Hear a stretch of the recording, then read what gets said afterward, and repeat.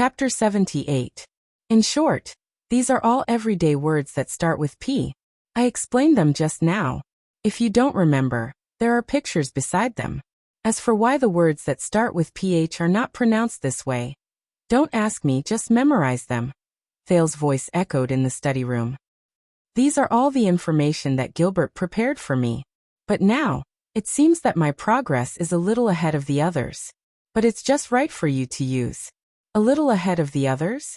Watching Thales pass the list of words to Ralph, who could not speak, Gilbert, who was watching from the doorway, frowned slightly. He did not approve of it, or rather he was firmly against it. At such a crucial moment, Thales still spent time teaching Ralph, although there was indeed no one who could substitute for His Highness' amazing and rich set of sign language, to the extent that he delayed his own studies. But when he thought of the day when the prince would head to Ekstedt was just around the corner, he needed trusted subordinates more than complicated and trivial knowledge. Gilbert sighed and continued to stand outside the door, allowing His Highness to carry out his act of being courteous and buying people's hearts. At least in Gilbert's opinion, this was the right thing to do. Ekstedt's reply arrived yesterday. However, when the anxious emergency envoy, Baron LaSalle, revealed the contents of the letter, even the old Duke Cullen, who had the best self-restraint, could not help but frown. Compared to the bloody handprints on the first letter of credence, this letter was simpler and calmer. The letter was written in King Nuvan's own handwriting, but there were only 3 words, and they were written with great emphasis. Let him come. There were no conditions, no declaration, no mention of the conflict between the 2 countries, and no mention of Archduke Lampard's actions. There was no additional content at all. After Kessel V read the letter, he was expressionless and did not say anything. He only officially ordered that 3 days later, the second prince and his diplomat group would head north to Ekstedt and Dragon Cloud City. Gilbert could not help but feel perturbed. After Baron LaSalle conveyed King Nuvan's message, he bade farewell and returned to the kingdom, drenched in sweat. Gilbert guessed that the meeting with His Majesty that day and LaSalle's performance had probably reached Ekstedt. This time, he might have to make his own choice between King Nuvan and Archduke Lampard. As he pondered, Thale's voice continued. Okay, next, let's review the sign language just now. How do you express I'm sorry? Ralph furrowed his brows and rummaged through a piece of paper that was filled with diagrams. Then he raised his head, raised his right palm in puzzlement, and circled it gently in front of his chest. No, this is please. You have to make a fist. Yes, that's I'm sorry. Ralph clumsily clenched his right fist and circled it around his chest. Opposite the phantom wind follower, Thales nodded slightly without raising his head. Half of his attention was on Ralph, and the other half was focused on his right hand, on a book under the table. From the Final Empire to Constellation. Thales realized that ever since he was assassinated, he gained a hidden ability, multitasking. For example, right now he could completely teach Ralph sign language while flipping through the books and information he needed under the study table that he could not let Gilbert know, especially about calamities and mystics. Thales was too eager to understand these secrets that were related to himself, especially after he was assassinated the last time he was suspected to have used mystic energy. The excruciating pain that almost tore his entire body apart had been bothering him.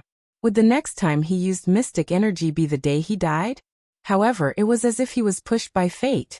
From the national conference to the Ekstedt envoy's audience, and then to being sent out as an envoy, he had no time to stop and investigate the truth about himself and the mystics. Originally, if the matter regarding Ekstedt had not been so urgent, then Ralph's arrival would have given Thales the excuse of taking some time to teach him sign language to reduce his Gilbert's class time, every day. He would not be able to look up information that might arouse suspicion during Gilbert's class. He had also thought of publicly expressing his curiosity about mystics in exchange for a chance to look up information about mystics in public. However, who knew if the books he flipped through would be recorded by someone specially assigned to record it and pass it to Kessel, or even Morat.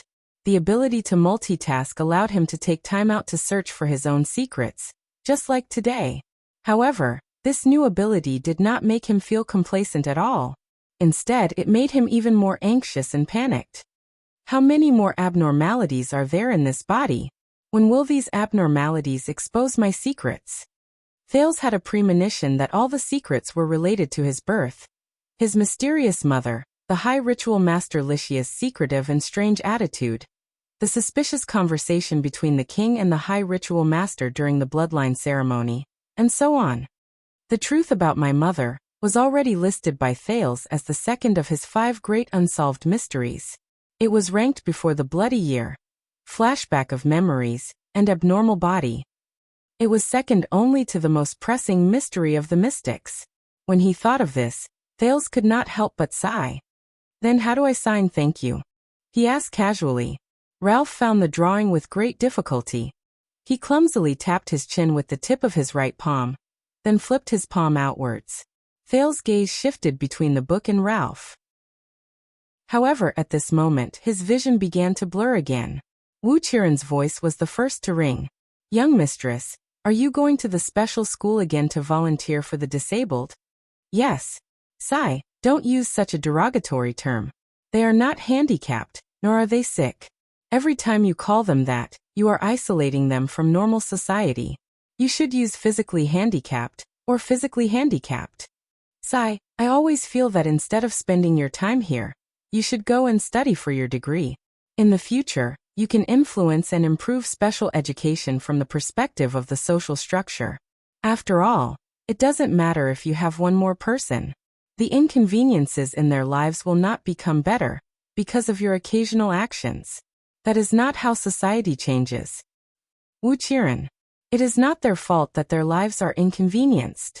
It is precisely because we as people in society did not fulfill our responsibility to allow all people to live in society without any obstacles regardless of their conditions.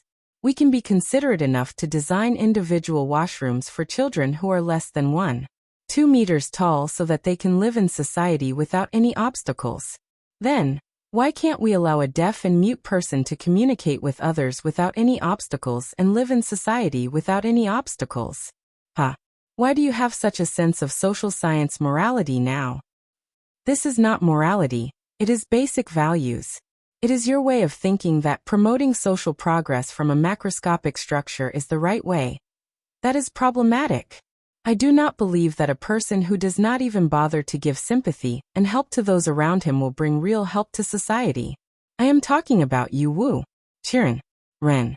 Stop. Let's stop talking about serious matters. Let's go. Where are we going? I am sending you to a special school.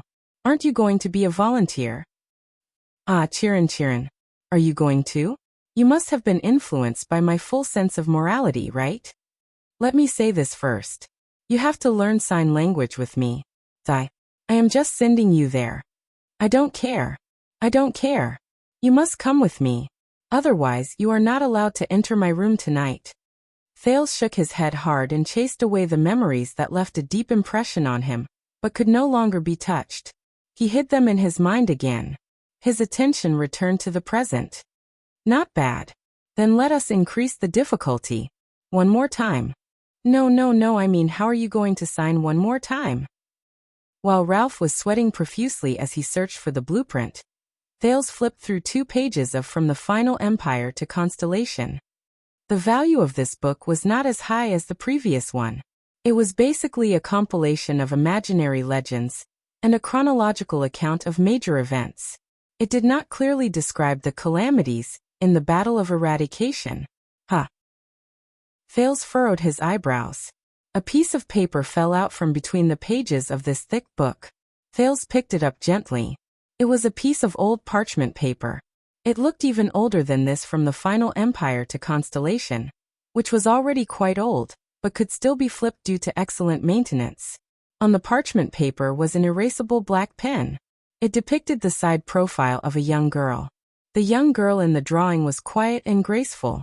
She had a pleasant smile on her face, and her plain face was like a pure lotus flower.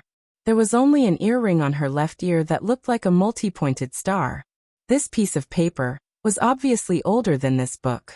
Could it be that some senior casually used it as a bookmark? Thales was puzzled. He moved his gaze downwards and saw the inscription. TEK, as 4 letters. They were probably the initials of the painter.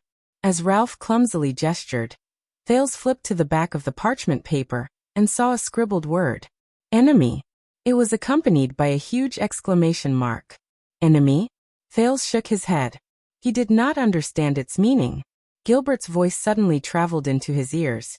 Your Highness, sorry to disturb you. Thales calmly stuffed the parchment paper into his bosom, closed the book, and quietly pushed it to an inconspicuous corner at his feet. The prince raised his head and looked at Gilbert with a smile. His Majesty has just sent news. Gilbert tipped his hat at him and bowed slightly. He hopes that before you depart, you can make a trip to Renaissance Palace and complete the royal family's family gathering. Family gathering? Thales opened his mouth in shock and bewilderment. What family? Isn't the Jade Star royal family? At this moment, the figure of the first-grade female official appeared behind Gilbert. Just follow me, Gines said flatly. Her gaze when she looked at Thales was filled with pity and pity. Renaissance Palace. Since you have already been acknowledged as a prince, Gines said in a cold voice as she led the dressed Thales up the cold stone stairs in her high-heeled boots. Then, you must come and meet your nominal mother. Even though she is not your biological mother, at least before you go to Ekstedt. Mother? Thales asked in surprise. What mother? Naturally, it is your father's only wife. Gines' face showed that she could not bear to look at him. Queen Kia. Thales was stunned for a few seconds. They stopped outside a palace. Gines looked at the tightly shut door and said softly, His Majesty is too busy and did not come today. A wordless disappointment crept into Thales' heart. But Gines' mind was obviously not on the father and son. The next moment, the female official said to the puzzled Thales in a serious and stern manner, Later, no matter what happens, do not be surprised and do not be afraid. Before Thales could react, Gines pushed open the door and walked in. Kia, Gines said cautiously, I am here. Thales followed the female official and slowly walked into the room. It was a spacious room with simple decorations, but it was quite stylish and filled with elegance. In front of them was a lady with a fresh and elegant face. She was about 40 years old and dressed in a luxurious star-blue gown. She turned around and looked at Gines and Thales. Gines, you are here. The luxurious lady, Queen Kia, revealed a pleasant and sincere smile. This is great. Recently, Kessel has been extremely busy because of the diplomatic relationship with Ekstedt. I thought that you probably do not have much time. Thales was a little reserved. After all, he was considered the king's illegitimate son. At the same time, he was also surprised by the scene before him. If Gines was the king's lover, then how could the Queen Kia get along so well with her? This is the person I told you that I would come and see you today. Gines' voice faltered, as though she felt that there was no need to say too much. So she took a deep breath and pulled Thales forward. She said quietly, This is Thales, Kessel's second son. So it is you? Kia slowly walked to him and squatted down gently. Kessel's youngest son? She looked at Thales with her gentle eyes. Thales was so embarrassed that he could not even breathe smoothly. Do not be afraid, I am also your family. The queen stroked his head and showed a loving expression. Look at your eyes and nose. They are exactly the same as your charming mother. Thales' breathing immediately stopped and he widened his eyes. Mother? Queen Kia said gently and sincerely. I hope that you can also inherit your mother's intelligence, erudition, and her ever-successful eloquence. After all, there are very few women who are as outstanding as her and Gines. Endless charm. Intelligent erudition. Ever-successful eloquence? Thales eagerly absorbed this information into his mind. That area called mother. It was the key to many unsolved mysteries about him. Gines' expression was a little unpleasant. She only answered hastily. All right, Kia, if there is nothing else. I still have to bring him. You know he is about to go to Ekstedt. Thales found it very strange. Why was Gines so nervous in front of this gentle and kind queen? And why was she so anxious to end this meeting? Ah, poor child. Queen Kia sighed. Although I have never been to Ekstedt, I have heard a little about it. It is barbaric, crude, and advocates violence in battle. You are still so young. I am afraid that you will suffer. Thank you for your concern. Even though Thales was slick, it was difficult for him to handle such a harmonious family situation in front of strangers. He answered stiffly, "No, this is His Majesty's order. And also Jadestar's mission." Queen Kia chuckled. "Jadestar's mission. They always say that." Jine's voice suddenly rang stiffly again. "All right, Kia, he has other tasks. We will take our leave first." "That's not right." Thales furrowed his brows. "Something must be wrong." "But what exactly is wrong?" "Let me tell you a secret. I will have 2 night shifts today. The second night shift will be around 6 in the evening. Since I have 2 night shifts for the first time, should I count the tickets and collect them?" Chapter 79. This chapter may contain a small amount of discomfort for the reader. Please follow the doctor's advice and take it at your own discretion. "No, don't leave so quickly." Kia stood up with a surprised expression. "Right, he hasn't met his brother and sister yet." Thales felt a chill in his heart. "Kia!" Jines shouted loudly. Her tone was filled with panic, but Queen Kia only turned around and walked towards the large bed in the distance.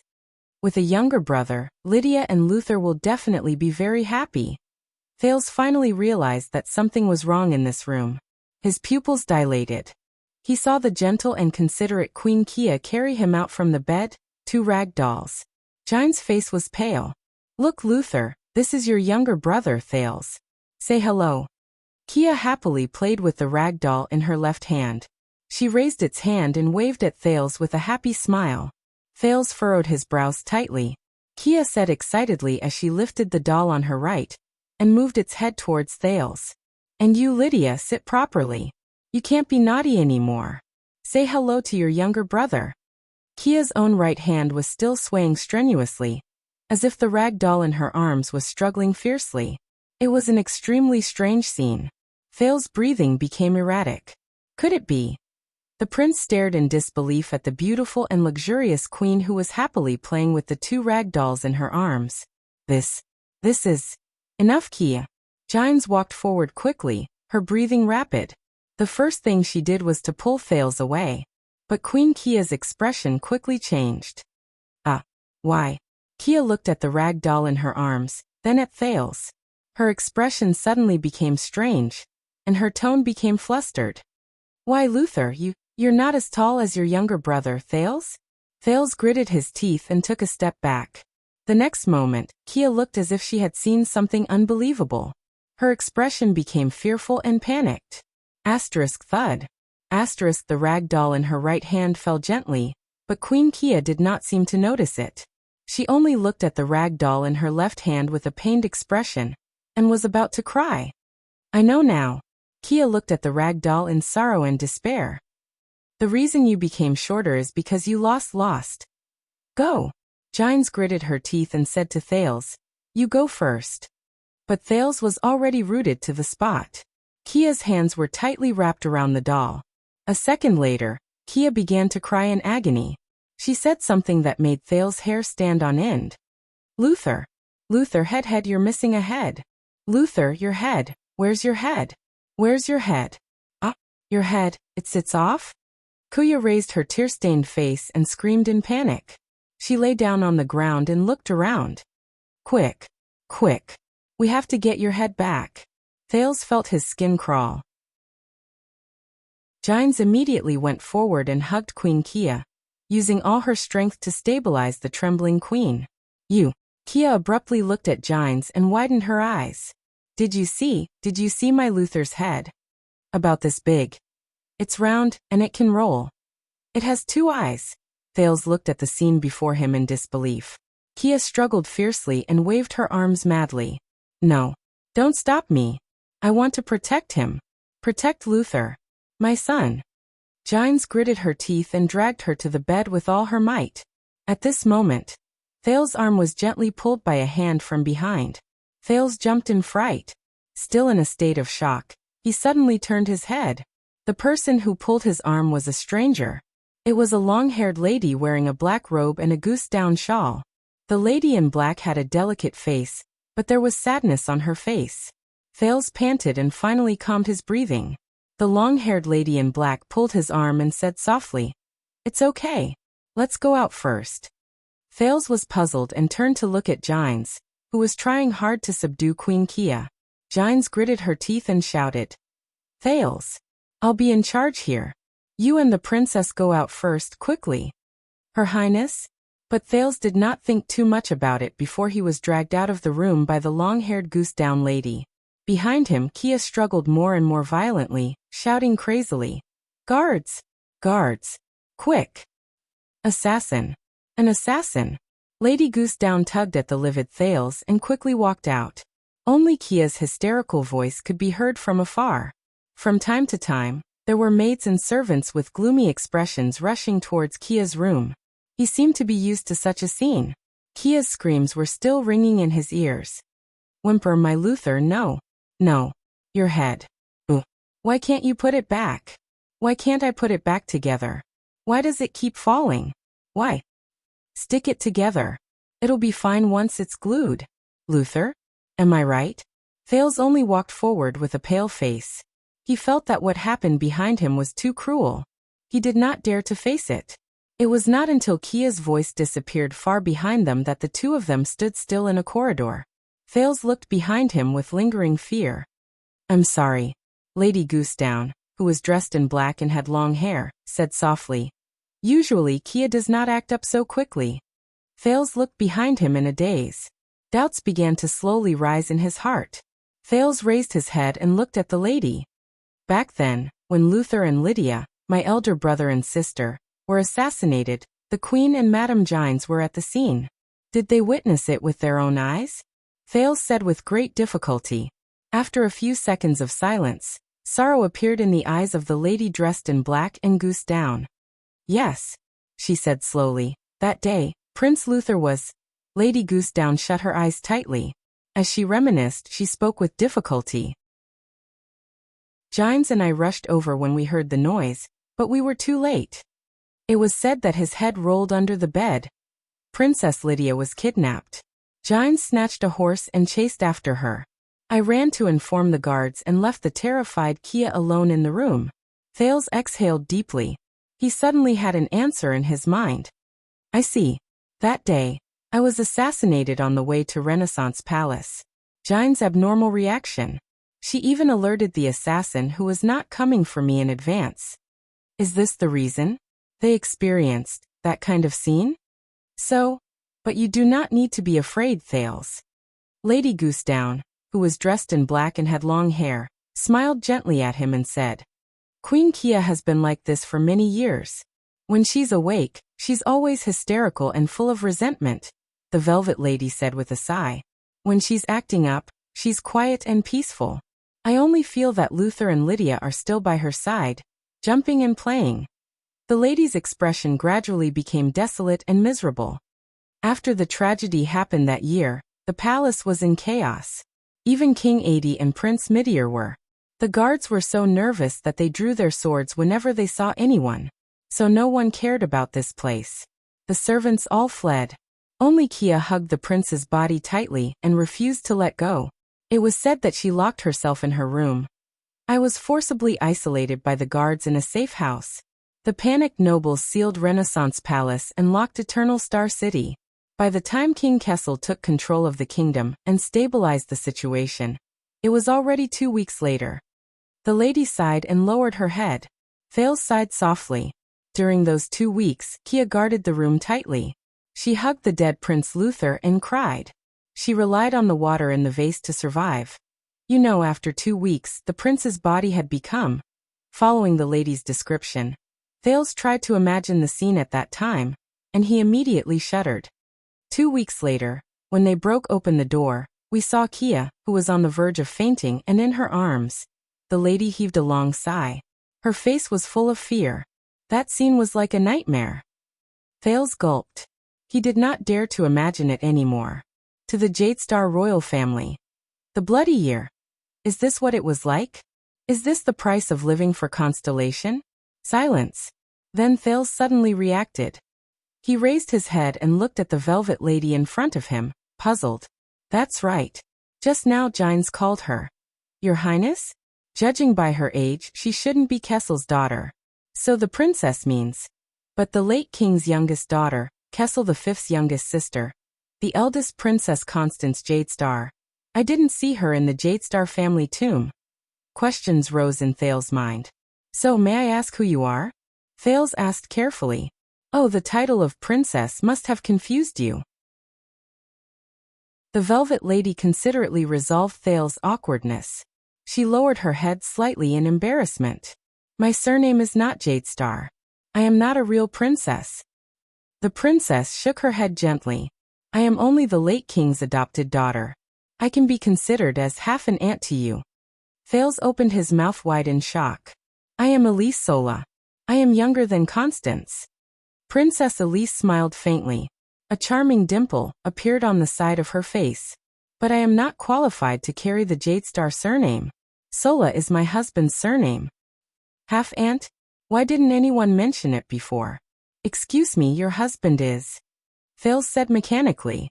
Count Sola, an honorary count during the late king's reign. Elise sighed when she heard that. He just passed away a month ago. Widow. No wonder she's in black.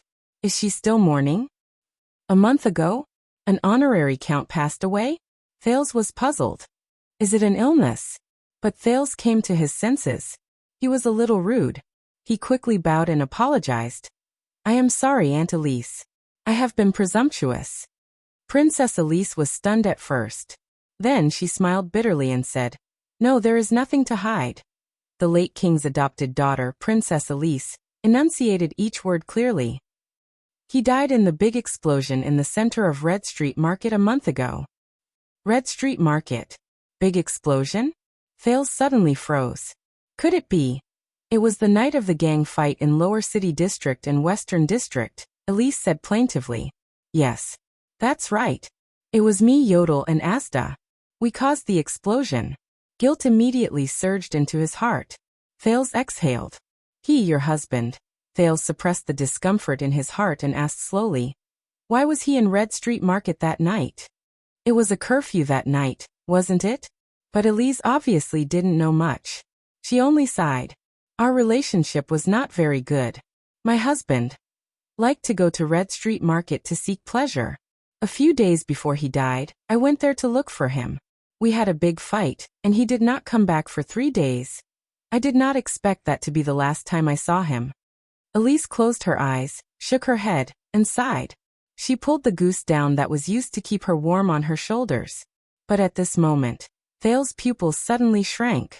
That goose down was a little familiar. Goose down Lady Red Street Market. A few days before the big explosion. Looking for a husband, quarreling. Could it be? Thales shuddered all over. He looked at Aunt Elise's face again. This time, his aunt's delicate face completely overlapped with a face that seemed to be from a long, long time ago in his memory. It was so long that he almost forgot. Yes. It's her. It's that noblewoman with goose down. Thales stared blankly at his princess aunt. That day it was her. It was her, draped in goose down, and with 20 swordsmen of eradication, they met Thales, who risked his life to beg in Blood Bottle Gang's territory in Red Street Market. It was her, who gave the unkempt Thales 12 coppers and a silver coin on the street. However, Thales had changed so much that even she could not recognize that the second prince in front of her and the child beggar Thales from a month ago were actually the same person. Thales touched his chest. There was the scar that was burned by Quide with the silver coin. Because of that charity, Coria, who was seriously ill, was able to survive typhoid. Because of that charity, Ned told Quide about it. Because of that charity, himself, the child beggars, Quide, Jayla, Red Street Market.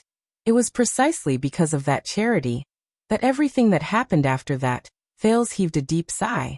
What's wrong? Princess Elise looked at Thales, who had a complicated expression on his face. No, it's nothing. Thales raised his head and revealed a respectful smile. In his eyes, this aunt suddenly became much more amiable. I'm just a little emotional after seeing my family. Asda Sakurn's smile reappeared in front of his eyes. Is this what you meant by coincidence? Or is it the lonely figure of the robust Kessel in the royal graveyard that appeared in front of Thales' eyes? Fate? Lower City District, Underground Street, Sunset Pub. Chop it down. Just treat it as a piece of wood. Abandon useless feelings and principles, and become a real Charlton. Chop it down. No. No. Jayla Charlton suddenly woke up from a nightmare. She rolled up from the bed and gasped for breath. She remembered that after the 3 child beggars were kidnapped, she knelt in Sunset Pub and did not get up for a long time, until she lost consciousness. And now how ugly. On the other side of the bed, in the corner of the room, came a voice that Jayla was extremely familiar with. Do you have that nightmare every time you are agitated? Jayla exhaled fiercely. Old man, when did you come back? She closed her eyes and lay back on the bed, but the voice did not seem to want to answer her. Jayla Charlton, if you cannot turn back and face the fear you had in the past, then you will forever be a weakling. Jayla opened her eyes and pursed her lips. She turned around and faced the wall, turning a deaf ear to the old man's words. Even Rhoda could suppress you to the point that you could not fight back. What a waste of those 2 good killing knives.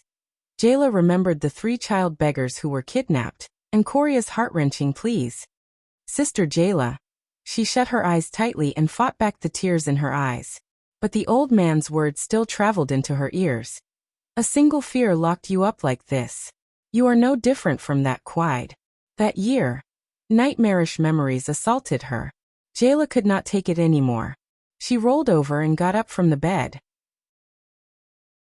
She shouted angrily at the corner. Enough!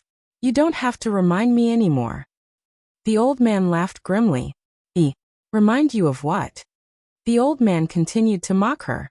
Look, you are so afraid that you do not even dare to mention it. Ding. Jayla jumped in fright. She knew that it was the sound of the old man flicking the blade with his fingers. Even though she was a little weak, Jayla still stood up indignantly. You speak as if I will immediately become a supreme class elite if I mention it. Who knows? The old man continued to speak mysteriously. But if you keep running away, you will definitely not reach supreme class.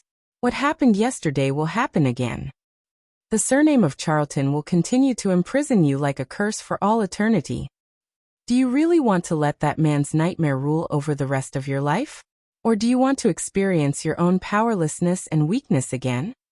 Jayla opened her mouth and took 2 deep breaths. What's so difficult about it? She gritted her teeth. It's just that. Oh. The old man's voice fluctuated a little. What is it? Jayla's face contorted. The stone room appeared before her eyes. No, she began to tremble. No, darkness and blood spread before her eyes like a tide. No, her teeth began to chatter. No, she could barely breathe. No, can't remember. But in the next moment, a small back appeared before her eyes. It was a black-haired, gray-eyed brat with a body full of scars. He looked at her and said resolutely, I'm not going to let you go. He said firmly, I will go alone. Jayla opened her eyes and sucked in a breath of air. In her mind, she returned to the stone room. She trembled as she spoke. 12 years ago in Renaissance Palace. Cold sweat broke out on her forehead. Ting. The sound of the old man flicking the blade came from the air. The old man said coldly, continue. Jayla clenched her teeth. Her complexion became paler. My first mission. Jayla's entire body began to tremble uncontrollably. But the scene of Rhoda calmly grabbing her blade and taking away the 3 child beggars flashed before her eyes. That was Coria's pleading gaze. Jayla shuddered and felt nauseous. Jayla could feel some liquid flowing out of her eyes. Everything in front of me turned bright red. So scary, Jayla trembled. Her lips could not touch. At that moment, it was the old man's violent shout. Speak. Jayla's body trembled violently. What followed was a ray of silver light that shot towards her. Thud. A wolf limb blade was nailed to the wall half an inch away from Jayla's left ear. Jayla shuddered. All the scenes, people, sounds, and colors from that day appeared clearly before her eyes. That day, her eyes were lifeless. She could not help but shout loudly. I cut off a baby's head while he was still alive. After shouting this, Jayla panted heavily. She felt as if all the strength in her body had left her. 12 years. She shouted. She finally shouted. Asterisk thud. Asterisk Jayla trembled and knelt on the ground. She covered her mouth and endured the nausea. She cried out loud. The old man's voice traveled faintly from the corner. Now pick up your blade. Your own blade. Chapter 80. 3 days later. It had just snowed in Eternal Star City this morning, and the roads were muddy and dirty. However, the road in front of Mindy's hall was swept clean. A few carriages arrived one after another.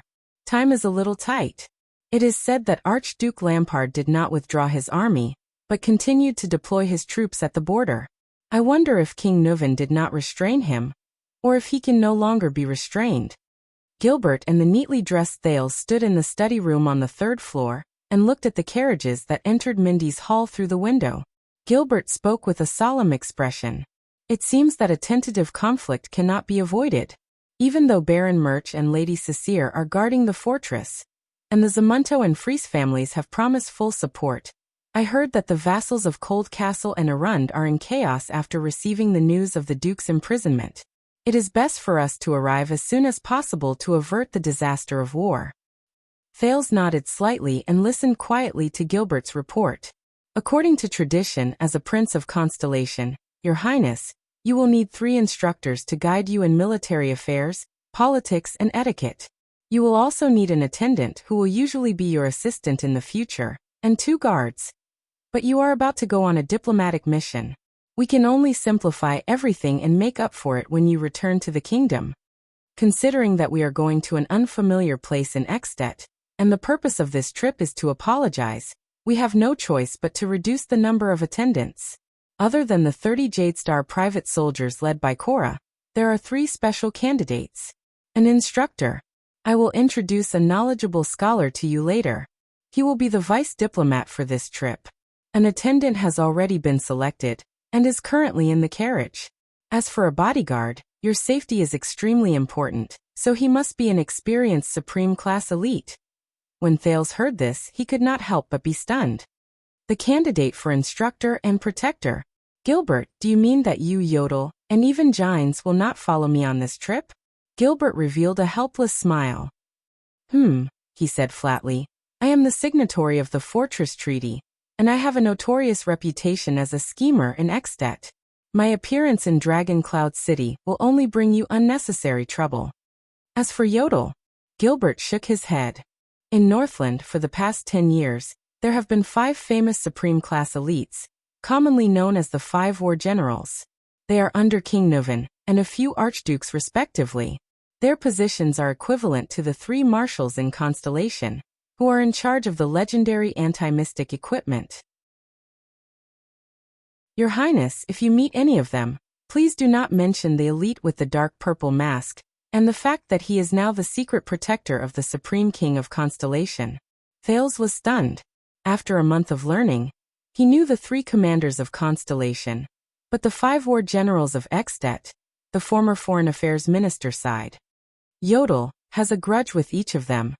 Thales took a second to understand this sentence. Then his face twitched as he said, Every single person? What kind of festival? Gilbert only stared at him silently. Thales sucked in a breath and flashed a resigned smile. All right. I guess it's the more troublesome kind. The prince had one more question in his heart. Yodel's past. What exactly did he do to provoke the 5 war generals at the same time? It was like a person going against the 3 marshals at the same time. It was practically unimaginable. As for Madame Gines, Gilbert watched as the carriage stopped outside the window, and a few people came down one after another. Her identity is more sensitive. You know, her relationship with the king, Thales sighed. So, other than the Corleone family's allies, I probably won't see any familiar faces, right? This is exactly what I wanted to say. Gilbert's expression froze. Are you really going to bring the Corleone family's people? Thales said with a solemn expression. After all, I have made a promise to them. I don't like to go back on my word. Also, even though that old witch Serena is annoying, she did use the Blood Clan's voice transmission to help me at a critical moment. It would not be an exaggeration to say that she saved my life. Thales furrowed his brows. After all, they have a supreme class elite and 2 superclass elites. Serena also hopes to rely on my identity to restore her position. This is a bargaining chip that can be used. On the way to Northland, they can disguise themselves and hide among the attendants. He paused for a moment and thought of that strong and muscular figure. Also, His Majesty allowed it, didn't he? Of course, that was a promise made by a prince of Constellation. A promise made by Jadestar. Gilbert exhaled softly. However, in Constellation, with the king and our forces of power by our side, they would not dare to be too impudent. As for Extet, which is a foreign place to us, I hope that they will not bring us any trouble. After all, Yodel and I are not by your side. Gilbert furrowed his brows. You have to be careful of that old butler, Chris. I feel like I have heard his name somewhere before. Thales rolled his eyes at Gilbert. Hey, don't forget who was the one who made this alliance happen. Gilbert flashed a perfect smile and tipped his hat. Also, Gilbert, about what I told you yesterday. Thales put on a worried expression. Yes, Your Highness. Since there is no longer a need to keep your identity a secret, and Mindy's Hall has been reopened, I will send someone to Lower City District in the afternoon. It is not easy to sneak into that place. The people from the Secret Intelligence Department are more suitable than us. They will investigate the matter of those child beggars, and that female bartender. If possible, I will try my best to take care of them, even though we do not have any manpower in Lower City District. Thank you. Thales looked at the former Foreign Affairs Minister gratefully. This way, I do not have to look for Morat. But you must understand that the Black Prophet's words are not without reason, Your Highness. Gilbert was slightly hesitant, but he still raised his head and said, You are different from them after all. Also, being too close to you might not be a good thing for them. Your help might not be of any use to them, and it might even bring about disaster. Thales was silent for a while. I know. He nodded and exhaled. He turned around and adjusted his collar. Madeira, are you ready? It is time to go. A strange and faint sound of metal rubbing against each other came from outside the room. Madeira Ralph staggered into their field of vision, while stepping on a pair of strange metal prosthetics. He gave Thales a slight bow that was not quite up to standard. Gilbert's eyebrows twitched slightly. Ralph's neck and half of his face were covered by a strange silver mask. It blocked his bloody throat and the tattoo on his face. However, what was even stranger was the pair of prosthetics under his knees. Constellation and the dwarves of Steel City had a good relationship, and even the craftsmen in the country had benefited greatly from it. The skillful royal craftsman only spent 2 days to create a pair of simple prosthetics for Ralph. 2 pieces of high-quality steel that were elastic and could withstand wear and tear were bent into the shape of an L, then hammered into the shape of a J with outstanding elasticity.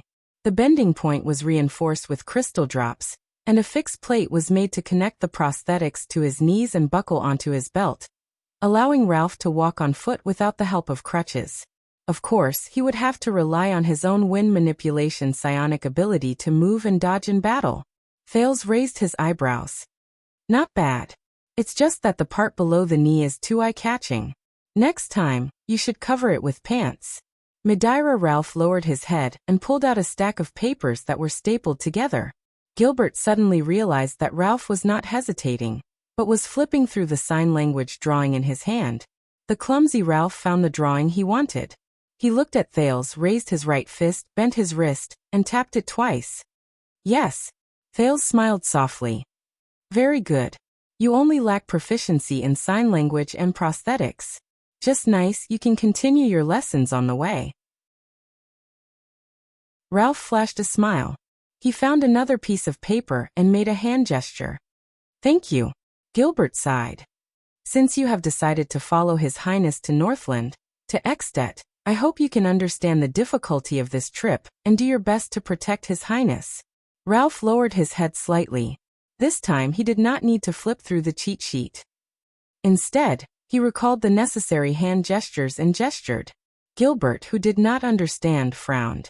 In the end, he could only look at Thales helplessly. Thales smiled as he answered. He said to do his best. Gilbert exhaled and shook his head helplessly. All right, at least it is a good way to send secret messages. This psionic from a gang whom they rescued from Vine Manor. No, he was a superclass. Even though he was still very inexperienced in battle, strictly speaking, he was already considered a psionic warrior. What was it that made him so convinced by His Highness? Thales waved his hand gently and snapped his fingers. Very well, let's go. At the main entrance of Mindy's hall. How have you been recently, old friend? In front of a few carriages, Gilbert extended his hand and shook hands with the skinny man who was leading the group. Very bad.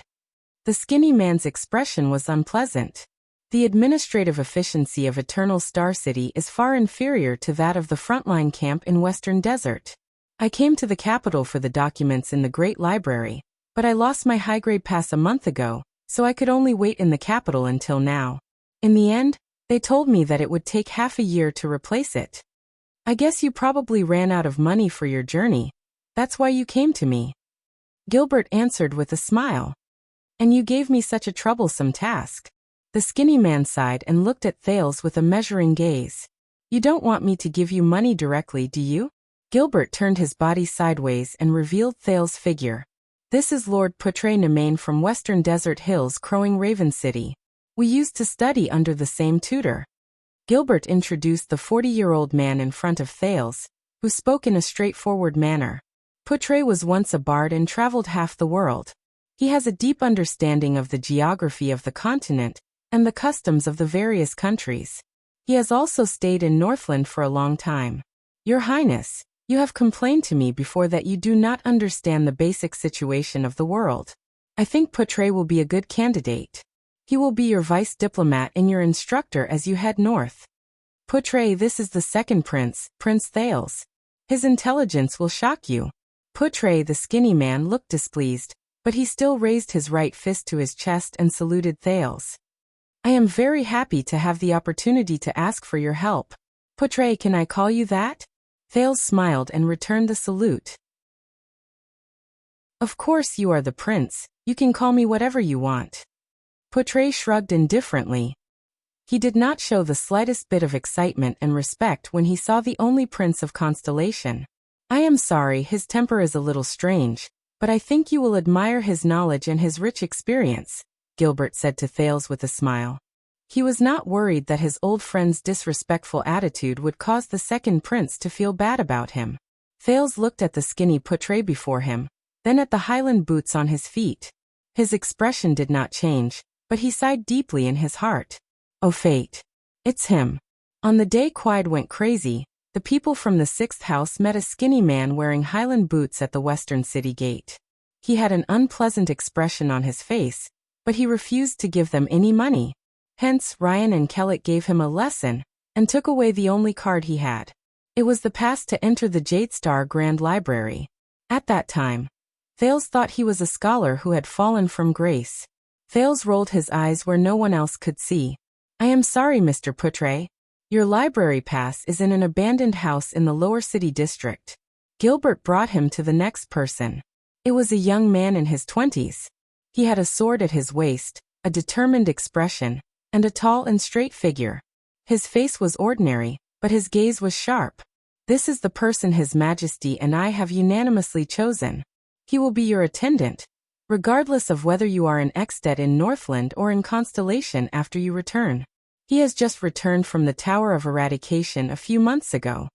Gilbert looked at the young man before him. His gaze was filled with complicated and indecipherable emotions. Why a Casso? Thales immediately reacted and looked at Gilbert in puzzlement. Casso? I hope this will not cause you to be disgusted. After all, nepotism. But I can guarantee that he is an elite who has been selected after going through many rounds of selection. Gilbert sighed. But he is indeed my son.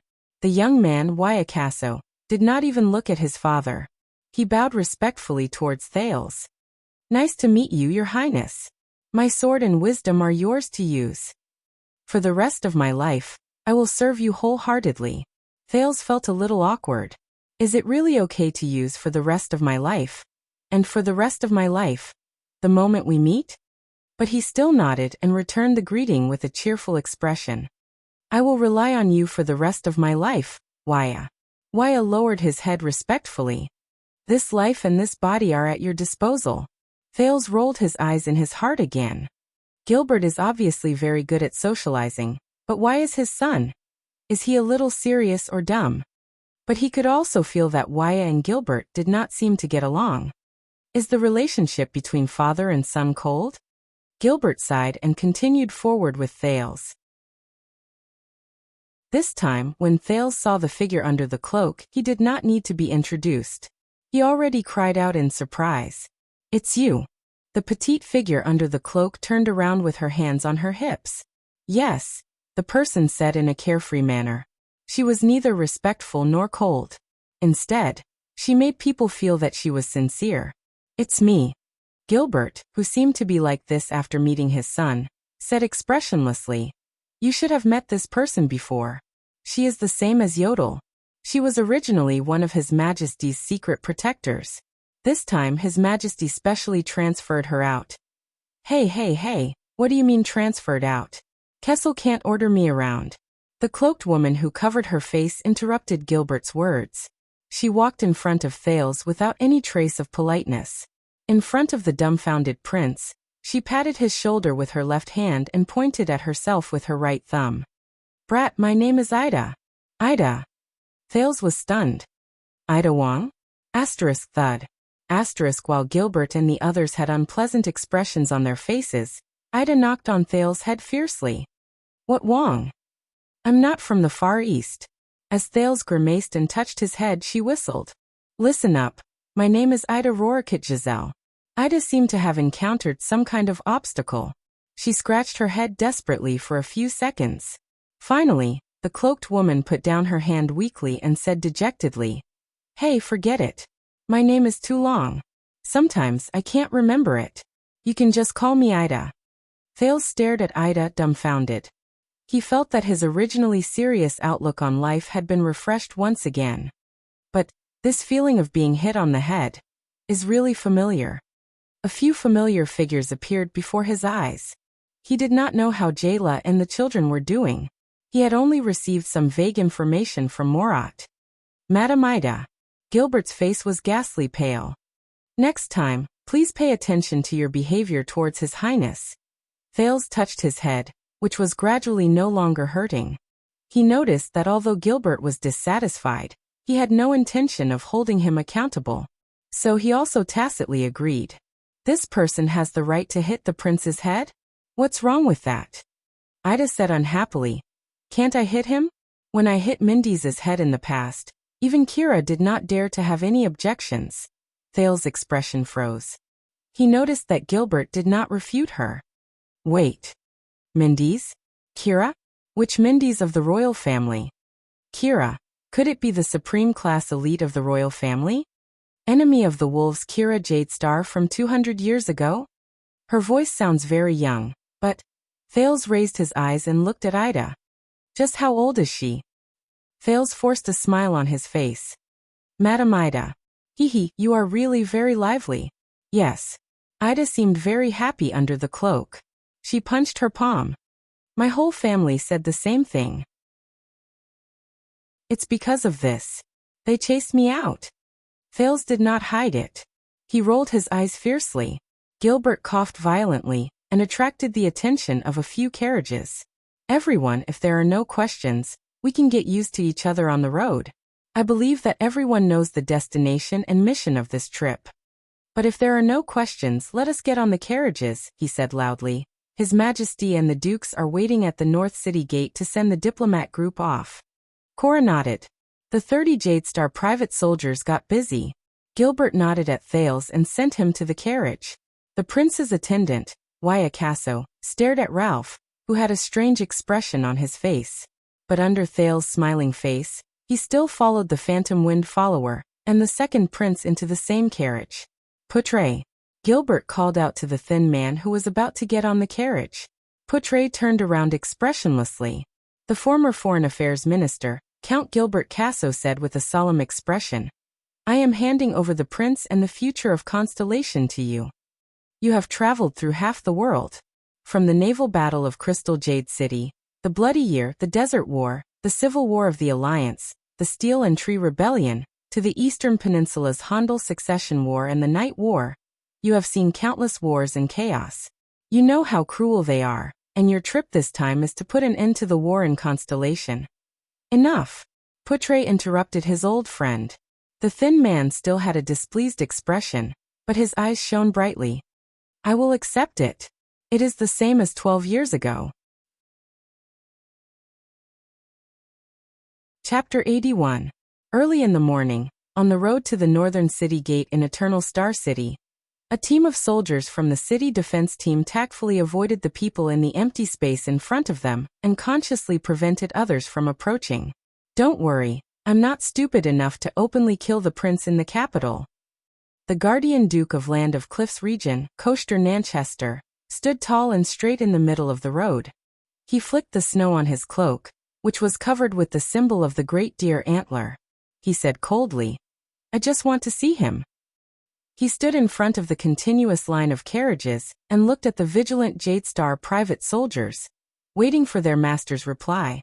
Gilbert got off the carriage and looked at the great deer antler carriage and a few guards from the Nanchester family, as well as another carriage with the symbol of the tricolor iris flower in the distance. He frowned. Duke Nanchester, if you want to send the diplomat group off, you can wait at the northern city gate.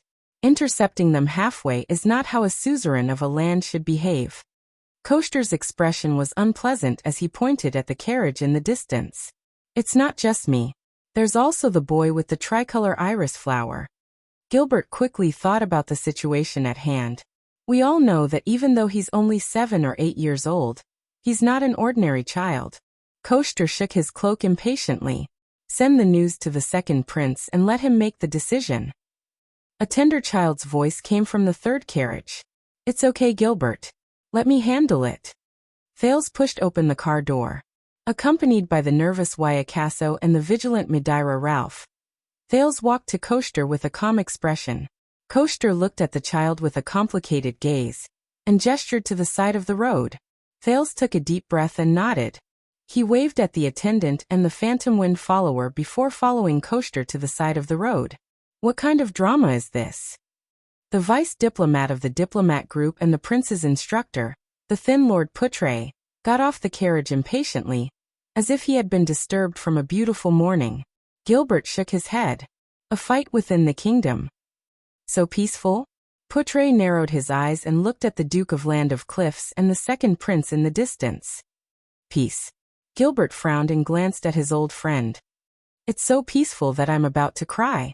Putre curled his lips and said sarcastically, You should go to the eastern continent, to the Kirin holy capital, and see the infighting between the Chun royal family, the eunuchs, and the nobles in the Mengyi dynasty. Of course, you haven't been there before, so it's normal for you to have shallow knowledge. Gilbert exhaled discontentedly through his nose. He could not find any effective words to refute him. Damn bards. Thales looked at the hostile Duke of Great Deer Antler in front of him, and pondered over the other's intentions. He must have come with a purpose. But we are destined to be enemies. Be vigilant. I didn't expect that the first person to come would be you, Thales said quietly. Coaster snorted softly. I don't want to see you in front of so many people. Fakenhas's sarcasm is too annoying. The one-eyed dragon stared at him coldly. Brat, I know you're very smart. I'll cut the crap and listen. I don't like no one ever dared call me a hypocrite. Thales spread his hands helplessly. Then what do you want me to call you? Liar? Swindler? Or actor? Best actor? Sect leader you? Coaster ignored his words. The scar on his blind left eye looked hideous. But I can still cast aside my prejudices. In the future, the Land of Cliffs region can fully support you to become the supreme king and suppress the nobles who are eager to cause trouble, as well as the suzerains with ulterior motives. The Great Deer Antler acknowledges you as its master, and the Jadestar family will still be the royal family. Thales was stunned for a moment. What? Thales' eyebrows twitched. I thought that the Great Deer Antler and I were already sworn enemies. But Coaster ignored him. There is only one condition, the one-eyed dragon said with certainty. Thales, who was shocked by the one-eyed dragon's abnormality, breathed a sigh of relief. As expected, You won't be friendly to me for no reason. There is a price to every battle, and a reward to every victory. Koster narrowed his only eye. This is the Nanchester family's language. The prince raised his head and met the one-eyed dragon's gaze. So, what price do I have to pay to receive your reward? Thales, who was extremely vigilant, asked cautiously. It's very simple, Koster said with a stern expression. King Kessel will abdicate, and you will be crowned king in advance. Abdicate? Crowned what? What? Thales took 3 seconds to comprehend this sentence. Then his expression changed abruptly. Koster did not seem to be joking at all. He kept looking at him seriously. The two stared at each other for a full 5 seconds. Ha, you actually tried to sow discord between the only Jadestar father and son. Thales grinned. Don't you know that everything I have now is because of His Majesty, Father? This is not sowing discord, but a sincere proposal and invitation. The one-eyed dragon's expression did not change, and his tone was serious. What we fear and loathe is not Jadestar, nor you. Our grudges are nothing compared to the kingdom, but your father, the Iron Hand King. Thales stared at the one-eyed dragon with a burning gaze. What do you think the new star was formed for? Do you think that Arun's actions are really just because of personal hatred and dissatisfaction? Koster said with unprecedented seriousness. Koster said in an unprecedentedly serious tone. This is all the suzerain's self-preservation. To continue the family that has existed since the founding of the kingdom. Enough. Thales interrupted him without hesitation. What a joke, this level of provocation. Thales said coldly.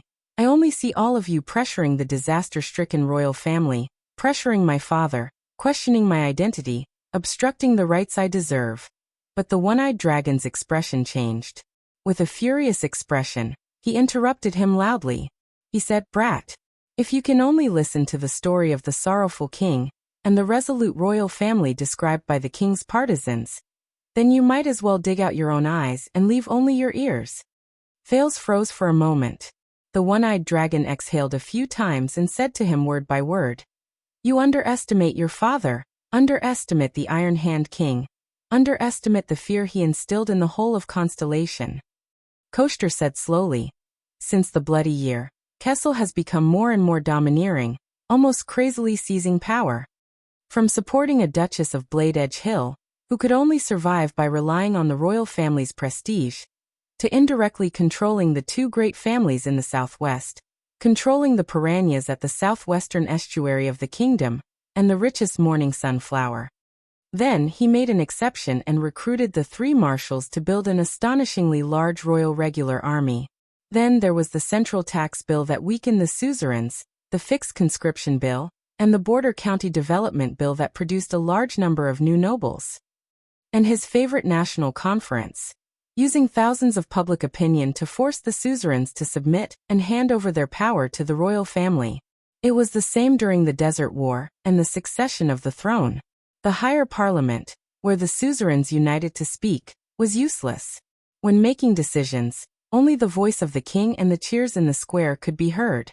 He even wanted to intervene in the succession of the 6 great clans and the 13 distinguished families. Even the internal strife in the Covendier family 2 years ago had his shadow in it. Thales felt a chill in his heart. What is this? Koster said with a gloomy expression. Do you really think that when a national war is imminent, no one is willing to send troops for the king? Is it really because we do not care about Constellation's survival? Your father and his wits are terrifying. If we let him do as he pleases for 20 years, the 19 noble families, from their power, wealth, status, people, and territories, will all be devoured cleanly. We will either submit or be destroyed. Constellation will return to the system of the empire. With such a king around, how can we not panic? How can we not resist? How can we not do our best to protect ourselves? Koster's single eye was ablaze. He took an oppressive step forward. You saw it. The Northern Territory was forced to rebel. Blade Edge Hill almost became a royal territory. South Coast Hill suffered a great blow due to family strife. Eastern Sea Hill was so scared that it became a coward. Western Desert barely protected itself with the importance of the Western battlefront. His gaze was stern and solemn. As for the land of Cliff's region, they did not want to sit still and wait for death. New Star used Extet's power to curb Kessel's royal power. This was already our last resort when we were at our wits' end. Other than raising our troops. Koster gritted his teeth. It is a small matter that we did not succeed. But if Kessel continues to act willfully. Thales stared at the Duke of the Land of Cliffs in shock. This was another version of the current situation in Constellation that he had heard. It was far different from the version that Gilbert had instilled in him. The bloody year changed him. Kessel is now like a real emperor. Koster's voice was mournful. He wants to dominate everything in this country. He treats every suzerain as an enemy. He is merciless in suppressing and plotting against them. He treats Constellation as his personal carriage, and he has no control over his horsewhip and spurs. Those who can be used will be used as bargaining chips, and those who cannot be used will be suppressed and eliminated. Those who go along with him will prosper, and those who go against him will die. Thales frowned tightly as he recalled how a few counts questioned the king's authority at the beginning of the national conference. This is not a good thing, whether it is for our suzerains, for Jadestar, or for all of Constellation. If this goes on in this ancient country sooner or later, there will be a great disaster. Koster gritted his teeth. His single eye was like lightning. You are about to go to Extet. This is not a good errand. But it will allow you to see another constellation from another angle. See how the children of the northern wind and the dragon view us. Thales lowered his head and calmed his breathing. Why did Tormund agree to rule together with the suzerains? Wasn't it precisely because of the tyrannical rule of 2 generations of the empire that led to its eventual destruction? Thales opened his mouth, but immediately swallowed the word calamity back into his stomach. He had a feeling that the end of the empire was not as simple as the calamity strike that Gilbert mentioned. Koster turned around coldly and pulled up his cloak. If your goal is to become a tyrant like your father, and you are willing to pay the price of Constellation's downfall, then pretend that I never said these words today. The one-eyed dragon stared at Thales, who was deep in thought. His gaze was complicated. But you said that day, if you care about Constellation's stability, peace and prosperity, if this is your wish, and not to become the only supreme king, then my suggestion will be valid forever. Duke Nanchester left his final words and turned to leave. Have a safe journey. Don't embarrass Constellation. Thales stared at the departing one-eyed dragon in a daze. This person. This is another Koster, completely different from the Duke of the Land of Cliffs who forced the king to appoint a crown prince during the national conference. No, he told himself. This is all a scheme by the other party to ruin Kessel's image, to drive a wedge between father and son. A voice from a very long time ago rang in his mind. From a feudal state to a centralized absolutist state, this is the only way for almost all European countries to go through. But Thales still clenched his fists lightly. He raised his head and looked at Koster, who was walking away, and Zayn Covendier, who passed by him. I hope I did not disturb you. Zayn bowed politely. Of course not, Koster replied coldly. I will be satisfied if you don't fall for the trap and think of me as the mastermind behind the assassination. Zayn's expression froze as he watched Koster board the carriage. Thales, who felt a headache coming on, sighed deeply. He looked at Zayn and asked impatiently. Chapter 82. Zayn's expression was indifferent. We just found out the truth about Vine Manor. Thales' expression did not change. After going through Morat's test, he could also become the leader of Yu clan. Zayn flashed his most perfect smile and continued. We interrogated the gangsters at Vine Manor that night, and I have to say, you played a beautiful move that day, Your Highness. Zayn stared at Thales with a ruminating gaze.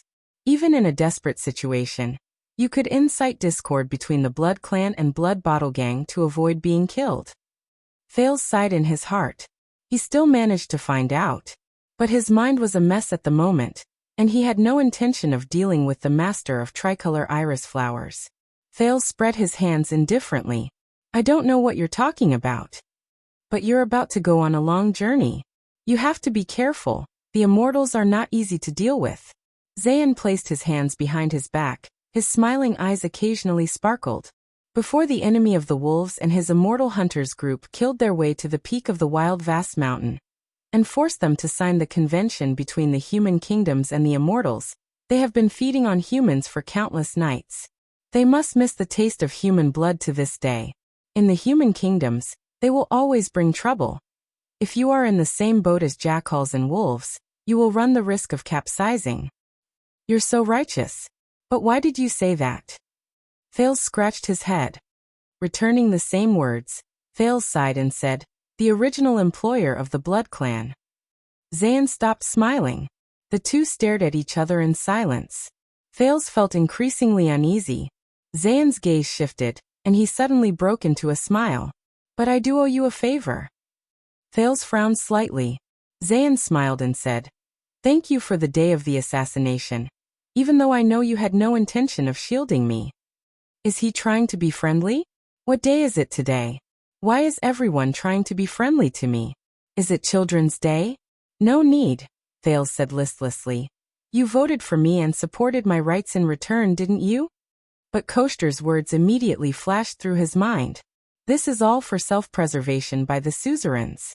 Thales suddenly raised his head and looked at Zayn in confusion. What are you thinking? Why did you vote for me? You don't seem like the kind of person who would betray you just because of anger. Even in that situation, letting Jadestar become the heir is not in line with your interests as a suzerain, right? Zayn stared at him for a full 3 seconds. Then he raised his eyebrows slightly. Who knows? In that case, I wouldn't have a chance anyway. Zayn chuckled. Maybe I'm just thinking that compared to those old and cunning people, you who are inexperienced, can be the heir to the kingdom. More like a soft persimmon, easy to deal with.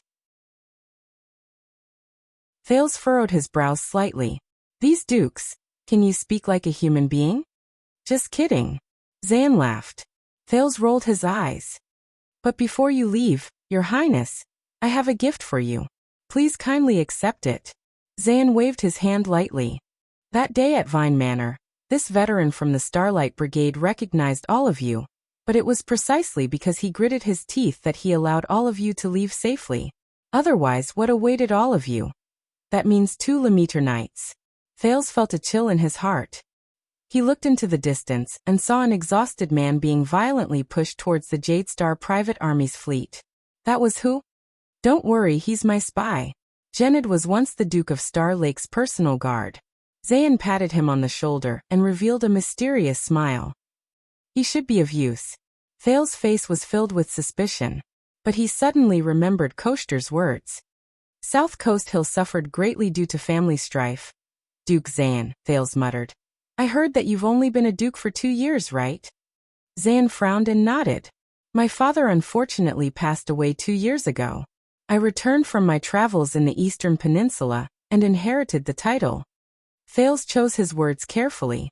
It may be presumptuous of me to ask this, but I heard that the old Duke of Iris Flowers, because of the family strife. Zayn gently held his breath and maintained the most perfect expression. Yes, a few uncles coveted his position, and used the excuse that my father was too oppressive towards them.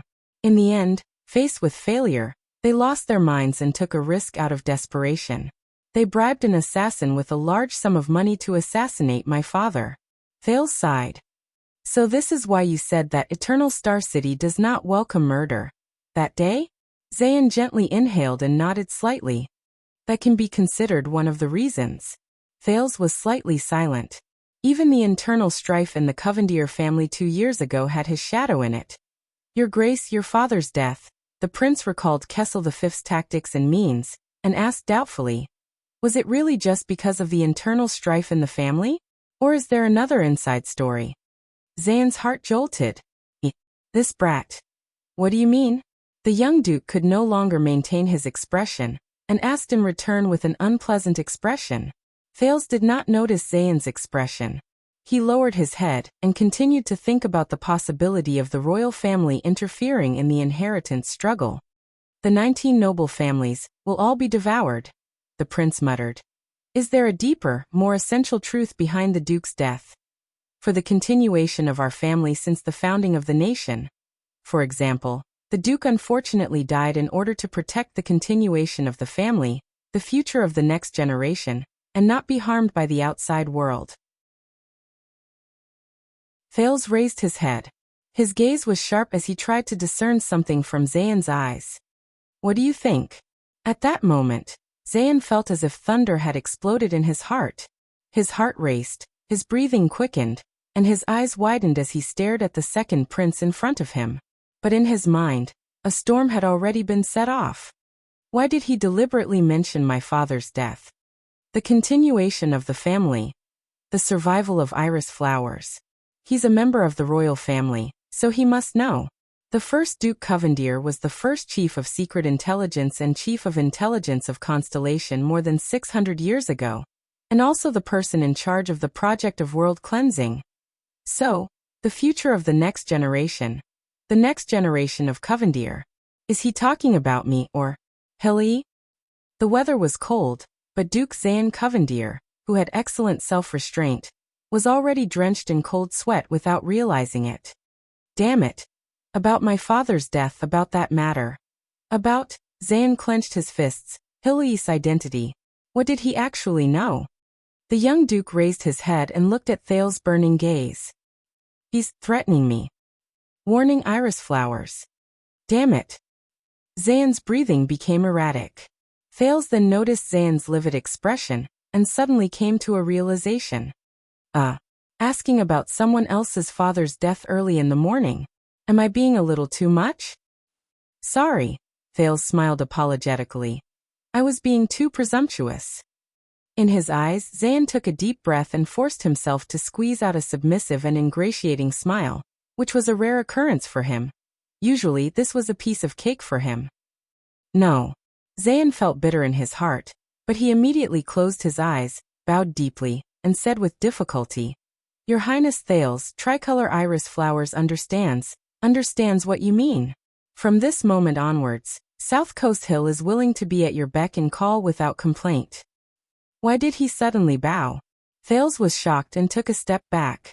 I didn't even say anything. Why did he bow? And he understood what I meant just like that? His reaction is so fast. Thales narrowed his eyes in confusion.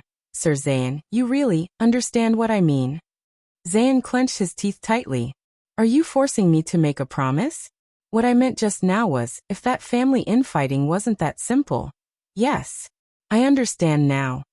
Zayn raised his head abruptly, his gaze firm. The Covendier family motto is very clear. It is better to die for a friend than to die for an enemy. He looked at Thales seriously. I just thought it through. You're right. If Tricolor Iris Flowers wants to flourish, it should indeed carefully choose its own allies. For example, you the only qualified prince of Constellation, with the royal bloodline. What's this? Thales frowned. Did he switch heroes? But in the distance, Gilbert's voice came. They should leave. The second prince's convoy had gone far away. But Zayn was still standing in the same spot, unmoving. Butler Ashford, who walked up from behind, was about to say something, but Zayn raised his hand abruptly and stopped the butler from speaking. Until the convoy went far away. Zayn, who was breathing unevenly, nodded. All right, at this distance, even a vampire's hearing can't reach us. Ashford frowned slightly. Something's not quite right with my master. Did you manage to sound him out? Ashford asked carefully. Zayn frowned and nodded habitually. When I asked about the Blood Clan, he subconsciously agreed. The vampires are indeed traveling with them. Zayn heaved a long sigh and murmured, How bold and fearless. Ashford said respectfully, Then according to the original plan, inform Blood Bottle Gang. And start by ruining his reputation. No. Zayn raised his head, his gaze determined. And with a hint of determination. Watching Thales leave, Zayn narrowed his eyes and made up his mind. No one could hurt Hill. No one. Even the royal bloodline. The young Jade City Master, Guardian Duke of South Coast Hill. Master of Tricolor Iris Flowers, one of the 6 great clans of Constellation, Zayn Covendier, whispered to the butler beside him. Pass the message. Send _the_ words. Ashford raised his eyebrows. That side? Ashford asked softly. Zayn closed his eyes, took a deep breath and slowly exhaled. That side, Zayn said quietly. Ashford did not speak. He was waiting for his master's final confirmation. Zayn's voice came with difficulty. You know which part to pass. Although Ashford was puzzled, he was good at reading people's expressions and immediately understood his master's meaning. The old butler nodded, bowed and left. After a while, Zayn opened his eyes. He muttered to himself, "The Prince of Constellation who I voted for carries the war and peace of 2 countries on his back. At least within the country, there should not be any suzerains of Constellation who would dare to endanger your life, right? Everyone should be thinking the same thing. Then so be it." The second prince's carriage drove to the North City gate. From afar, Thales saw an empty space separated by the guards through the surging crowd that came to watch the show. The Supreme King of Constellation, Kessel Jadestar, stood among the 3 dukes and looked over silently. "I will send you off here, Your Highness." Gilbert stood where he was and said sadly, "Be careful on your journey. I await your return." Thales turned his head and looked at Gilbert. If you can only listen to the story of the tragic king and the resolute royal family described by the king's partisans, then you might as well dig out your own eyes and leave only your ears. Thales exhaled. "Thank you, Gilbert." Then, Thales took a step back and bowed deeply. "Thank you, teacher." Gilbert leaned on his cane, lowered his head, and sighed. In the end he did not say anything. Thales exhaled. Accompanied by Putre and Waya, with Ralph's appearance, it was better for him to stay in the carriage, while for some reason, the lively Ida did not get off the carriage at all. He got off the carriage and walked towards his father, who was suspected of being a tyrant. The 3 dukes bowed to him. He also returned the gesture with dignity. The plump guardian Duke of the Eastern Sea, Bob Cullen, panted and praised, "Your Highness, although this is very unfair to you, I want you to know that I am extremely gratified by your courage." Thales nodded absent-mindedly. As the Prince of Constellation, it is only natural. The Eastern Sea Hill is so scared that it has become a coward.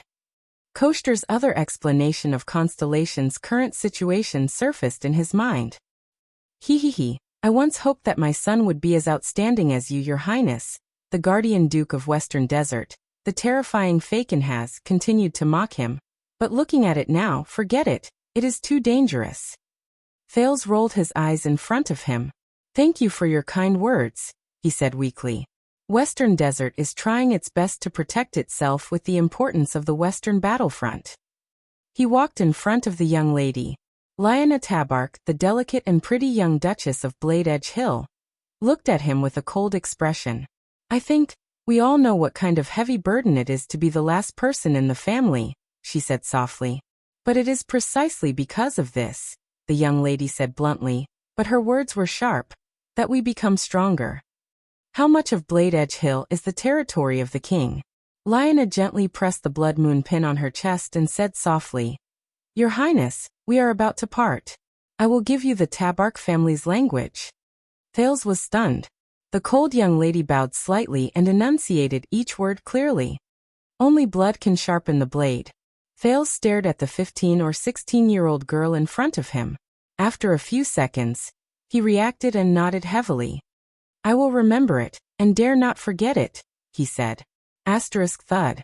The king's scepter was propped on the ground. The 3 dukes, Cullen, Fakenhas, and Lyanna, all retreated tactfully. Thales took a few steps forward and bowed gently. "You underestimate your father, underestimate the Iron Hand King, underestimate the fear he instilled in the entire constellation." "You have met Kia," Kessel V said quietly. Thales nodded. "Very good. Then you will know what kind of path you and I, are walking on." Kessel looked at him coldly. The bloody year changed him.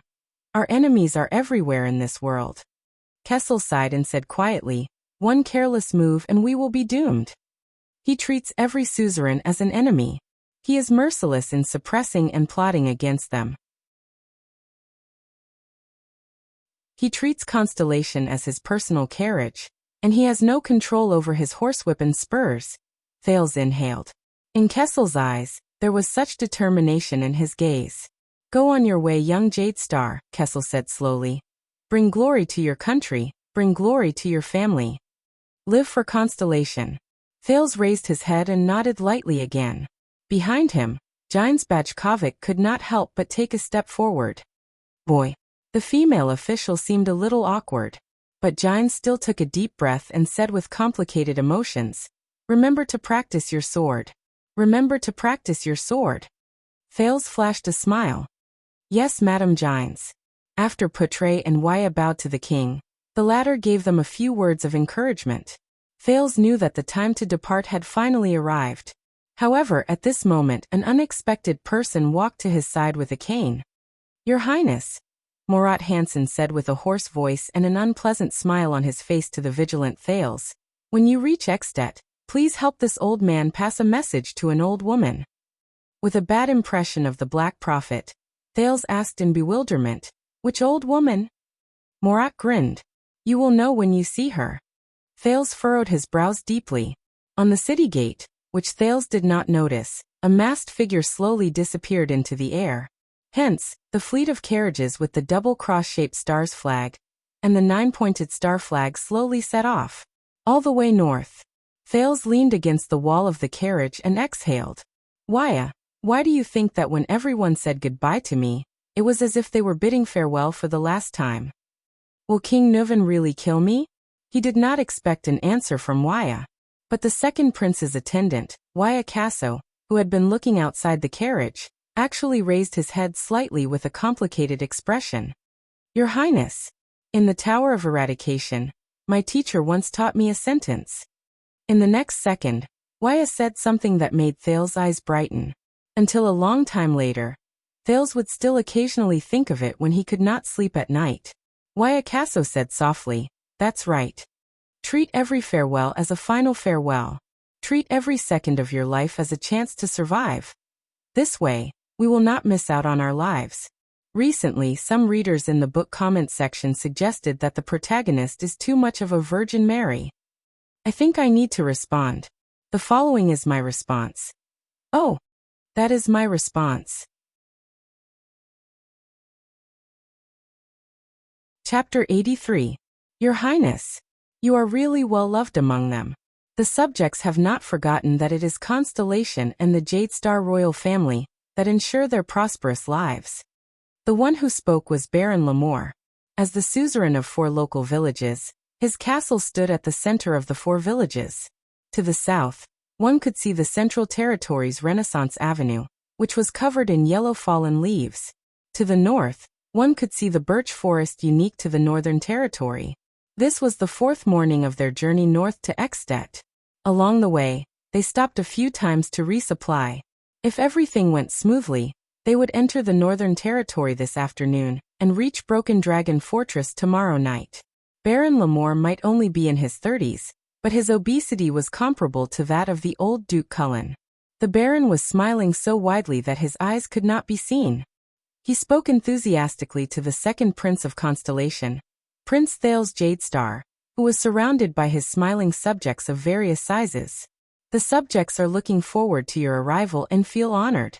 The continuation of the Jadestar royal family is really a great favor from the Sunset Goddess.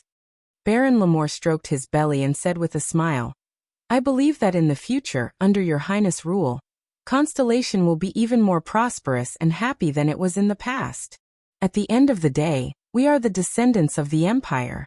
Thales walked in the clean and spotless village, where even the snow stains had been swept away.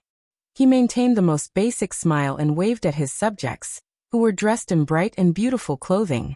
Wuxia, Cora, and 5 Jadestar family's private soldiers stood by his side, nervously separating him from the crowd. Behind them was Ida, who was obviously lethargic from the way she walked. "It is best that we leave immediately, Your Highness," Cora, the leader of the Jadestar private soldiers, said with a serious expression. "This is really not a good idea." "Indeed." Wuxia stopped a squire. "Your mission is an envoy, not an inspection. You are just passing by." Thales nodded. In an inadvertent moment, he made a few gestures that no one could understand. "How is it?" Wuxia looked at the prince's gestures and frowned. He looked at the other direction of the village in displeasure. As expected, Ralph's figure appeared in a secluded spot in the distance. He racked his brains and made 2 gestures at Thales. The ones behind are fake. Everything. Fake. Sigh. Thales' heart sank. He looked at the child who was 7 or 8 years old who was closest to him. She was about his age. The child's skin was dark, and he was so thin that he was just skin and bones. He was wrapped in a set of thick clothes that clearly didn't fit him. His small hands were hidden in his sleeves, and he couldn't take them out at all. His eyes were filled with fear and cowering, but he still forced himself to reveal a fake smile. The muscular man with numb eyes waved his rough and deformed hands strenuously. A timid woman with a headscarf wrapped around her head was wearing clothes that did not match at all. Her top was clearly closer to the style of the king's city. An old man in his 60s, wearing a funny cloak that seemed to be used by nobles to shelter themselves from the rain, was shivering in the cold in a corner, where no one else could see. Also, a spotless village where all the citizens lined the streets to welcome them. Thales sighed and looked at Baron Lamore with a smile. Did they take him for a fool? So there was a Potemkin village in this world. The supplies should be complete. Thales then made a gesture that no one else could understand towards Ralph in the distance. He shook his head and said softly to Wyatt and Cora, "Let's go." Wyatt even glared fiercely at Ralph in the distance, who had a dark expression on his face. He then followed Thales with Cora. He was the second prince's attendant. Under Baron Lamore's reluctance to leave and endless thanks, the fleet of Constellation's diplomat group headed north to Extet was ready to set off. I thought you enjoyed the feeling of being supported by thousands of people. The vice diplomat of the diplomat group, Lord Putre, took out a pipe out of nowhere and lit a thick cloud of smoke that did not look pleasant. He inhaled and exhaled and looked at the second prince in a mocking manner. No. I would prefer to enjoy that kind of sincere, unpretentious, but sincere support. Thales smiled as he took the water handed to him by the guard. I do not want to see them being forced by their suzerains to wear the clothes they prepared beforehand, to force the most deliberate smiles, to tell lies about their happy lives, and to unreasonably welcome a prince they actually do not like in a village that has already been cleaned long ago.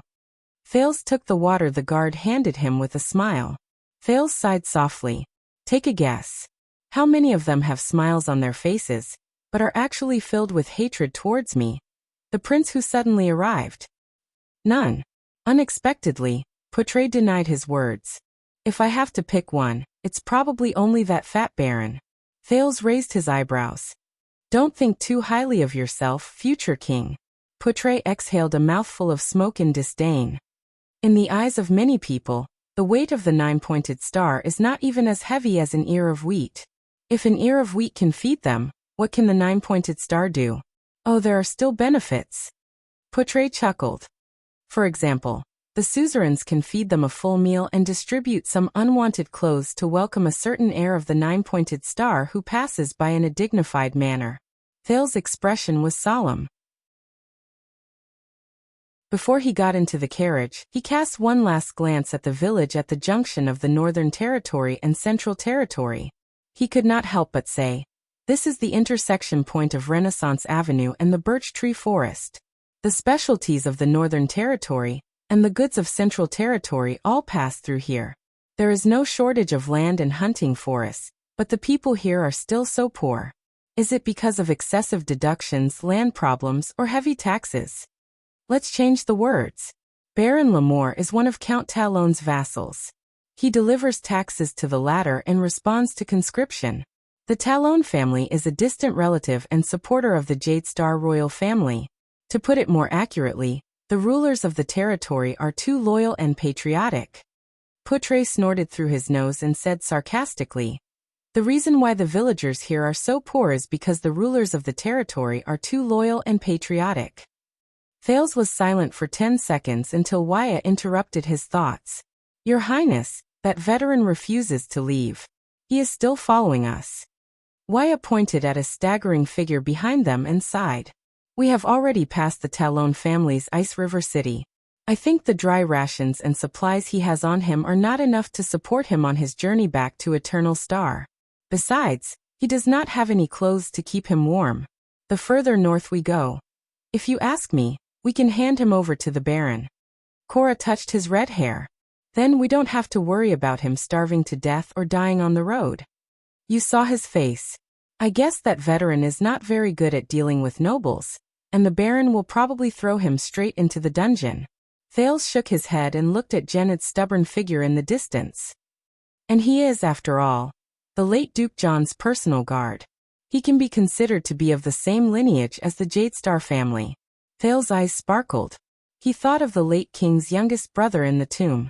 Starlight god of war, liberator of Zodra, Duke of Star Lake, John L.K. Jadestar, 613 to 660. Then bring him along. Thales looked at his vice diplomat, puzzled. Lord Putre was annoyed when he realized that his pipe had frozen out again. He fumbled for his pockets in a flurry. It was Wuxia who sighed, took out a flint, and walked forward. If you ask me, with such perseverance to follow us on foot for 3 days and 3 nights. Thank you, you have saved my life. If he is not the most loyal subordinate, then he is the most dangerous enemy. Putre lit his pipe and looked at the carriage at the back of the caravan, which contained a coffin. He said disdainfully, no matter which one it is, you have a reason to bring him in and place him under your observation and control. After all, you have everything in this filthy caravan, don't you? Thales frowned and pretended that he did not hear Putre complaining to him about the Blood Clansman's traveling companions. Loyal subordinate and dangerous enemy. I do not want to take the risk to bet on either possibility. It's hard to say. Putre took a deep breath of his pipe and closed his eyes in comfort. Sometimes it is also possible for both to be true. Thales rolled his eyes in resignation. Your Highness, that veteran? Wuxia asked tentatively. Thales muttered to himself for a while before he suddenly strode towards the veteran from the Starlight Brigade. Ralph followed behind him without a word. Wuxia was stunned for a moment. He quickly caught up to the second prince and cast a displeased glance at the Phantom Wind follower. After he passed him, he subconsciously took a step forward and became the person closest to the prince. Wuxia felt that his status as an attendant was being seriously threatened by the silver-masked man who needed prosthetics to walk. For example, the sign language that only he and the prince could understand. Veteran. Thales called from afar. What is your name? Gened, who was shivering with his arms crossed in the cold, raised his head.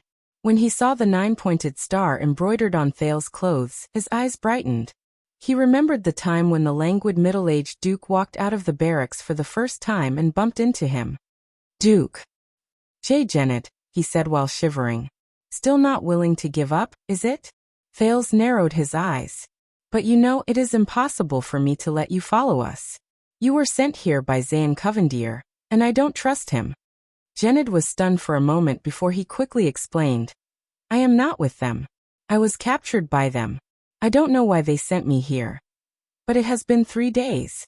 Why are you following me? Thales interrupted him and stared straight into Gened's face. Give me a reason to believe you. Gened stared at Thales in a daze. That's true. I am not the Duke after all. He won't believe me. If it were the Duke, he would probably smile mysteriously, pat him on the shoulder, and generously ask him to collect a portion of food. Then he would leave behind a sentence of, I will be watching you, and leave with a peace of mind. But it is precisely because of this personality of the Duke that the veteran, who was in his 30s, gritted his teeth and raised his head. On the way here, I heard from those who imprisoned me that Your Highness, you are going to Extet? To use your own life to quell the anger and hatred of the Northlanders? Thales stared at him without saying a word. Gened crossed his arms and trembled as he said, Please let me follow you, follow the 9-pointed star. Thales did not speak. While Gened was feeling uneasy, the second prince slowly opened his mouth. Thales exhaled. I heard that you were once a member of the Starlight Brigade. You were Duke John's personal guard, my father's uncle? Gened's gaze darkened. Yes. And I have failed him. Thales said coldly. If it is for the loyalty of your comrades in the Starlight Brigade, you can always return to the capital and serve my father and King Kessel. I have already served him for 12 years in the capital. The travel-worn Gened panted laboriously and looked at Thales. And now, I have nowhere else to go. Yes. When the Starlight Brigade was disbanded, Most of them followed their captain to Broken Dragon Fortress and fought 3 bloody battles against the Extensions. After the peace treaty was signed, they continued to guard the borders of Constellation in the bitter cold. But he did not go. He wanted to stay and continue serving the 9-pointed star and the Jadestar family in the capital, to atone for his sins. But that Kessel. Genid recalled his 12 years in the city defense team where he was apathetic, and he smiled forlornly. Thales looked at him and sighed deeply. Go look for Cora, the red-haired one. Under Genid's surprised gaze, Thales pursed his lips. Since you are a veteran, ask him to arrange a post for you. The diplomat group cannot keep useless people. Genid shuddered and looked at Thales. He shuddered, and 2 streams of hot tears flowed uncontrollably. Thales was shocked. He could not stand such a scene the most. He quickly turned around and left. This time, Wuxia followed him closely and did not forget to glance at Ralph. But Ralph was looking at the veteran whose eyes were brimming with tears. Another one who has lost his way? Just like me. Thales walked further and further away. If he was John's personal guard, if he participated in those wars. Thales thought. Then he must have experienced the truth behind the bloody year with his own eyes. The truth that I want to know. The second prince boarded the carriage without saying a word. The convoy continued its journey out of Renaissance Avenue and entered the birch forest unique to the Northern Territory.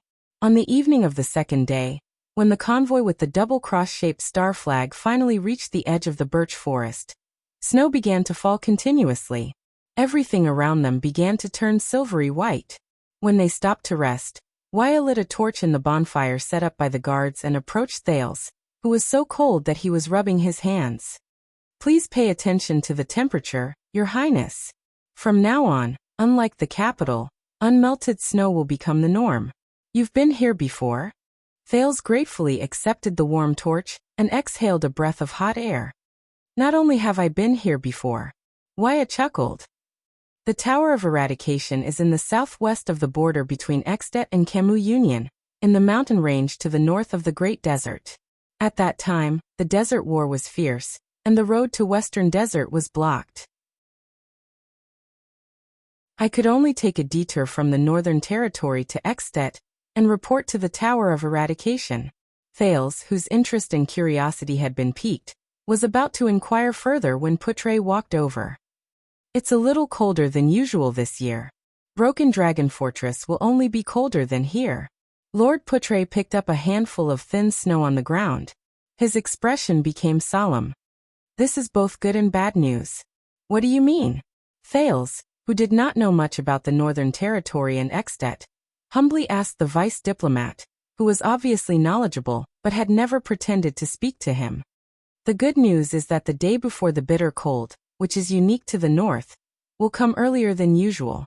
No matter how good the Extensions are at fighting in winter, it is impossible for them to mobilize a large number of troops to deploy into battle formations or besiege the fortress when the water is frozen.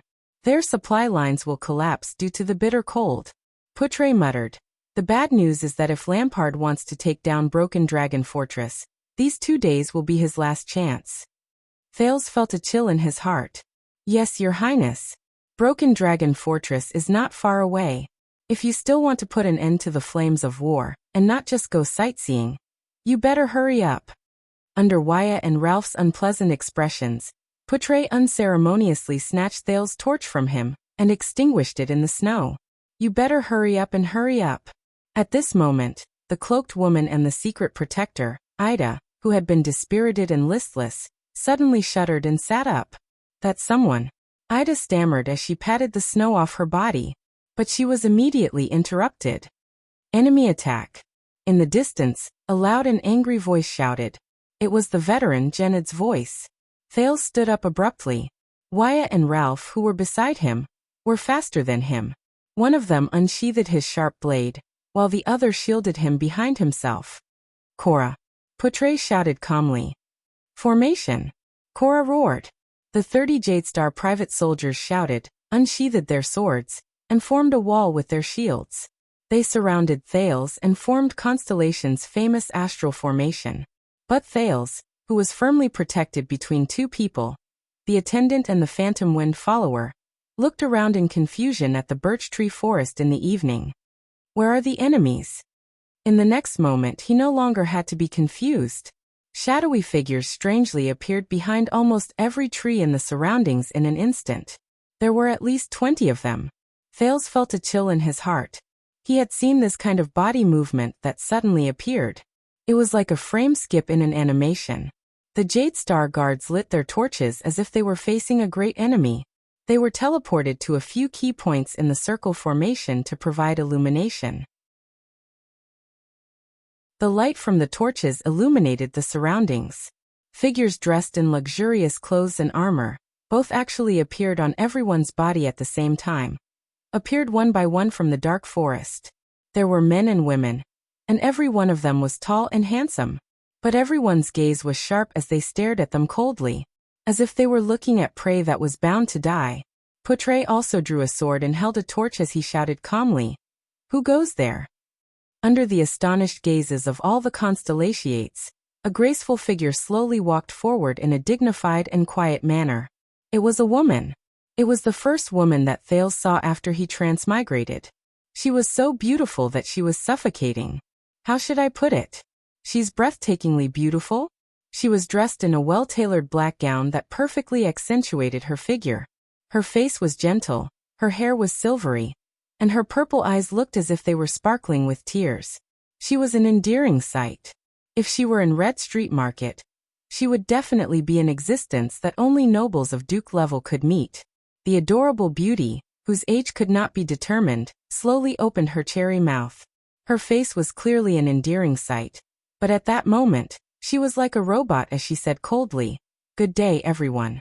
I am Katerina Van Corleone. My enemies like to call me the Weeper." Everyone's breathing froze for a moment. The first thing Thales did was to look at the carriage with the black coffin behind him. He was shocked and bewildered. Corleone? Katerina? Weeper? Isn't that? But everything before his eyes was still going on. The black-clothed beauty, who had an endearing and innocent appearance, had watery eyes. Her tone was like a bone-chilling wind as she spoke slowly. "I am now ordering all of you. Hand over my sister. Then all of you." Her eyes were fierce as she pressed her hands on her upper abdomen.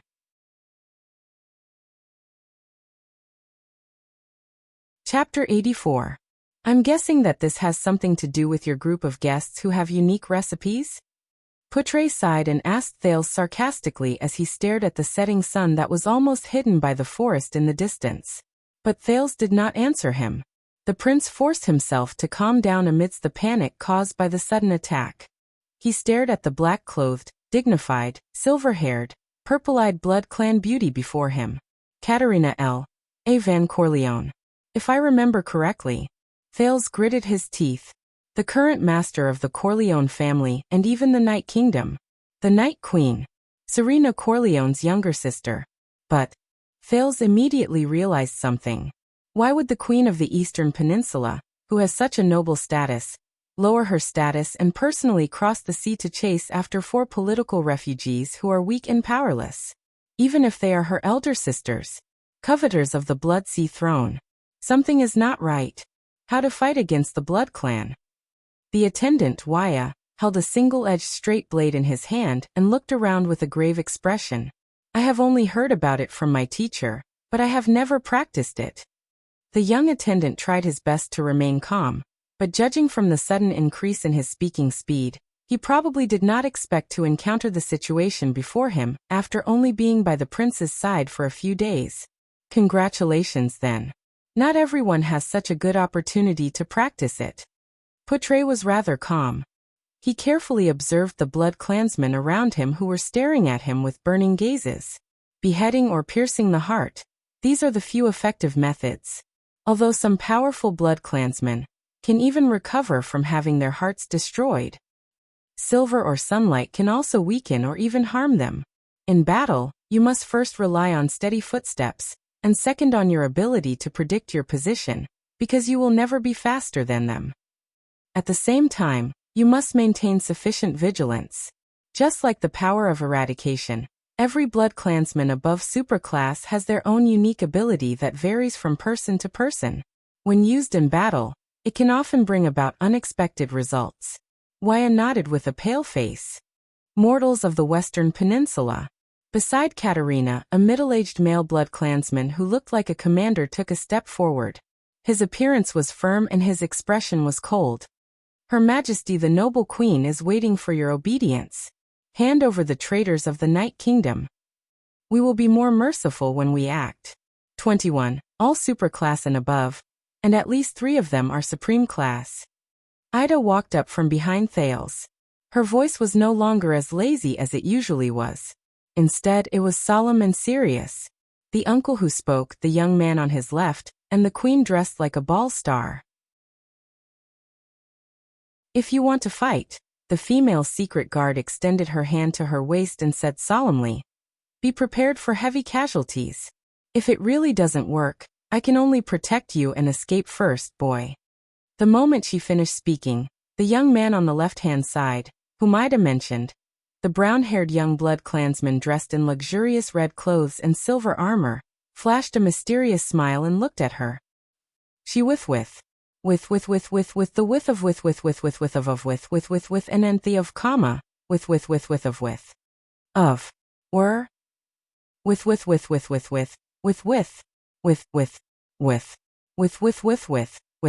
with. Simon, the middle-aged blood clansman said slowly, these are all soldiers. When they cooperate with each other and form a battle formation, their power cannot be compared to that of ordinary adventurers. Very humorous, Hestad. Simon chuckled. Soldiers? In this world, what soldiers can compare to our Sacred Blood Army? Sacred Blood Army? Thales clenched his fists in secret. The words of the golden-haired blood clansman, Istrone, surfaced in his mind. Even if your enemy is the supreme king of Constellation, with the support and protection of our Sacred Blood Army, he will definitely not dare to make things difficult for you. Katarina did not move at all, letting her 2 commanders negotiate. Only her beautiful eyes swept over the crowd. Her gaze was filled with eerie coldness. The 30 swordsmen of eradication were all elite fighters. Even so, many of them could not help but look at their leader, Cora. Steady, Cora ordered sternly, but he was drenched in cold sweat as well. During the past 4 days, our scouts and sentries have never slacked off, ensuring that there are no threats within a few kilometers around us. Cora looked at the figures surrounding them in the thicket. He whispered in disbelief, vampires can only travel at night. How did they manage to keep up with us? Watch your words, mortal. I don't want to hear that title again, the middle-aged blood clansman commander said coldly. Thales furrowed his brows. They are here for Serena Corleone, who is in the convoy. That's right. At this juncture, whether it's Constellation or Extet, no one has a reason to take my life. Even the ambitious ones who are passionate about war would at least have to wait until I leave Constellation's borders and enter Extet. Only then would my death be able to better incite the atmosphere between the 2 countries to go to war. As for Serena, Thales glanced at the carriage with the black coffin from the corner of his eyes. Cora, you don't have to lower your voice anymore. Under the tense situation, Thales, who was wondering if he should send someone to check on Serena's carriage, could not help but let out a long sigh. I am certain that every single one of them can hear us. The moment he finished speaking, Katarina's gaze suddenly swept towards him. Thales was so shocked that his skin crawled. We have waited long enough. The middle-aged blood clansman, Hestad, exercised his wrist and said nonchalantly, where are the traitors of Night Kingdom? Thales breathed rapidly, but there was already a huge storm raging in his mind. My dear and heartless sister, they still came. A familiar and childish voice rang. Under everyone's gaze, Serena Corleone, who looked to be only 6 or 7 years old, walked down the carriage with a cold expression, accompanied by Chris and Istrone. Katarina's purple eyes were fixed on her older sister. Following the appearance of the 3 blood clansmen, the blood clan warriors, who were originally standing like statues, moved as if they had come to life. Many of them seemed to be surprised by Serena's infant figure. When Hestad and Simon saw Serena's appearance, they both furrowed their brows. The former even glared fiercely at Chris. Beside Thales, Ralph, on the other hand, looked at Chris and Istron warily. He had not forgotten the old grudge between them. It seems that your injuries are not light, Your Highness Serena. The seemingly young Simon smiled and said, You can't even maintain the basic figure of an adult. Serena ignored him. Step by step, she walked into the crowd and stood beside Thales. The middle-aged Hestad said coldly, Your Highness Serena, please return to the blood-forbidding prison and serve the rest of your sentence. A thought flashed in Thales' mind. A heinous crime? Sentence? What sentence? Isn't Serena a loser in the fight for the throne? He looked at the silver-haired lowly who was about 6 or 7 years old. Oh, my dear Marquis Hestad Corleone. Serena raised her eyes and stared deeply at Hestad. May I know if there are any changes to my sentence?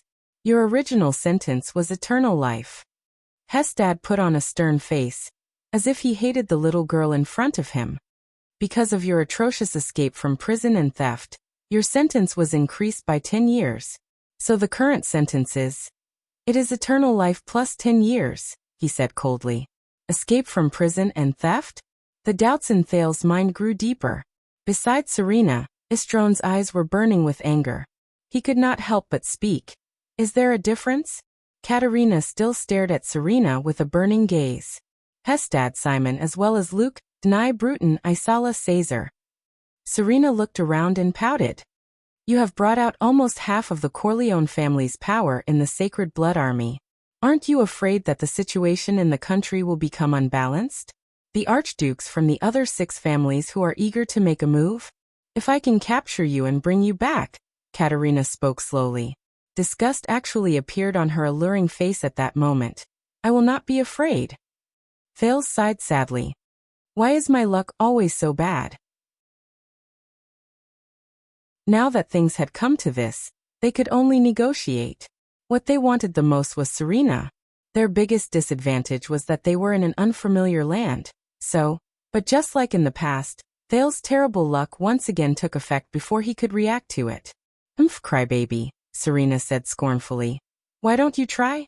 Katerina's pitiful expression suddenly turned cold. No. Thales furrowed his brows. He turned his head and looked at Serena. Is this old witch recklessly provoking her opponent? This situation. Is she crazy? As you wish. A fierce look appeared in Katerina's eyes. Her voice deepened again. Ugly-faced woman. This time, it was Serena's turn to change her expression. In the next moment, the black-clothed beauty, Her Majesty Katerina Corleone, raised her dainty chin. Her purple eyes flickered with a terrifying color as she swept her gaze across the diplomat group. She opened her cherry lips slightly. My knights and knights, Thales shuddered. He raised his hand abruptly and shouted, Wait! However, a fierce look appeared in Katerina's eyes. That alluring voice containing a cold, murderous intent spread. Kill them all. Thales' mouth had just widened. No, wait. The 3 Supreme-class Blood Clansmen opposite him were still standing in their original spots. The 18 Blood Clansmen around them instantly disappeared behind the trees. Astral formation. Prepare for battle. This was Korra's furious roar. Before Thales could finish shouting the rest of his words, Ralph and Waya, whose expressions had changed drastically, pressed him down onto the snowy ground. In the next moment, Thales, whose face was buried in the snowy ground, immediately felt that the originally quiet birch tree forest was like a pot of boiling oil. Countless sounds of explosions rang out. Countless sounds of weapons slashing and shields colliding could be heard. Sounds of flesh being torn apart by sharp claws. Sounds of blood spurting out when arteries ruptured. Sounds of bodies falling heavily. Sounds of bodies being dragged on the snowy ground. Sounds of anxious shouts, nervous reminders, angry roars of indignation and pain screams. The sounds of the Blood Clansmen's figures flying back and forth. All of them echoed in this sparse forest at the same time. Thales spat out a mouthful of snow from his mouth. Lying on his stomach on the snowy ground, he gritted his teeth and raised his head in fear and nervousness. Asterisk swoosh. Asterisk Waya's single-edged blade flashed before Thales' eyes like a cold light. It forced a Blood Clansman who had broken through the gap to retreat. Ralph activated his psionic ability in tacit understanding. Strong gusts of wind blew him far away. Aida's figure leaped across the air. The Blood Clansman's head immediately flew off. However, this was only the scene beside Thales. Under the protection of the person beside him, Thales turned his head and looked around. His pupils instantly dilated. In other places, the Jadestar family's private soldiers were facing a disaster. Blood sprayed everywhere. Falling severed limbs. Heads flew through the air. Blades dyed red. Bodies that fell to the ground powerlessly. Soldiers who were dragged away from the defense line by the Blood Clansmen. No. Thales widened his eyes. It was not that he had never seen a battle before. However, this was the quickest chaotic battle he had ever seen, where the situation was one-sided. In less than 10 seconds, 8 or 9 of the 30 Jadestar family's private soldiers had fallen. The Blood Clansmen's figures constantly disappeared and reappeared in the air. Every time they moved, it represented an extremely dangerous attack. It's too fast. Careful, steady. Asterisk grip, asterisk. My hand. Asterisk clang. Asterisk above. Be careful above. Asterisk thud. Asterisk this is straight ahead. Ugh. Asterisk ding. Clang. Asterisk they're on the left. Asterisk clang. Swoosh. Asterisk damn it drag him back. Asterisk bang. Asterisk he can't be saved. Be careful behind. Asterisk clang. Asterisk no. Don't you dare. Korra stood at the front line and formed a circular formation with his companions on both sides. He gritted his teeth and slashed at the Blood Clansman who suddenly appeared. However, the blade slashed at the air and did not have any effect at all. He shouted at the top of his lungs. Hold your shields and hold the line of defense. Be careful of the attacks from above. But it was useless. A soldier beside Korra held his shield and blocked an attack for him. However, at the same time, another sharp claw appeared from the other side. It suddenly hooked and slashed the soldier's throat. Blood splattered. Korra could only roar in anger and resentment. The Jadestar family's private soldiers tried their best to maintain the astral formation.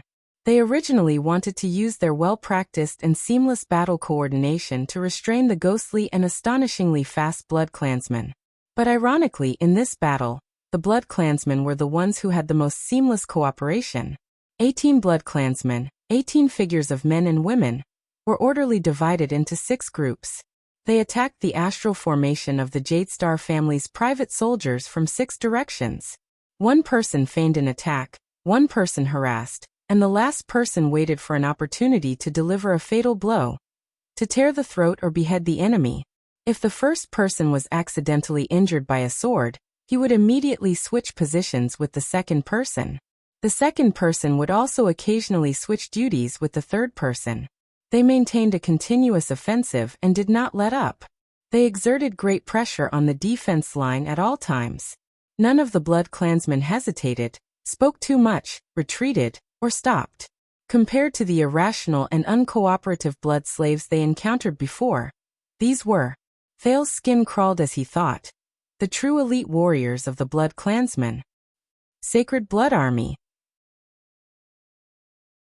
Only supreme-class elites like Chris and Ida could not be at a disadvantage in this chaotic battle. They could even gain something from it. Another soldier's pain scream was heard. No, this cannot go on. Why? Why was her order to kill us all? And not hand over Serena? Thales turned to Serena and said angrily, we could have solved this through negotiation. But Serena only stared back at him coldly. She said kill them all. The casualties of the soldiers were still increasing. Thales' skin crawled as he watched the Jadestar family's private soldiers fall one by one.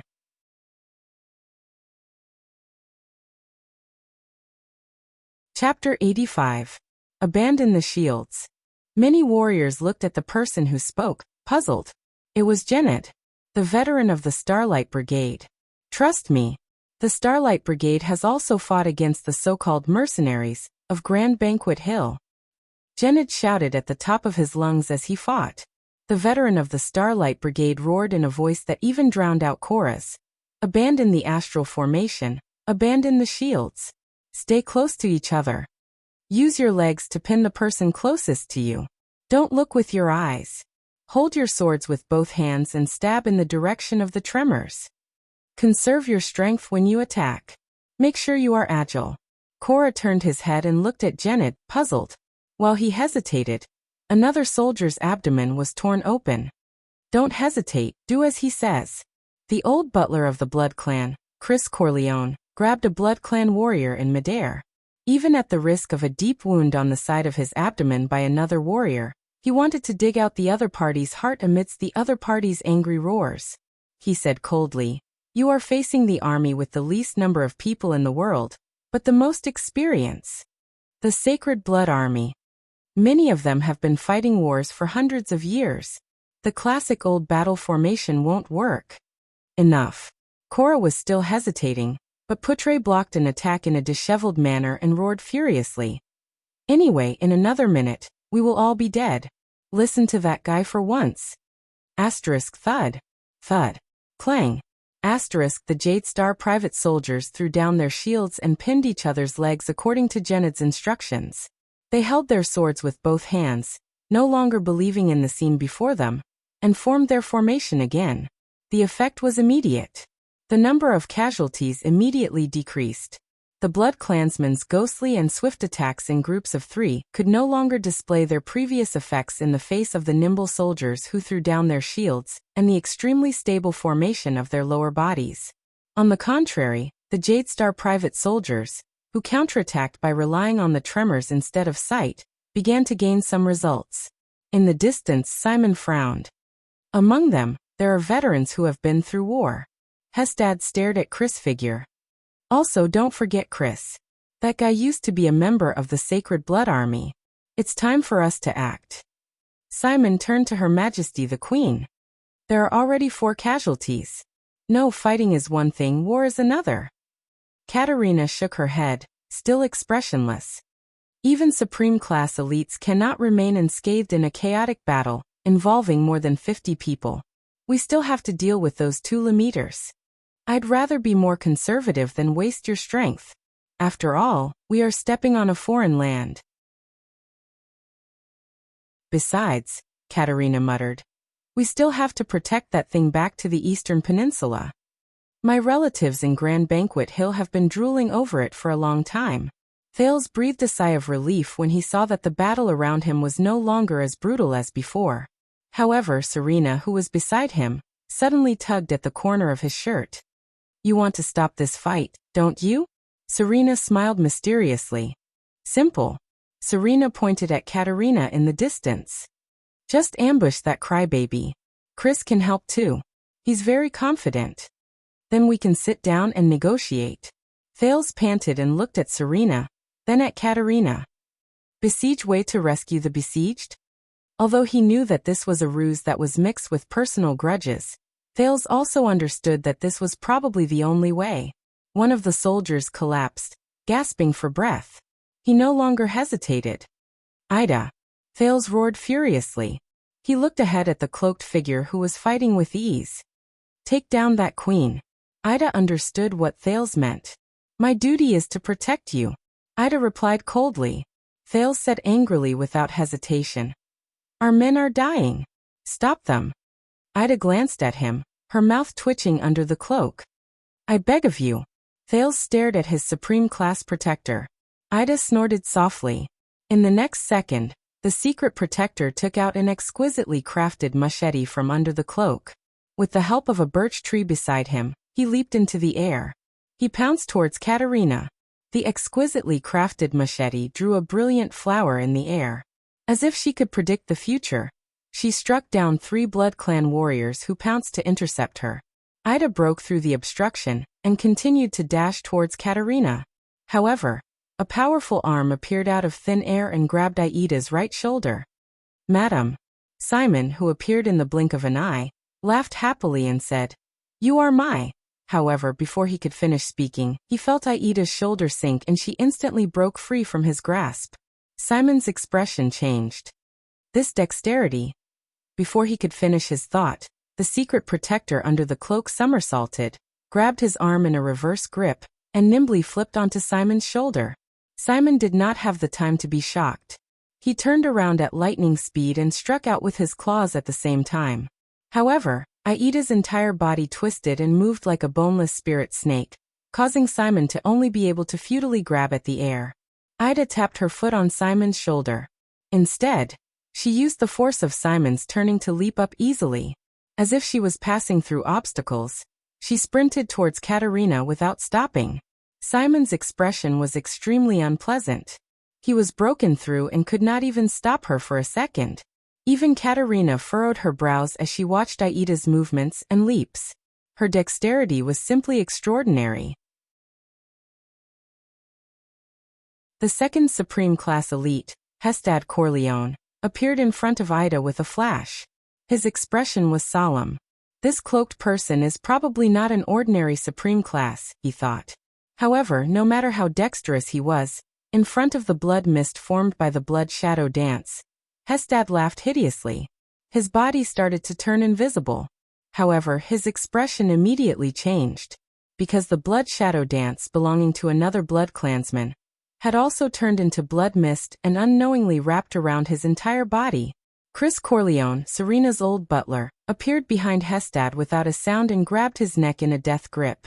Chris! Hestad roared furiously.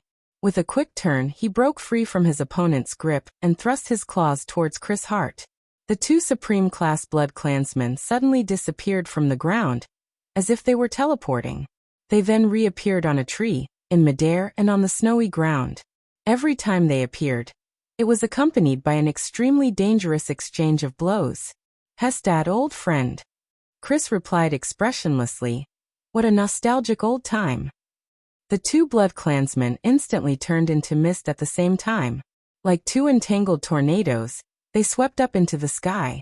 In front of Aida, the path to Katerina was no longer obstructed. Thales thought of something. What's left, as long as Aida can subdue Katerina, or even gain the upper hand in the battle, then there will be a chance. However, in the next moment, Thales felt Serena, who was beside him, gently hugging his waist like a lover.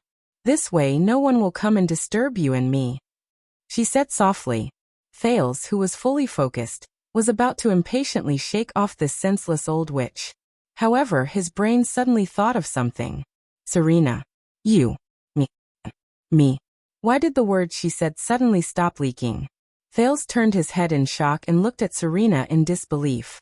The silver-haired, red-eyed Princess Serena Corleone was looking at him with a smile. You found out the moment I exposed myself? As expected of my ally. I can finally speak normally. This past month, I've been working so hard to pretend. What an overly smart brat. Thales watched all of this with an empty mind. What happened? Before he could figure out the cause and effect, he sprawled on the snow-covered ground and lost consciousness. In the chaotic battle, Ralph stepped on his sore knees. He was still not very used to this pair of prosthetics. He used his hidden blade to parry a blood clansman. At this moment he, who was unusually sensitive to wind, frowned. He turned his head and saw that one of the carriages in the convoy suddenly moved. The horse pulling the carriage started to run as if it was startled. It moved into the distance. Ralph frowned deeply. He recognized that it was Serena's carriage. What's going on? He turned his head, wanting to inform the others. However, he immediately realized that he was a mute. Ralph let out a helpless sigh. At this moment, in the chaotic battle, a strange ball suddenly fell from Istrone Corleone's sleeve. The ball was covered in strange patterns and runes, and it was still rolling around. The sharp-eyed Poutre noticed the orb. His expression became extremely unsightly. Everyone get down. Everyone was stunned for a moment. Poutre roared angrily. It's a wizard's alchemy ball. Only Waya's expression changed drastically. He instinctively wanted to pounce on Thales. But when he turned his head, he did not see Thales' figure in the chaos. Where's the prince? Extreme uneasiness rose from the bottom of his heart. The next moment, a violent light and explosion spread from the center of the ball. When Thales woke up, he found himself on a speeding carriage. He immediately recognized that it was Serena's carriage, which carried the black coffin, because he was leaning against the folded black coffin. Thales struggled to raise his head, but found that his hands were tied behind his back. The prince looked at the front of the carriage in shock and bewilderment. There, Rolana Corleone held a horsewhip and flashed him a sinister smile. "What's going on?" Thales questioned her in shock and anger. "Don't worry, ally." On the other side of the carriage, Serena, who had ulterior motives, looked at him with a smile. "The most exciting part is just about to begin. It's time to reverse the situation," the 6 or 7-year-old little girl said with a smile. "My road to regaining my throne." Her expression suddenly changed, and she spat unhappily. "They've caught up so quickly. As expected of a crybaby who holds a grudge." "What?" Thales was still sorting out everything in front of him. Thud. As if someone had smashed the roof of the carriage with a hammer, the carriage suddenly shook. Thales was shaken so much that he fell to the ground. But an even greater tremor followed. "This is?" Thales looked out of the carriage in shock and bewilderment. He saw that the horizon under the setting sun began to tilt. Bang. The carriage crashed into a birch tree and flipped over on the snow-covered ground. The dizzy Thales bumped into the carriage, and his face was swollen. He shook his head, gritted his teeth, and struggled to get his hands tied behind his back. He could not feel JC's dagger by his waist. In the damaged carriage, he wriggled out like a caterpillar. "This is too much. What grudge do these 2 horses have against you?" Serena's childish voice came from not far away. Thales struggled to flip out of the carriage and fell on the snow-covered ground. He was immediately grabbed by a strong hand. Thales raised his head and saw that Rolana was grabbing him. She stood beside Serena and looked at the other side as if she was facing a great enemy. There, the Night Queen, the Weeper, Her Majesty Katerina van Corleone, was looking at the 3 of them with a frosty expression. "Even if you create chaos, you cannot escape. With your current strength that has yet to recover from your injuries, you are not my opponent at all. The farce is over. Hand over the dark night black coffin, and follow me back." Katerina's gaze was sharp as she looked at her sister, who looked like she was only 6 or 7 years old. She showed hatred and disgust. "Continue to atone for your ugly past." Ugly past. Thales looked at the adorable Serena, who was blinking her eyes. A chill ran down his spine. "What ugly past? What past?" "Oh, I do not know what crime I have committed." Serena did not seem worried at all. She giggled and said, "I have always done the right thing." "The right thing?" With an expressionless face, Katerina repeated Serena's words. However, Thales only felt that the Night Queen's mood was even worse. For the first time, the frosty Katerina's eyes shone with hatred and fury. "Is that so? Is this what you feel after sitting in the blood prohibition prison for 200 years? Patricide."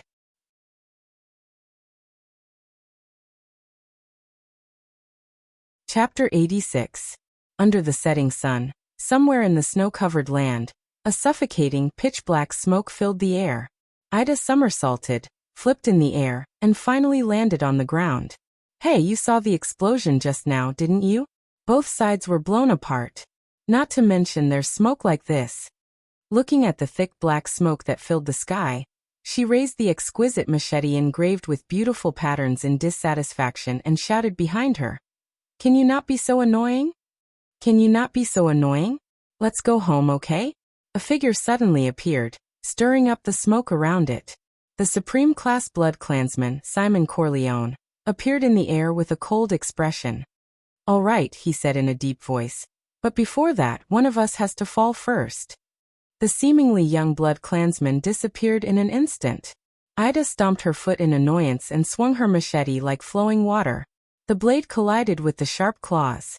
Clang! Clang! Clang! Clang! Clang! Within a second, 5 sparks flashed in the air. "Do you not understand human language?" Ida said angrily. "I just somersaulted above your head." The secret protector gracefully spun around and dodged the Blood Clansman's attack, as if she was performing a beautiful dance. But the wind howled. The Blood Clansman used his absolute advantage in speed to catch up to Aida's dreamy body movement. "Somersaulted? You just insulted the dignity of a Blood Clansman Marquis." Simon's face was full of murderous intent as he appeared in front of Ida. "Please wash away this humiliation with your blood." Ida sighed. So you're another paranoid person who spouts a lot of nonsense for the sake of honor, dignity, and whatnot. She massaged her neck and exercised all the joints in her body. She said helplessly, "All right, based on my experience, I have to kill you first before I can leave." Simon's eyes shone with anger. "Ah, it seems that you have a hard time understanding this kind of obsession, woman. Without the dignity of a powerhouse, without the pride of a powerhouse, let alone the obsession of a powerhouse, how did you become a supreme class? Cut the crap." Ida exhaled under the cloak and threw the machete into the sky. She nonchalantly caught it with her other hand. "Show me your true form, little brat who lives on blood." Ida chuckled. Simon's expression changed. He ignored the little brat that the other party mentioned. "You actually know the true form of vampires?" the young-looking blood race count said coldly. "It looks like you've met a Supreme Realm blood race member before." "Humph, not accurate." Ida raised her exquisite machete and smiled confidently. "Tell me in detail." "I've killed a Lamita blood kindred." Simon's pupils shrank. Ida whistled and continued to laugh. "It's still in its true form. 2. As soon as he finished speaking, Simon roared furiously. His claws instantly turned into countless afterimages as he blocked Aida's every direction.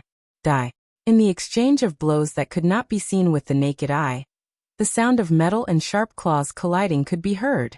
Then, they converged into a loud noise. Boom! A blinding light flashed. Ida let out a muffled groan while Simon howled in pain. The two figures separated in the air and landed on the ground.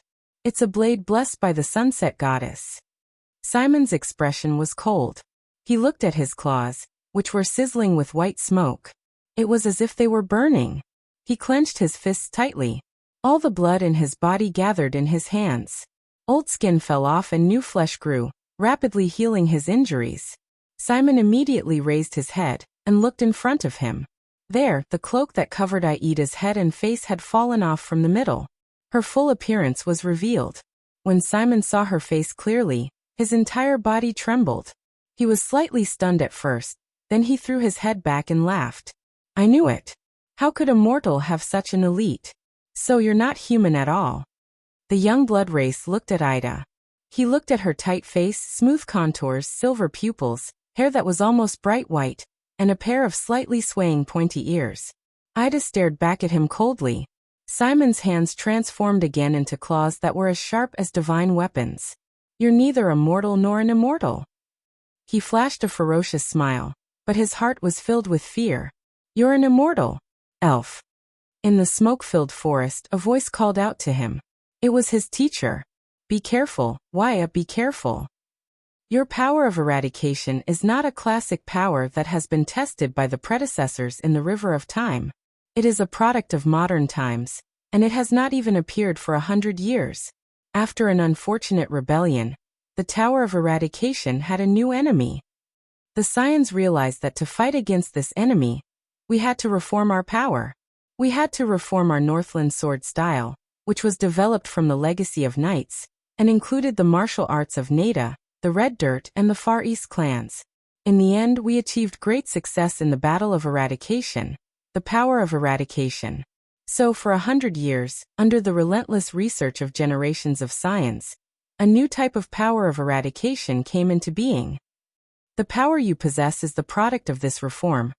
Compared to the thawing of glaciers, the death of sword cleansing, the glory of the stars, and the Pegasus music, these famous powers of eradication that have been passed down for thousands of years, it is still far from being perfected.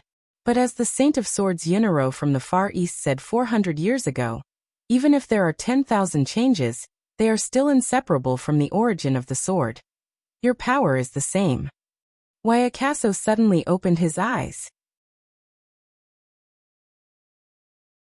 He instinctively struggled to get up from the snow. With blood flowing from his forehead, he looked at the smoke that filled the sky and the trees that he could not distinguish between. He shook his dizzy head hard. Not far from him, a figure climbed up from the snow and quickly pounced towards him. Waya subconsciously touched the single-edged sword beside him. He turned around and swung his sword, forcefully parrying a sharp claw. Asterisk clang. Asterisk the sword and the claw clashed, and sparks flew everywhere. Under the huge impact, Wuxia gritted his teeth and took a few steps back. He used all his strength to maintain his balance. As a mortal, you are very strong. The male blood clansman with damaged armor grinned, and his left hand began to transform into a sharp claw. But we are not the cowardly blood clansmen of the Western Peninsula. As soon as he finished speaking, he disappeared from his sight. Wuxia's pupils shrank. He recalled Putre's warning and resisted the urge to run and dodge. He predicted his opponent's next attack. I need to predict my opponent's position. Where will my attack be more fatal and difficult to block? If he really attacks from this position, how should I deal with it? The blood clansman's sharp claw appeared on the left side of his throat. I feel it. Wuxia, who was prepared, did not even think. He swung his sword at a perfect angle. He cut off the blood clansman's arms. I did it. But just as Wuxia's mood lightened, he felt a ruthless chill from his left shoulder to his left chest. Asterisk rip. Asterisk Wuxia took 3 steps back in disbelief. A sharp pain came from the left side of his body. Impossible. Wuxia gritted his teeth and looked at the large amount of blood from his left shoulder to his left rib, as well as the bone-deep scratch. I clearly cut off his arms. Wuxia felt dizzy. He swayed and took a step back. He supported himself against a birch tree with his left hand, but it affected the wound on his left side. The pain made him break out in a cold sweat. Not a bad response. But didn't the mortal beside you teach you? The blood clansman's figure reappeared in front of him. He licked the blood on his right claw and chuckled. All blood clansmen above superclass have their own special abilities. Why? Are you not prepared? Special ability? Wuxia looked at the blood clansman's intact arms and sighed. Damned vampire. So you can ignore my slash? Do you want to know my ability? The blood clansman looked at the panting Wuxia and curled his lips confidently. Wuxia furrowed his brows. What kind of ability is it? Then I'll tell you. Ha ha ha ha. The blood clansman was halfway through his sentence when he suddenly laughed happily. How can I tell you? Do you think I'm the villain in a night novel? You talk a lot of nonsense, and I'll explain my battle. But before he could finish the word battle, the blood clansman's sharp claw appeared before his eyes again. Damn it!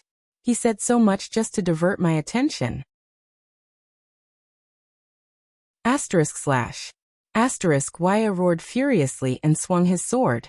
But because he was too slow, the blood clansman tore open another huge wound on his back. Wuxia panted anxiously. He swung his sword at the blood clansman's head, but he only slashed the air. What exactly is his ability? Why can he ignore my sword attack? The blood clansman revealed himself again and said coldly, The last attack. The next time will be the last attack. Feeling the intense pain in his body, Wuxia shut his eyes with difficulty. Aren't you going back to take a look? Chris tore off a piece of tattered clothing on his body, revealing a face as thin as a corpse's. His bulging muscles did not match his appearance at all. He looked at the smoke that filled the air, and said coldly to Hestad, who was in front of him, There's no need for that. The alchemy ball is mainly made up of smoke and light. Hestad took off the armor on his left shoulder that had been shattered in the battle just now. It's obvious that your master is playing some trick again. But I am very confident in his majesty. In comparison, I am more worried about you, old friend. Hestad took a step forward and looked at Chris. It is my honor. Chris also took a step forward without showing any signs of weakness. The two of them stood face to face. A few seconds later. Do you still remember the first time we fought against each other? Hestad said emotionally. Of course, how could I forget? Chris replied coldly. Yes, at that time, you were still the deputy general of a legion in the final empire, Christopher Linka. Hestad took a deep breath. And I was the insignificant chief of the Kisari tribe, Hestad Chula. You stood on that side, and I stood on this side. For some baffling reason, we charged at each other with no regard for our lives. How nostalgic, Hestad said emotionally. Nostalgic. Chris shook his head and snorted coldly. Forgive me, but I cannot agree. Those nightmarish years changed everyone, including you, me, and His Majesty. Hestad knew that the majesty Chris was referring to was neither Katarina nor Serena. It was the huge and terrifying black shadow under the night wing. He raised his head, and their gazes met. But those years were, after all, meaningful. Hestad sighed. Those years in the battle of eradication. In the next moment, the two of them opened their ferocious, fanged mouths at the same time and roared furiously. As their flesh expanded, it changed color, changed shape, and deteriorated. Huge bat wings with sharp bone spurs broke out of the skin on their backs. They spread out abruptly. The skin on their bodies fell off piece by piece. The muscles under their skin turned into hard leather, which became dark and pitch black. The two of them quickly changed shape. No, they grew. Their ears were tall. Their mouths and noses were ferocious. Their pupils were crimson red. Their fangs were terrifying. Their joints were like spurs. Their claws were sharp.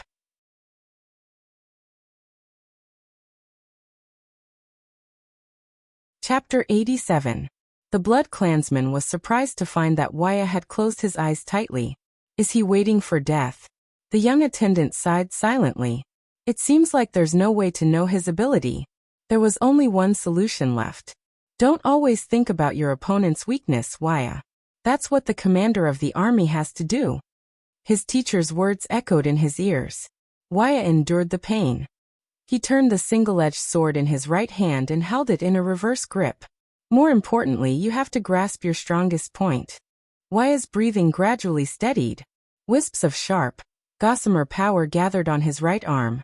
His pores were stimulated by this power of eradication, and they immediately stood up like sharp thorns. All the powerful swordsmen in history were self-centered and only had their own swords in their eyes. For a moment, the Blood Clansman felt a slight sting in his eyes as he stared at Wuxia. It was as if he was staring at a sharp blade. This is the power of eradication? The Blood Clansman's expression changed drastically. Before he forms his aura, kill him. Swing your strongest sword. This is far more important than winning or losing, far more important than life and death. His teacher said with a smile in his memory. Wuxia took a deep breath. It was as if he had practiced thousands of times in the tower. The power of eradication scraped his body like a blade. He saw it. Amidst the unbearable pain, he saw the sharp sword intent radiating back to him in this part of the world. It was the enemy's killing intent. It was like a beam of light in the darkness. It was so dazzling. He saw it. The Blood Clansman roared and pounced. His sharp claws grew. Die, mortal sword-wielding creature. You have no chance to use your power of eradication. Wuxia, understand your power of eradication. No matter what the other party does, no matter how strong the enemy is, no matter what the outcome is, it's a power that walks on the edge of madness. His teacher sighed at that time. I only need to ensure my strongest attack. That's enough. And an inauspicious name. She picked up the sword and carved a few words. The Blood Clansman smiled ferociously and instantly attacked him. It was over.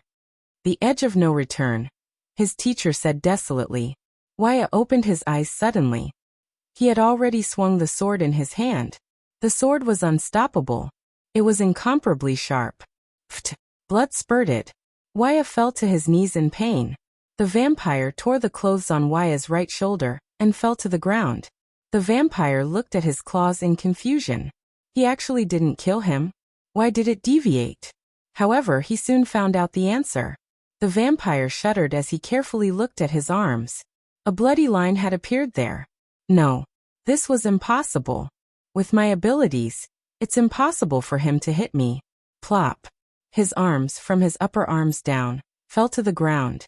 The Blood Clansman gaped in shock. This degree of sharpness? He raised his head and looked at the single-edged sword.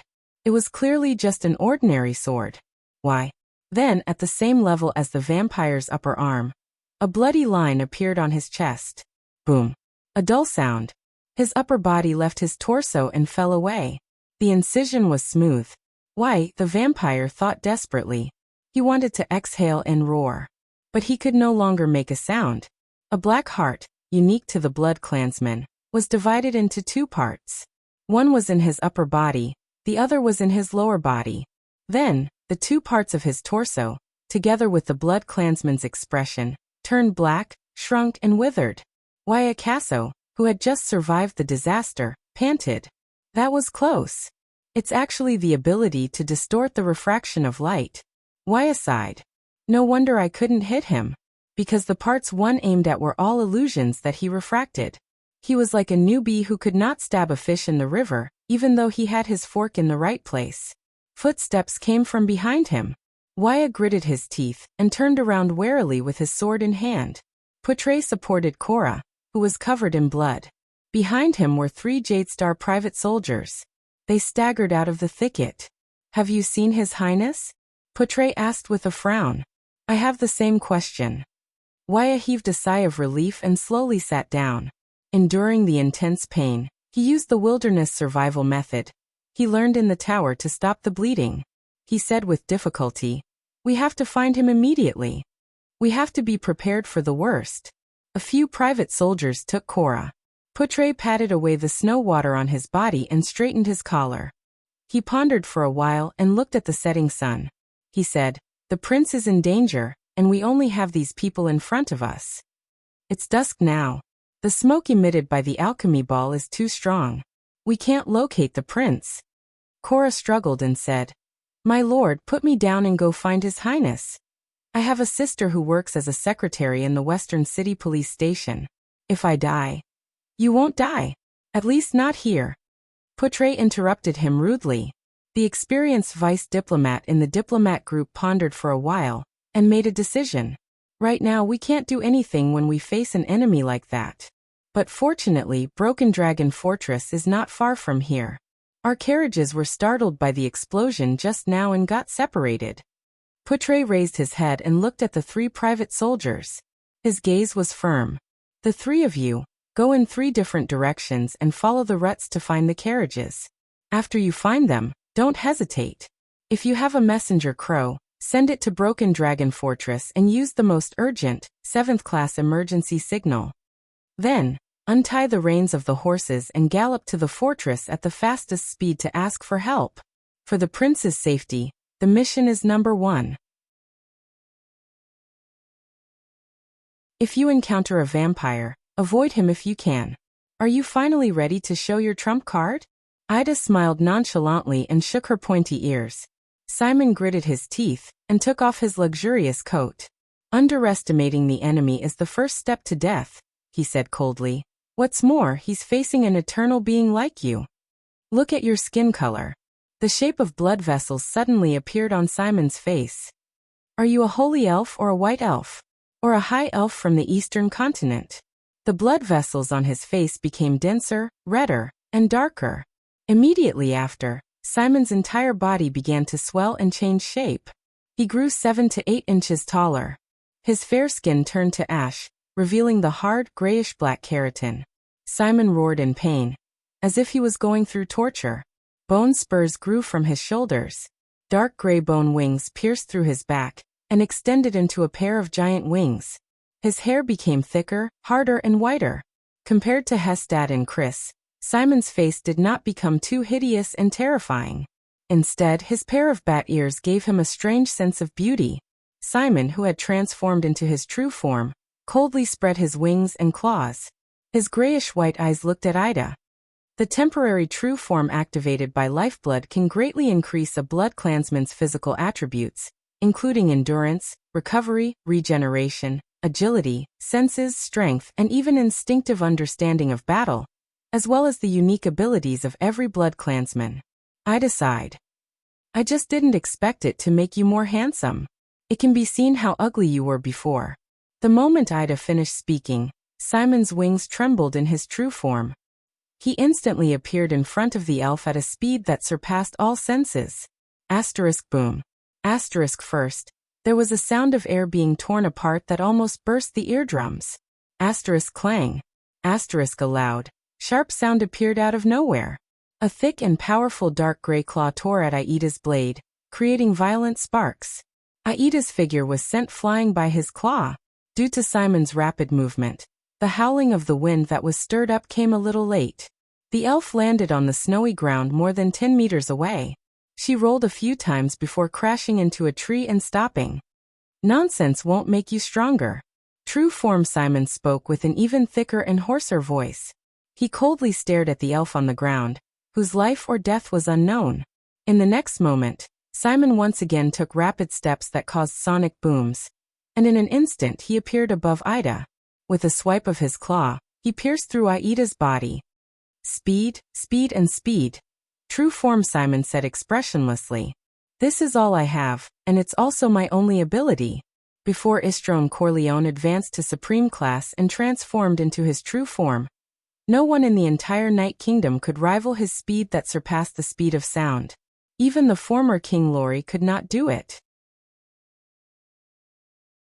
However, Simon's expression immediately changed. With an unpleasant expression, he raised his huge claw and lifted Aida's cloak, as well as a section of tree branch inside. He seemed to have realized something.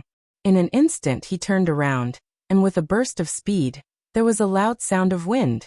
But the moment he turned around, an exquisite elf scimitar pierced straight into the left side of his chest. It looked as if Simon himself had delivered his chest to the edge of the blade. Simon stared in disbelief at the scimitar that pierced through his heart, and the pretty and small elf in front of him, who revealed a lot of her skin, and was only wearing an exquisite crystal drop armor. I don't understand. True form. Simon sighed. There is only one thing that can defeat speed. Ida coldly pulled out her scimitar, and turned around in a dashing manner. That is impeccable prediction. Simon knelt on both knees. No. Simon's body returned to normal. His face was ashen. Impossible. There is no such thing as a perfect prediction in this world. Simon stared at her. Ida also stared back at him for a long time. Finally, as they stared at each other, the elf sighed and admitted defeat. It's not easy for me to act cool. Don't expose me so quickly. Yes, I don't know how to predict at all. Including my dodging just now, it's not because I'm agile. Ida pouted and said in dissatisfaction. It's because I am 100% certain about your next operation. Simon was shocked. Next operation? 100%. How did I do it? But he could only open his mouth and fall to the ground powerlessly. Ida pulled up her cloak. Suddenly, her expression changed drastically. She slapped her head, as if she had remembered something. With a long face she frowned and muttered. Do I still have to protect that brat? Patricide? His mind was blank. He stared at Serena. The traveler recalled the first time they met, and what she had said. My crybaby sister illegally seized the benefits I inherited from my father, King Nightwing, and stole the Blood Ocean throne. No. If that's the case, Thales sighed and looked at the pair of Blood Clan sisters in front of him. Is there anyone who can explain the cause and effect to me? I knew it, he said bitterly. Her Majesty, the Queen of a country, would not personally risk her life to chase after a few political refugees for no reason. More importantly, the so-called allies. Here. Serena smiled faintly and interrupted his thoughts. She waved at Rolana. Rolana casually flung Thales onto the black coffin. Thales fell headfirst into the stone coffin in agony. It's not just that, my dear Thales, Serena said gently. In front of her, the Night Queen, Katarina's expression changed abruptly. Serena smiled and enunciated each word clearly. She came here personally for this coffin. This is the only weapon that can fight against mystics. Thales trembled violently. Serena laughed and said, legendary anti-mystic equipment. Dark Night Black Coffin. Thales was shocked and looked at the black coffin under his butt. This coffin. I once climbed into it. It's actually the only weapon that can fight against mystics? Legendary anti-mystic equipment? But Serena had not finished speaking. Staring at Katarina's murderous gaze, she enunciated each word clearly and said, in here, in those seemingly seamless black stone slabs, there is a 1,000 years ago. Thales' pupils began to shrink and his breathing quickened. Then Serena uttered the last word.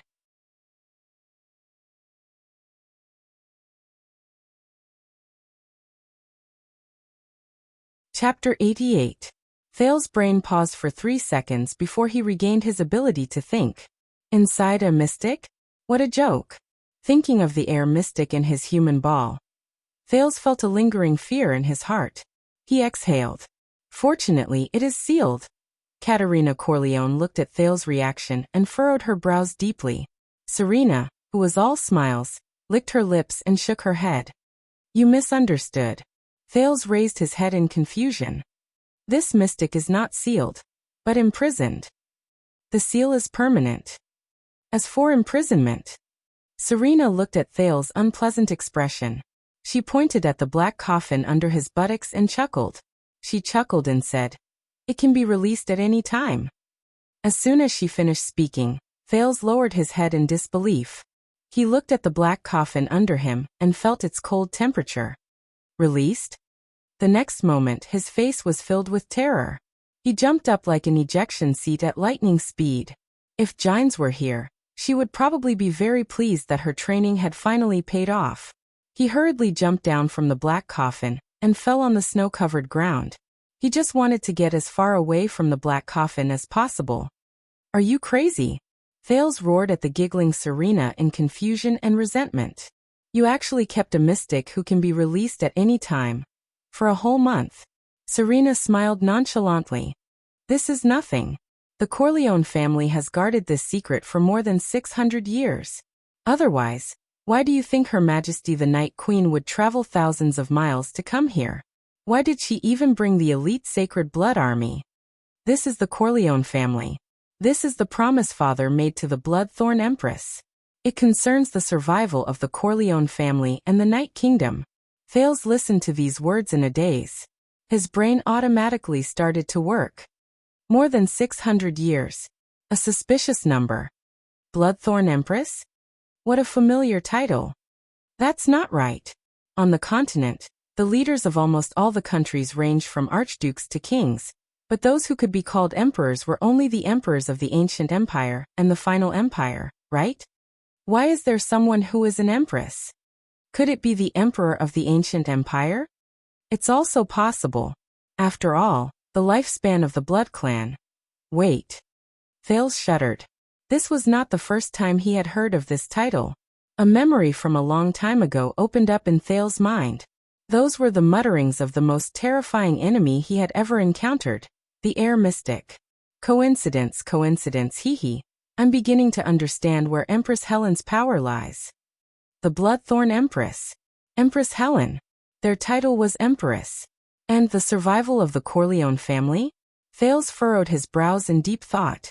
At this moment, Katerina's cold voice interrupted. Enough. These are all top secrets of the family that cannot be announced. Yes. Serena smiled happily and pouted at Thales. But now that he knows, what should we do?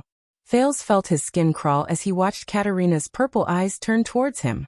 Her eyes were pure, sparkling, moving, and overflowing with killing intent.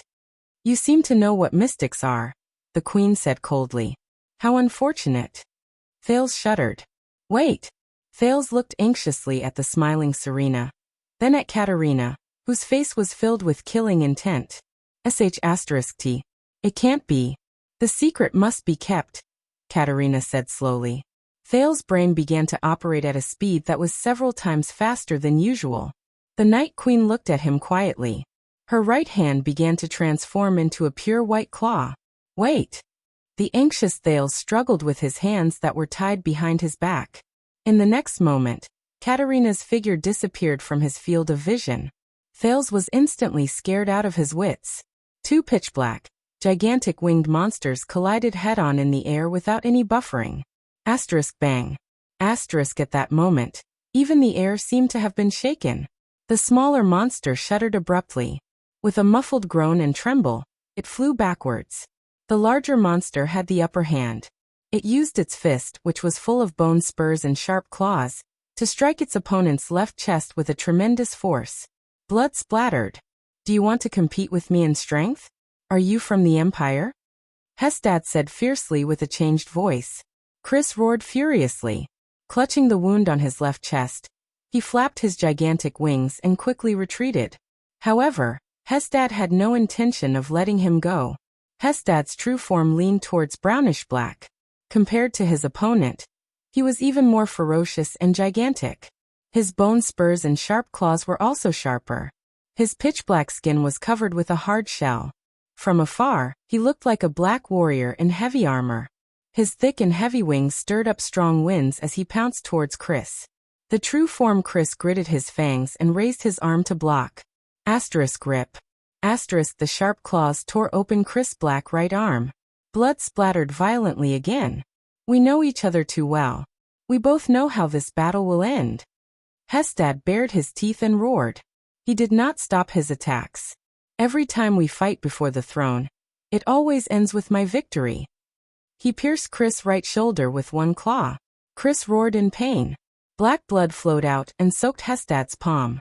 Hestad flapped his wings and clamped down on the immobile Chris. With a shocking momentum, they descended towards the ground. Immediately after, he clenched his right claw into a fist and mercilessly punched down. Asterisk boom. Asterisk his fist, which carried great force, punched Chris to the ground. Under the terrifying force, huge cracks appeared on the snow-covered ground. The snow and dust all dissipated, revealing the two ferocious blood clansmen's true form figures. The gigantic figure pinned the smaller one to the ground. Hestad pressed his fist against Chris and said coldly, "See, this is the ending. No one can block my power, no one can break my armor. The perfect balance between offense and defense. How could you possibly have a chance?" Chris seemed to be severely injured. His chest had caved in from Hestad's punch. However, even though he was on the brink of death, he actually moved his face and laughed bitterly. "Yes, I still remember that the Night Wing King praised your ability. Strength, speed, toughness. The simpler an ability is, the more deadly it is." That's what he said. Chris coughed out a mouthful of black blood and laughed. Battle Wing, Hestad Corleone and Flash Wing Simon Corleone. The old butler closed his eyes and sneered. They respectively led the Sacred Blood Army's assault warriors and scouts. When they worked together, they were almost invincible on the battlefield of the Peninsular War. Hestad's expression gradually changed. "And you are Darkwing Chris Corleone. You are His Majesty's most trusted military advisor and assistant. Do you remember?" Hestad's expression turned cold as he interrupted him. "With the logistics officer Red Wing Lee Corleone, we are the Night King's 4 terrifying wings. Our reputation is known throughout the Eastern Peninsula." Hestad gritted his teeth and trembled as he looked at Chris. His eyes were filled with hatred. 300 years ago, we were His Majesty's strongest wings. We followed him across the Sea of Eradication and fought to the other side of the world. During that era, we occupied the eastern coast of the Sea of Eradication and had 20% of the eternal oil quota, 15% of the Eastern Peninsula's crystal drop mine. The 5 clans of Grand Banquet Hill would send letters every month, hoping to maintain their status and join the Night Wing King's banner. Even the Silver Wolves of Wild Vast Mountain, the Crimson Wolves of Kerry Plains, and the 3 great orc tribes of Desert, Glacier, and Black Mountain all sent people to pledge their loyalty to His Majesty. Hearing this, Chris sighed dejectedly. Hestad, on the other hand, gritted his teeth. His ferocious face was filled with an eerie coldness.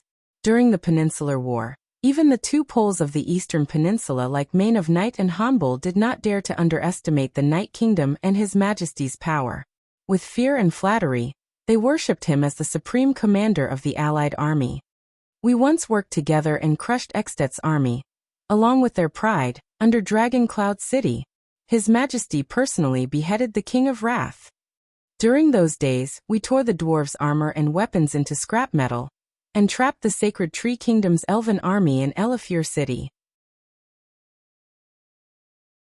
At Arund Castle, we slaughtered all the reinforcements from Constellation and Kemu Union."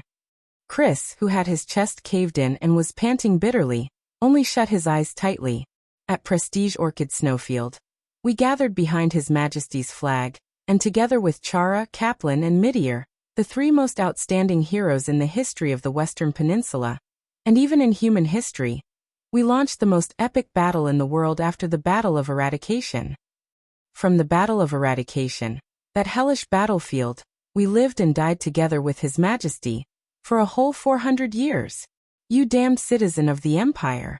Chris lowered his head and sighed. Hestad's red eyes burned with anger and hatred. But after His Majesty left, you betrayed the Corleone family. How dare you?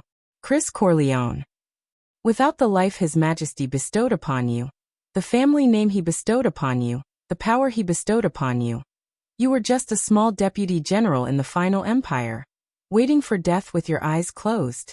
Chris de Molinka. Without His Majesty, you are nothing. How dare you betray him and seek refuge with His Majesty's murderer? How dare you? The two ferocious true-form blood clansmen panted roughly and rapidly. They were silent for a while. Chris was silent for a while, but he suddenly coughed up a mouthful of blood and laughed involuntarily. Since we're talking about that tyrant, there's something you still don't know. Chris licked the blood at the corner of his mouth and raised his pitch-black head. His face was full of mockery.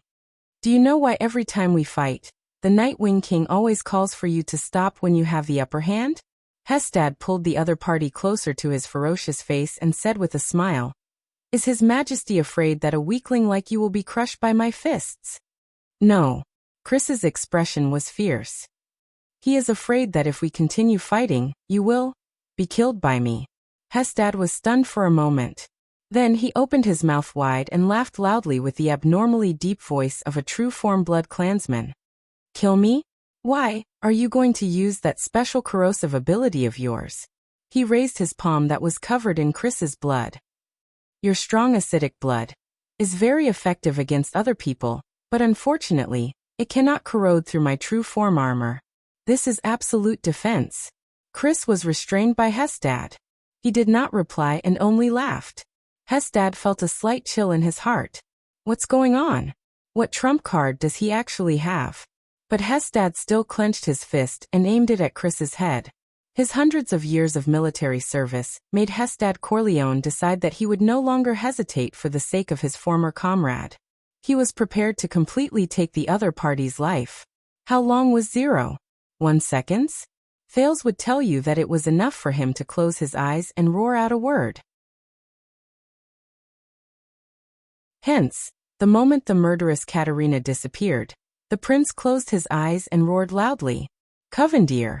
The rapid wind blew past his face. Thales shut his eyes tightly and breathed heavily. Ha. He opened his eyes slowly. Katerina's black, terrifying, sharp claws were an inch away from his face. What did you say? Katerina narrowed her beautiful, mesmerizing eyes and said slowly. Escaped. I escaped this disaster. Thales panted uncontrollably and said nervously, It's Covendier. Was it Zayn Covendier, who told you that Serena was in the convoy? You know quite a lot, huh? Katerina snorted softly and spread her claws slightly. Then all the more reason for you to die. Thales, who saw that his life was at stake, felt his skin crawl. He could not be bothered with the cadence of his speech. He spat out the words he had just thought of in an unparalleled, fluent, and unstoppable manner. He definitely did not tell you that this convoy is actually an important diplomat group from Constellation to Extet, and that there is also the only bloodline heir of the Constellation royal family among them. Then if you kill me, you will get into a lot of trouble, right? After Thales spat out these words, he continued to pant. He sat down paralyzed with his forehead drenched in sweat. Katerina's purple pupils quivered. Jadestar royal family heir. Could it be 12 years ago? She mumbled, but she immediately thought of something. The Night Queen slowly retracted her claws. Asterisk clap. Clap. Clap. Asterisk applause came from the side. As expected of my ally. Serena, who had been watching from the side for a long time, applauded enthusiastically. It's just that, Serena grinned. Prince Thales, how can you be so sure that she did not purposely come to kill you? Katerina's gaze became fierce again. She turned towards the Lolita-like Serena. To ensure my safety, from the second day onwards, I no longer wore any 9-pointed star emblems and symbols. Oh yes, you can find a 9-pointed star pin in the left pocket of my shirt. Thales sighed. Katerina took out the pin from his pocket, and immediately furrowed her brows. And this? Her Majesty the Queen never revealed any intention to kill anyone. She said kill them all. Even the war between the two sides was instigated by you, Serene. Thales smiled bitterly and said, "You're right." Thales smiled bitterly and said, "I just figured it out. The 20 of you, a group of elites with sensitive identities and abilities, crossed the sea to come here. Without the support of the local forces, how could you easily enter the border? As for the Constellation nobles who are connected to the Corleone family, and can even provide their family's ships, only Covendier is left." Hearing this, Katerina exhaled slowly. Looking at the 9-pointed star pin in her hand, her gaze turned cold. Damn Covendier. The friendship between the Corleone family and the Covendier family, the Bloodfang family and the tricolor iris flower has come to an end, she said slowly. Thales finally breathed a sigh of relief. It seemed that in front of this powerful queen, his life was temporarily saved. Katerina held the pin tightly in her palm and muttered, "Covendier's people only told us that the Corleone family's trader was in the convoy heading north. They only said that it was a supply convoy from Constellation to the Northern Territory, but they didn't say that it was the second prince's diplomat group. It looks like they did it on purpose. After we got off the ship, we stayed in their base. We didn't even know that Constellation had a new heir." Thales' expression changed and he said angrily, "It's such a big thing, and the whole of Constellation knows about it. Don't you want to confirm it yourself?" But Katerina did not answer. She only turned her head and no longer looked at him. She seems a little embarrassed? They can't confirm it. Serena chuckled from the side.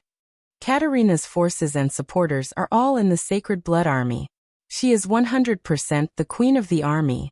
Chris has always been in charge of the Corleone family's contact with Covendier, the spies in the Western Peninsula, and the communication channels. But when he suddenly turned against us and stood on my side. Under Katerina's unpleasant expression, Serena spread her hands happily. Katerina became blind and deaf to all news about Constellation. Thales came to a sudden realization. That's why you chose to come to Constellation to seek refuge. But he suddenly thought of something and turned towards Katerina. Your Majesty Katerina, he used honorifics. Duke Covendier, when did he reveal Serena's whereabouts to you? Katerina stared at him coldly. After a while she still spoke. We just arrived at the Western Peninsula a week ago and entered Eternal Star City 6 days ago. And 4 days ago at noon, Covendier informed us that he found the traces of the Corleone traders. Katerina's expression was gloomy, but her lovable appearance made her look like a sulking, adorable beauty. Their condition was that in order to prevent the news from being leaked and thus harm Iris Flower's reputation, we must kill all of Serena's companions. From the children to the elderly, leave no one alive. Serena's entire body trembled. If I knew you had such an agreement, I would not have to go through so much trouble. But she immediately came to a realization. But that's right. If that supreme class woman was around, I believe that you would not have been able to kill him. Thales lowered his head and sighed. When did the Duke of Iris Flowers have the intention to kill? Even if I could sever all ties with the Corleone family and draw a clear line with them after this, I would definitely leave some traces and cause endless trouble in the future, would I not? Zane. Why did he do such an obviously unwise act? That morning, when Zane met me, after testing me with a few words, now that I look at it, it was to find out Serena's whereabouts. His attitude suddenly became extremely strange. Also he brought, Thales' eyes brightened. It's that veteran, isn't it? Thales raised his head and asked slowly. He was probably unknowingly planted with some sort of tracking method. You do not need to chase after our convoy, because Zayn knows that Genid will definitely do his best to follow behind me. You only need to chase after this veteran. The distance is so far, so no matter how many scouts and sentries my guards set up, they will not be able to detect your presence. As long as you are far away from the Central Territory, away from the suzerain's fortress that you run into every few days, and into the sparsely populated birch forest, Thales concluded with a sigh, you will be able to make your move. Katerina's eyes brightened. For a mortal, especially a mortal of your age, you are very smart and have quick reflexes. Right, I think so too, Serena interrupted with a smile. but she was glared at by Katerina and Thales at the same time. All right, since I did not achieve my goal, Serena spread her hands in resignation, then revealed her small fangs. I can only do it myself. In the next moment, Serena's small hands turned into sharp red claws. She bared her fangs and pounced towards Thales at lightning speed. Thales shuddered, but his hands were tied behind his back. He could only kick his legs with all his might and retreat on the snowy ground. Asterisk boom. Asterisk the snowflakes exploded and scattered. The ice-cold snowflakes pounced on Thales' face, stinging him so much that he closed his eyes. Thales opened his eyes and saw Serena's small red claws a few feet in front of him. This time, however, she was held tightly by Katerina. Since just now you have been trying your best to lure me into killing him, Katerina said coldly. Even at this stage, do you still harbor any illusions about the throne? Little Serena grinned. Why can't I? I am the first in the line of succession. I am one rank ahead of you, who are the second. Very well. Katerina raised her other hand and said coldly. Anyway, I no longer harbor any hope of capturing you alive. Then I will directly change my line of succession. Katerina roared furiously and stabbed her sharp claws towards Serena's heart. Become the first. Rolana, who was beside Serena, only watched coldly. She did not have the slightest intention of interfering. However, in the next moment, then something happened that shocked Thales and left him dumbstruck. The Lolita-like Serena seemed to have suddenly grown up. Her body swelled, and she tore off all the clothes on her body. She turned into a bewitching beauty with a voluptuous and alluring figure, who was almost as tall as Katerina. Her red eyes and silver hair were incredibly alluring. At that moment, this bewitching beauty had an enchanting smile on her face as she easily caught Katerina's pure white sharp claws. Katerina bared her fangs and roared furiously. She instantly sent out her other sharp claw. However, this attack of hers was also caught tightly by this bewitching beauty, as if she had predicted her position. Your strength is still so weak, crybaby. The bewitching beauty giggled and trembled for a moment. Thales trembled violently. Ugly-faced woman. Katerina said furiously and hatefully. You are a natural-born impersonator. You. When did you regain your abilities?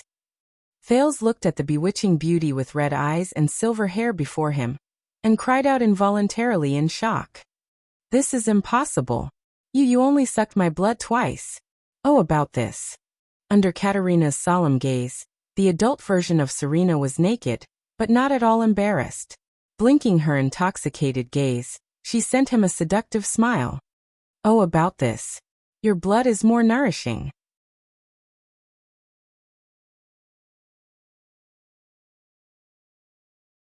Chapter 89. Battles between Supreme Class fighters were not like those between Superclass fighters and ordinary class fighters, where the rhythm was slow and the power was scattered.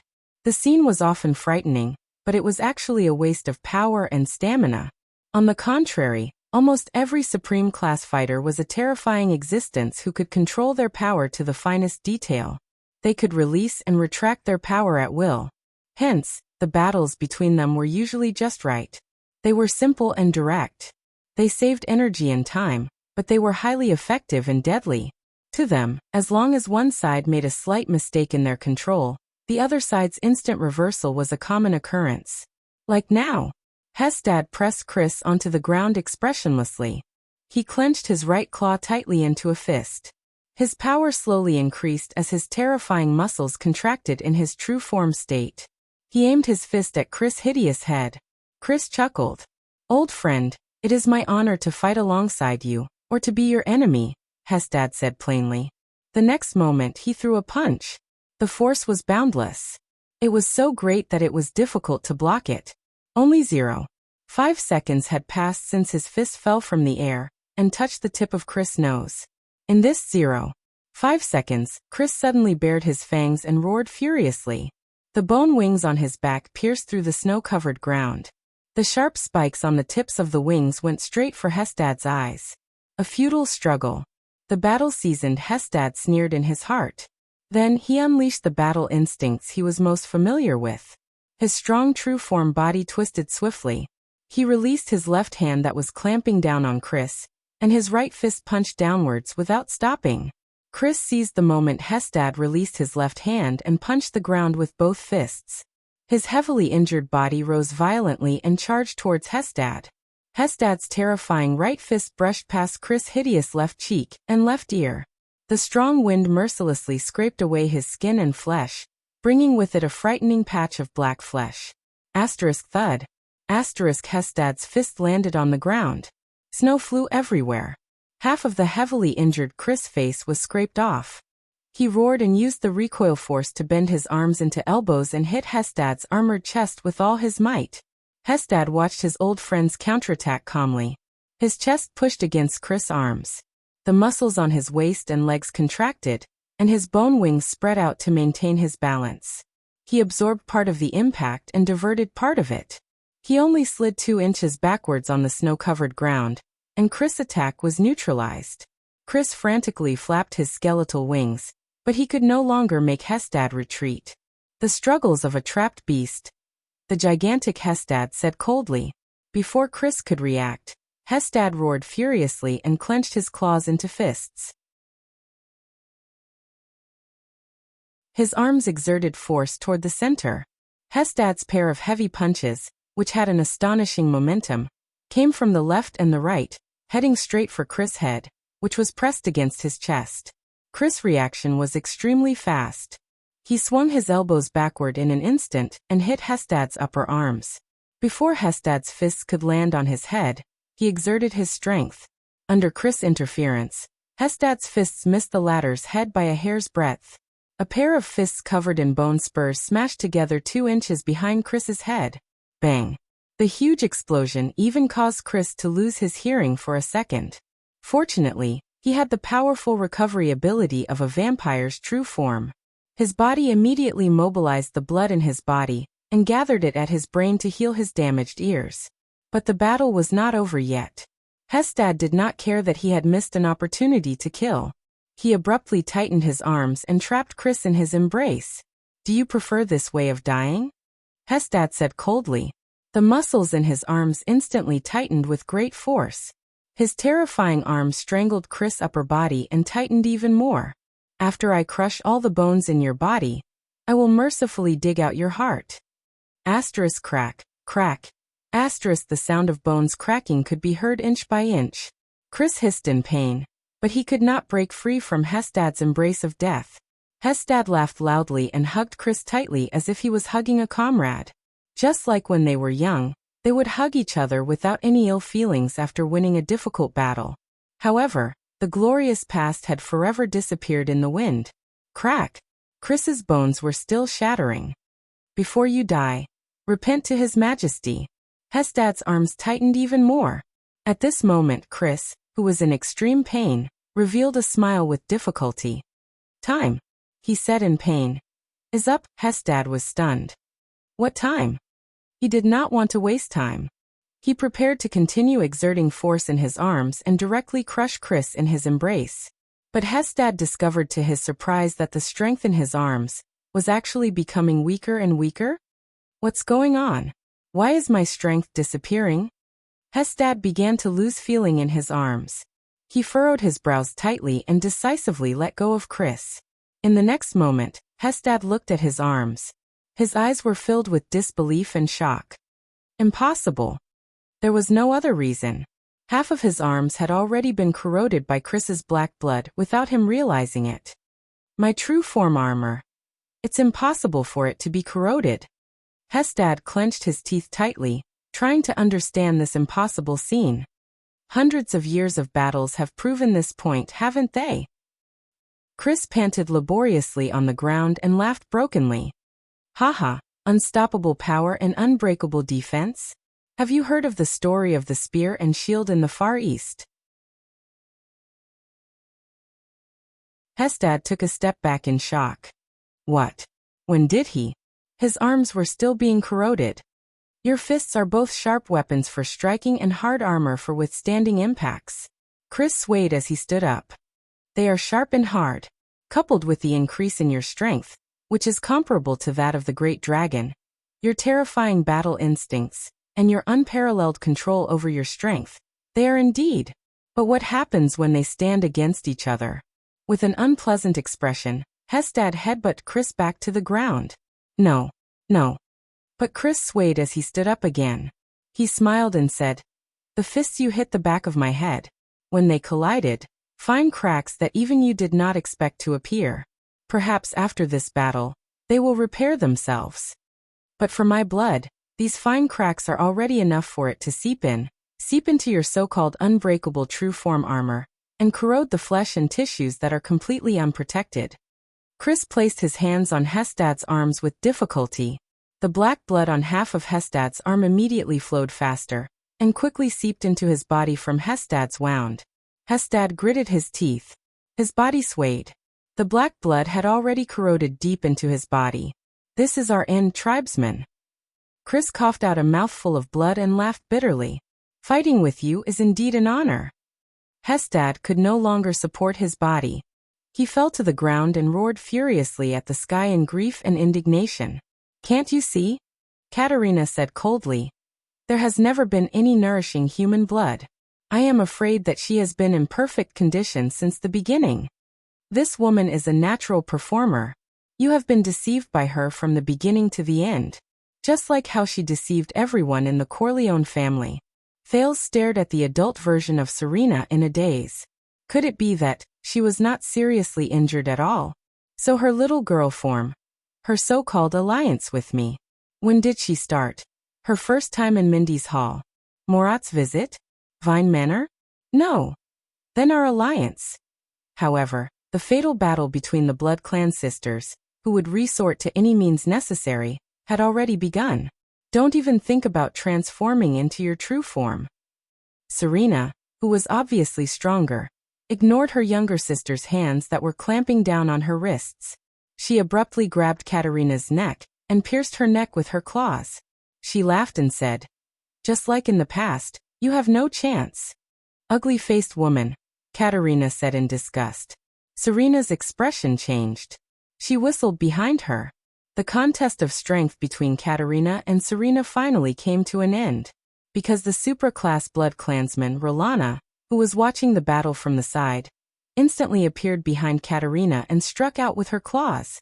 Katerina screamed and tilted her head to dodge, but her shoulder was still pierced by the claws. Serena tightly grabbed onto the injured Katerina.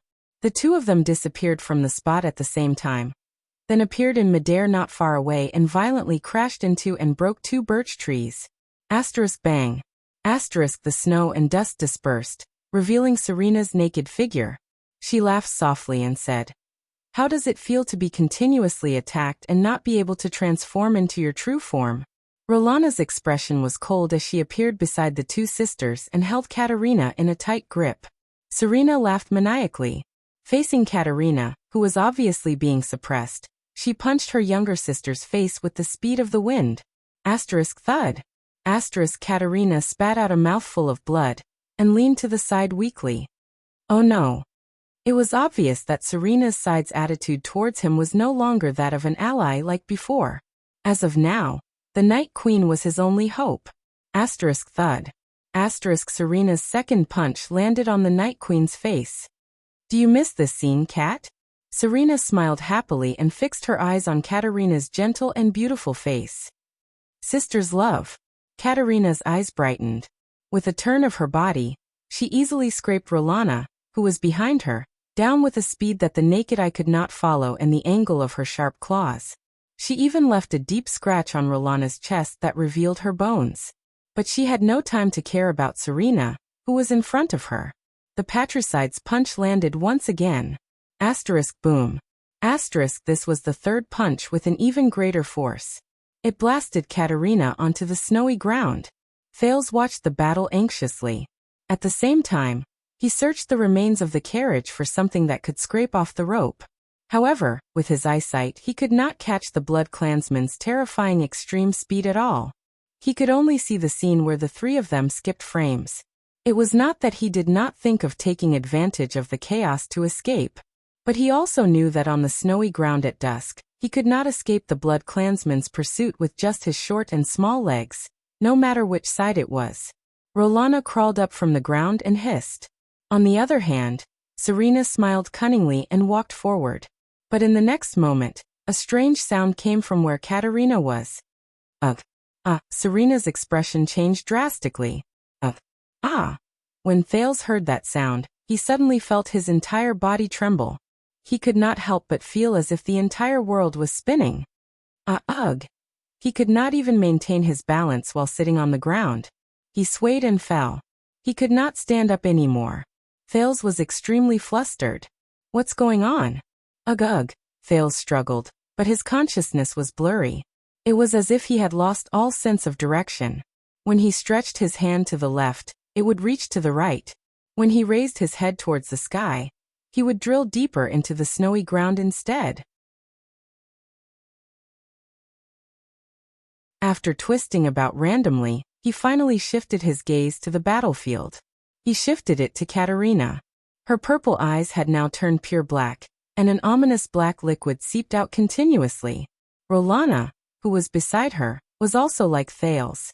As if drunk, she fell to the ground, gritting her teeth and cursing. Thales was shocked. Katerina is crying? He instantly remembered Katerina's nickname, the Weeper. So, is this her ability? Black liquid flowed from Katerina's eyes. She let out strange and mysterious whimpering sounds. She slowly stood up and looked at her older sister. Tears of the Bloody Night. Serena swayed her body and said furiously, "It can actually be used without a true form?" Under the strange crying sounds, Serena struggled to hold on. She wanted to punch her younger sister's chest before she fell. Thud. Thales watched in astonishment as Serena's fist was firmly clamped down by a sharp white claw with bone spikes on it. Serena furrowed her brows. Katerina, who had been suppressed all this while, raised her rapidly changing head. Her ears were elongated, her fangs were sharp, and bone spikes protruded. Her entire face turned into a strange, pale white color. Thales watched in a daze as Katerina's entire body swelled and changed shape. She grew white bony wings and slowly turned into a huge white monster. It was the true form, unique to Supreme Class Blood Clansmen. Bang. As Serena screamed in agony, her younger sister's fist pierced through her abdomen. Yes, sister. The white true form Katerina widened her pure black eyes and spoke in a hoarse voice. "My younger sister. Loves you very much too." Serena screamed and swung her body frantically. However, she was helpless against Katerina's strange cries. Looks like you are not recovering well, sister. Katerina's current appearance was as if she was crying and talking at the same time. She appeared especially terrifying. On the contrary, I have improved too much. The current me. I don't even need to transform into my true form, to use the tears of the Bloody Night. This is a forbidden ability that does not differentiate between friend and foe. As Katerina used the tears of the Bloody Night, that she spoke of, she raised her fist that pierced through Serena's abdomen, and pulled Serena in front of her. She revealed an expression that looked like she was crying and smiling at the same time. Thales closed his eyes in relief. Does this count as releasing an ultimate move in time? This change in the situation is really frightening. Katerina's bony wings slowly extended and spread open. The skin and flesh on her body began to fall. Very soon, she would completely transform into a pure white true form blood clansman. However, "Now Rolana," Serena said with her last breath. Katerina furrowed her brows. Rolana, who was lying on the ground, seemed to have adapted to the feeling of losing her balance and direction. She tightly hugged Katerina, who was still transforming. "Princess Katerina, I am sorry." Rolana flashed a charming smile, which immediately turned into a bitter and pathetic smile. "But this is for freedom." An ominous premonition assaulted Thales' heart. Bang. In the next moment, Rolana's entire body exploded into black blood that filled the sky. It splattered all over a small corner of the world. Katerina, who had yet to completely transform, and the heavily injured Serena were drenched in black blood. Both of them covered their faces with their arms, resisting the black blood that filled the sky. A mere few seconds passed. However, the strange cries stopped abruptly. What replaced them was Katerina's screams. Ah! This is... She raised her trembling hands and looked at the black blood on them. She hissed in disbelief. Foul blood poison. Katerina seemed to have been splashed with sulfuric acid from Thal's previous life. Her entire body trembled in the black blood, and her entire true form began to wither. Without the effects of the tears of the bloody night, Thales sat up and watched the scene in a daze. What is this? At this moment, Serena tightly covered the wound on her abdomen and let out a sincere, wild laugh that filled the sky. Ha ha ha ha ha. In the next moment, the skin and flesh on her body fell off inch by inch, and a crimson stratum corneum grew and took shape. Her ears elongated, her bone wings pierced through her back, and bone spurs and sharp claws slowly took shape. Serena instantly turned into a huge blood-red monster. Other than the color, she was almost exactly the same as Katerina. There was only one difference. She was different from Katerina's pure facial features, even though she had transformed into her true form. Serena's facial features, Thales trembled as he recalled a scene that he did not want to recall the most. A huge black mouth that split open to the back of her ears. A pitch-black, empty nose. Eyes that resembled two irregular black holes. This was, other than the fact that her skin was no longer charred and withered. This was the horrifying mummified Serena that Thales saw in the black coffin in Vine Manor that night. Thales watched this scene with cold sweat dripping down his back. He suddenly understood the meaning of Katerina's so-called ugly woman. Really? So ugly? Serena, who had an inelegant true form, opened her huge mouth and revealed similarly irregular fangs. She let out a wild roar at Katerina, as if she had caught her prey. Asterisk roar. Thud. Asterisk amidst true form Serena's hoarse and shrill laughter, and Katerina's pain screams. The Night Queen's pair of bone wings were snapped off. Asterisk rip. Asterisk in the next moment, Katerina's left arm was torn apart. Blood splattered everywhere. Asterisk crack. Asterisk this time, her right arm was forcefully snapped off. Katerina, who had lost both her arms and wings, roared madly. However, the true form Serena only revealed a victorious smile, and punched her into the snow-covered ground. Asterisk boom. Asterisk the horrifying true form Serena raised her red claws that were at least twice as long as the average bloodclansman's, and slashed downwards. Asterisk rip. Asterisk she forcefully chopped off Katerina's legs. Katerina's true form appearance finally disappeared completely, and she returned to the adorable Queen in Black. However, she was already powerless to reverse the situation. Thales watched this reversal in a daze. Not good, he said in his heart. Not good at all. Katerina, whose limbs were all severed and her wings shattered, spat out a mouthful of blood indignantly. She watched as the true form Serena slowly returned to her normal appearance. The true form of a supreme-class bloodclansman is very terrifying, Serena said happily and enchantingly to her younger sister, who was lying on the ground, looking extremely miserable. However, very few people know that the process of transforming from a normal state into a true form is a process of changing the tissues in our body and undergoing blood transfusion and rebirth. Serena pulled up the cape left behind by Rolana after she sacrificed herself and wrapped it around her body. She sat down next to her younger sister and pretended to sigh. At this stage, the bloodclansman's immunity towards special poisons is at its weakest.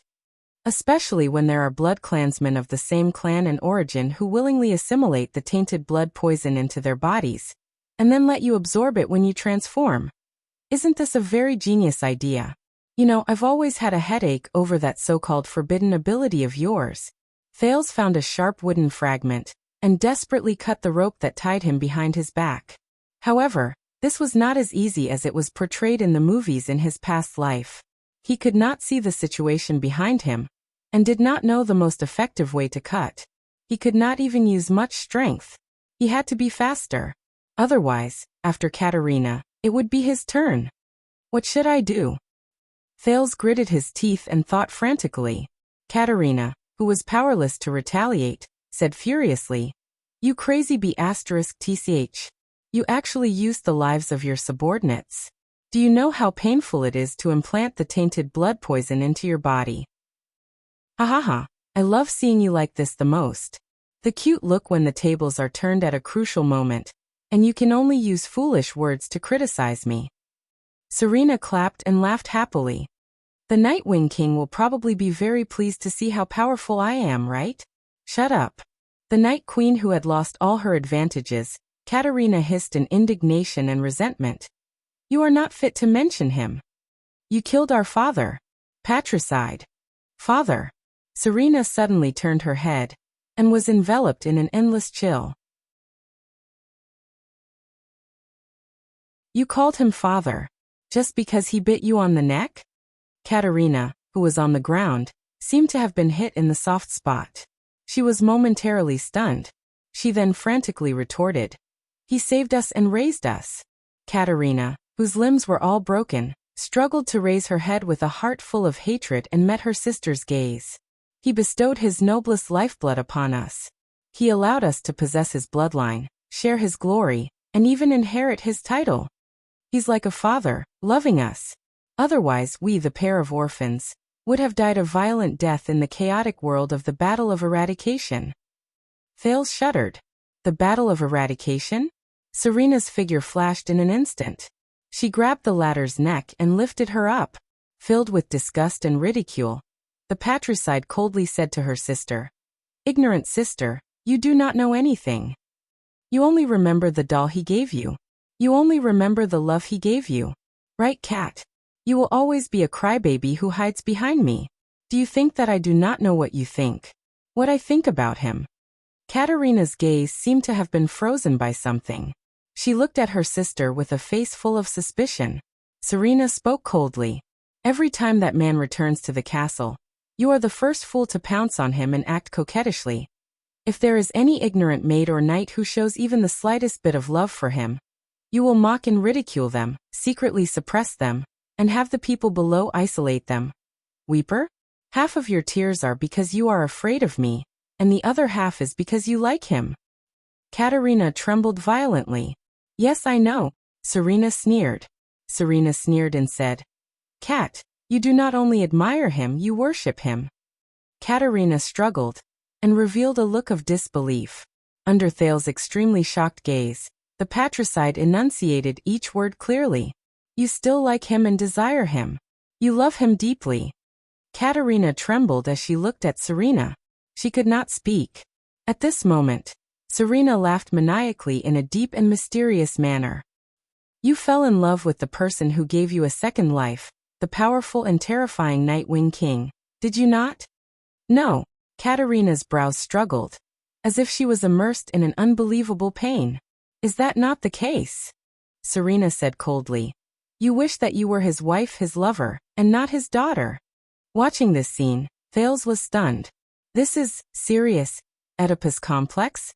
Thales lowered his head and sighed. Unfortunately, his life and death were still in the hands of this queen. He struggled to stand up.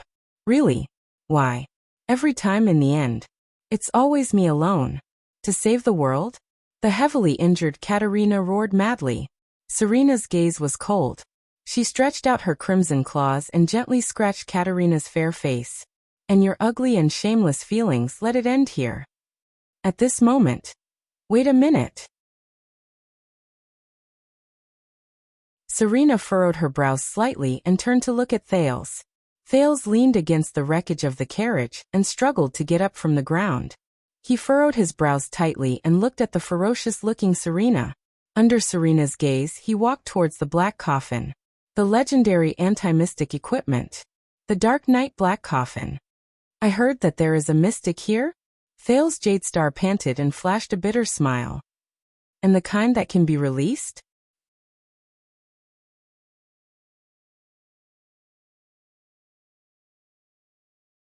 Chapter 90. The Tower of Eradication, the House of Legacy, the Truth Library. This was a huge warehouse. The red light of sunset penetrated through the original crystal drop glass roof and shone on the rows of giant bookshelves. The books and records made of all kinds of materials were illuminated, making them look dazzling. Can you be more serious? A thin, handsome, middle-aged man with short gray hair was holding an everlasting lamp. He stood behind a row of huge bookshelves and looked at the other side of the bookshelves with dissatisfaction. There was a sickly blonde young man leaning against a bookshelf. Eternal Star City's Level 2 police officer, Cohen Caribbean, raised his head with a tired expression and looked at his teacher, Zadie Tafner. The police officer raised his hand with his last breath. Hey, I asked someone to apply for a month's leave, and it took me 7 days to rush to the Tower of Eradication. I didn't even catch up on my sleep before you dragged me here. I only ate 2 pieces of bread in between. Cohen slapped his stomach and protested weakly. What's wrong with you? Can't you at least show some concern for the students? His teacher, the middle-aged man, Zadie Tafner, snorted. He put down the everlasting lamp and picked up another book without a care. You were the one who suggested to look at the Inheritor's ancient book. You knew Xiao would not agree to it, you stubborn Far Easterner. I can only hurry up and come with you while he's not here. Thinking about Master Xiao, who was one of the inheritors, and his temper, Cohen leaned against the bookshelf behind him, feeling that he really could not bring himself to look for books. He said helplessly, Xiao, didn't he give up the right to inherit the Far East's #1 sword sect to come to the Tower of Eradication? I thought he wouldn't be so conservative after doing such a thing. How would I know? Xiao's inheritance has all sorts of strange rules. In any case, I still haven't figured out the operating rules of those sects. If we're from the Far East Sword Sect, then as a student, you should kowtow to me respectfully the moment you enter. If you disrespect me like now, Zadie stared at Cohen fiercely, I can cripple your swordsmanship. Cohen rolled his eyes. Did you find any connection between the Disaster Swords and Blood Bottle Gang? The police officer asked listlessly. No, it's still the things that you and I both know. Zadie unhappily stuffed the ancient sheepskin book back into his hands. Because my efficiency is very low. There's another student who refuses to get up to help. Cohen pretended that he did not hear the last sentence. He said in a low voice, then why don't you tell me about the current attitude of the tower towards the disaster swords? How much do you know? Maybe I can combine it with the information I saw at the police station? Jedi stopped what he was doing and looked at his own student. He was silent for a while. In the end, he sighed and said, All right, but if you want to know, you have to join our secret team. Secret team? Cohen turned around curiously. Simply put, it's a small group of people in the Tower of Eradication who have been given a special mission. Their goal is to fight against the legacy of the Sword of Eradication outside the tower, which is also known as the Disaster Sword. I'm in. Cohen's eyes lit up. He had to join. He had to understand more about the Disaster Swords and the violent power of eradication, even if for Raphael and Miranda. He secretly clenched his fists. So straightforward. Jedi said in surprise. Then he smiled happily. All right, this team has Chartier and me. Now there's one more. Cohen opened his mouth wide. You guys. There are only 3 of us? A team of 3. To fight against the Disaster Swords? Cohen looked as if he had been tricked. He looked at his teacher in disbelief. You must be joking, right? What's wrong with 3 people? After all, we are a secret team. We have an official name. Jedi slapped his thigh and said with an unfathomable look. Xiao calls us the Purgers. Cohen's expression froze. Purgers? Purging traitors? Then Raphael. But Chartier thinks that based on the blood debt that Crassus committed, it's better to use the name Avengers. Jedi leaned forward with a serious expression. And I think that based on the importance of our mission, we should be called. Cohen subconsciously wanted to cover his ears, but Jedi had already spat out the words. Kill Crassus, rebuild the Tower of Eradication, revive the extraordinary swords, and save Errol's Jedi team. Cohen looked at his teacher with disdain. Haha, I'm joking. The atmosphere is too serious. Looking at Cohen's expression as if he had eaten **T, Jedi laughed and patted his shoulder. But then he sighed. But unfortunately, until now, our knowledge of that violent power of eradication is limited, Jedi said disappointedly. After all, what we felt when we fought against them was not the full picture of their power of eradication. Cohen also became solemn. Is there no result at all? Jedi looked at his student. After a few seconds, he pursed his lips and said seriously, no, there are still results. At least we know that the violent and crazy power of eradication that originated from the disaster swords Crassus. Actually, it's to imitate a mysterious and terrifying power from ancient times. Look, Serena, why don't we sit down and have a good talk? Thales smiled as he looked at the despairing Katerina and the smug Serena. He said, there's no need to be so violent. Oh, Serena raised her eyebrows and threw Katerina away. Asterisk bang. Asterisk the latter crashed into a nearby tree and struggled to raise her head. Serena gracefully walked towards Thales. Let it out. Serena looked at the black coffin and flashed a seductive smile. Ow. Kick it with your legs. Thales' heart started beating uncontrollably. Calm down. At least she let go of Katerina. This is my only chance. I must seize it.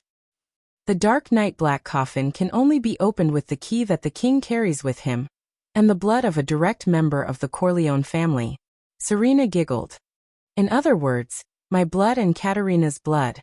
In the distance, Katerina raised her head strenuously and looked in his direction indignantly.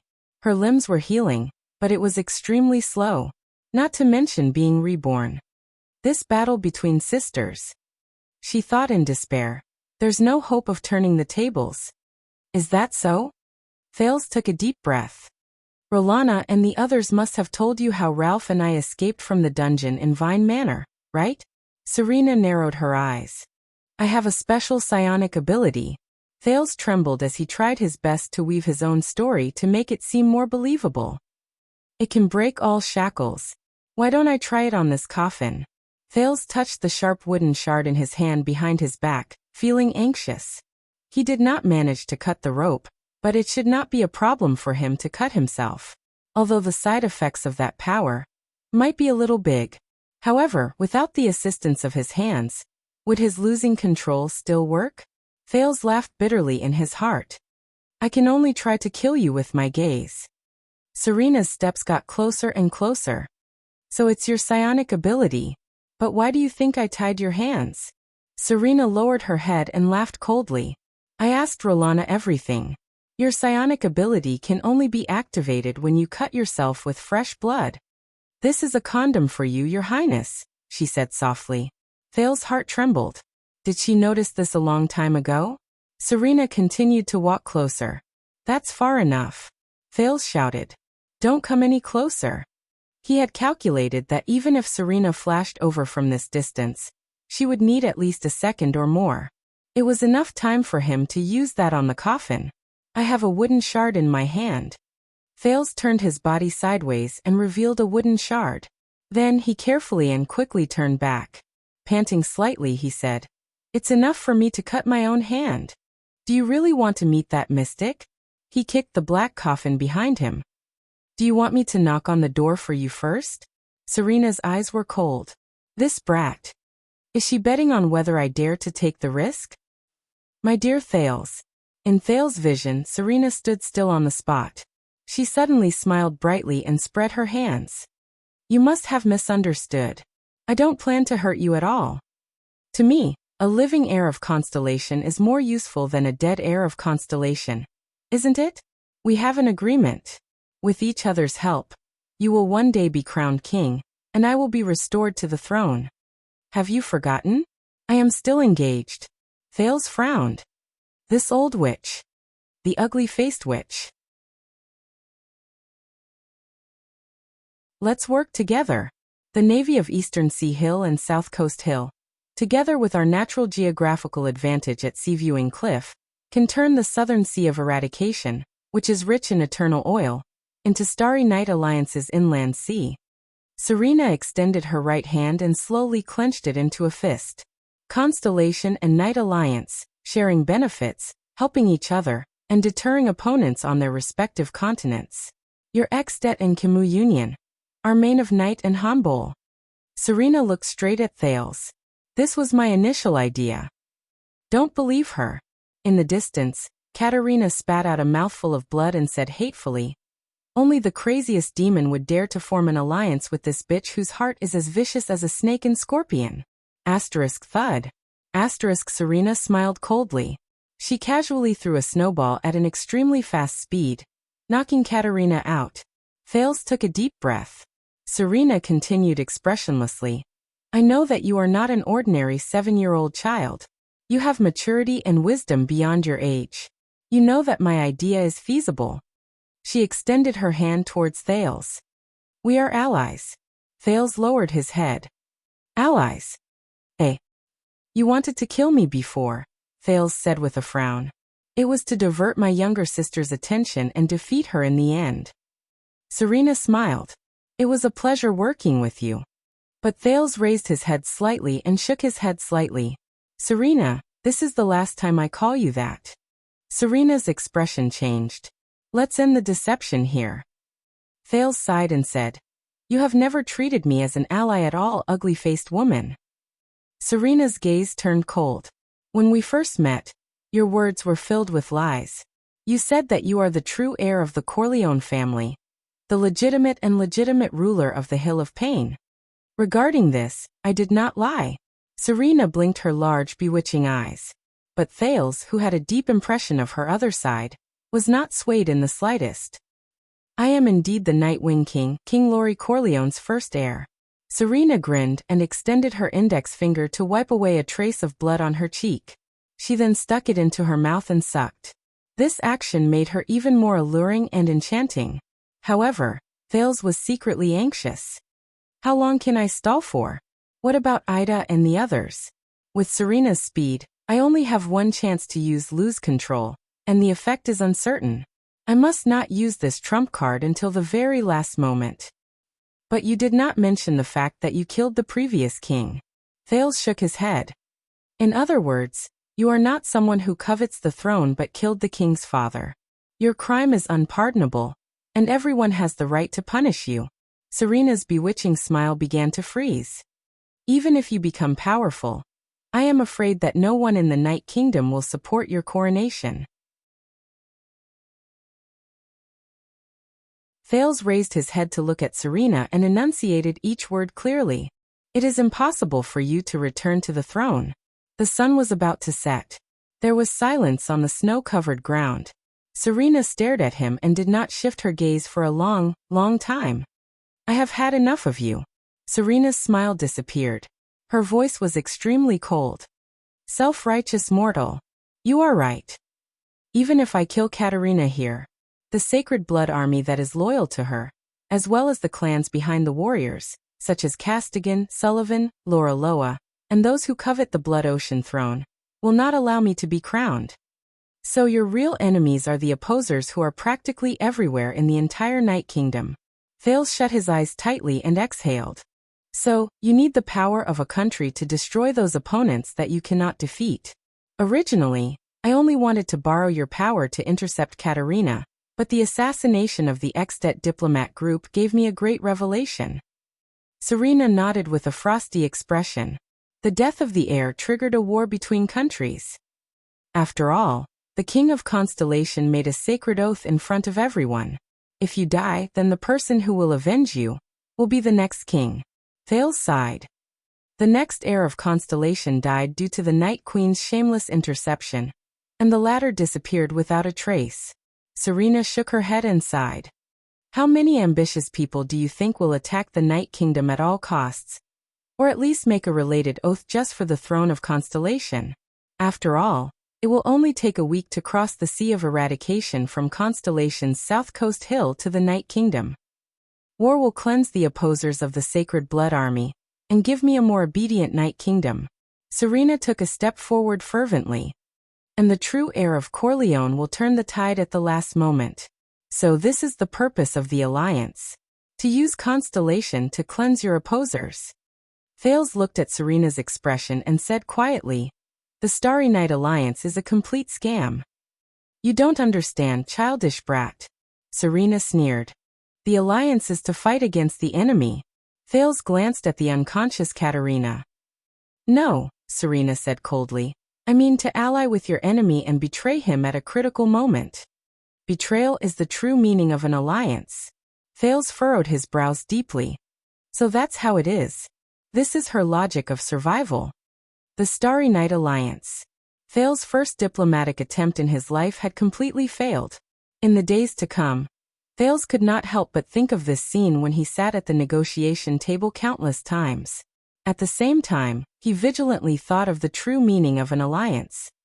Many historians were surprised at how the Starry Night Alliance could be so stable between two incompatible races during that era.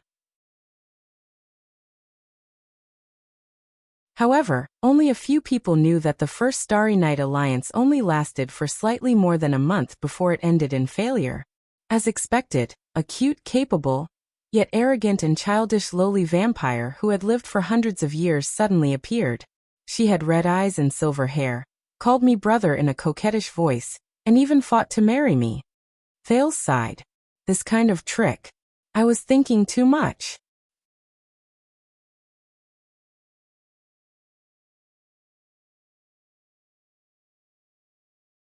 Chapter 91. They, the heirs of the disaster sword, want to imitate a type of power of eradication? Cohen raised his eyebrows. Imitate?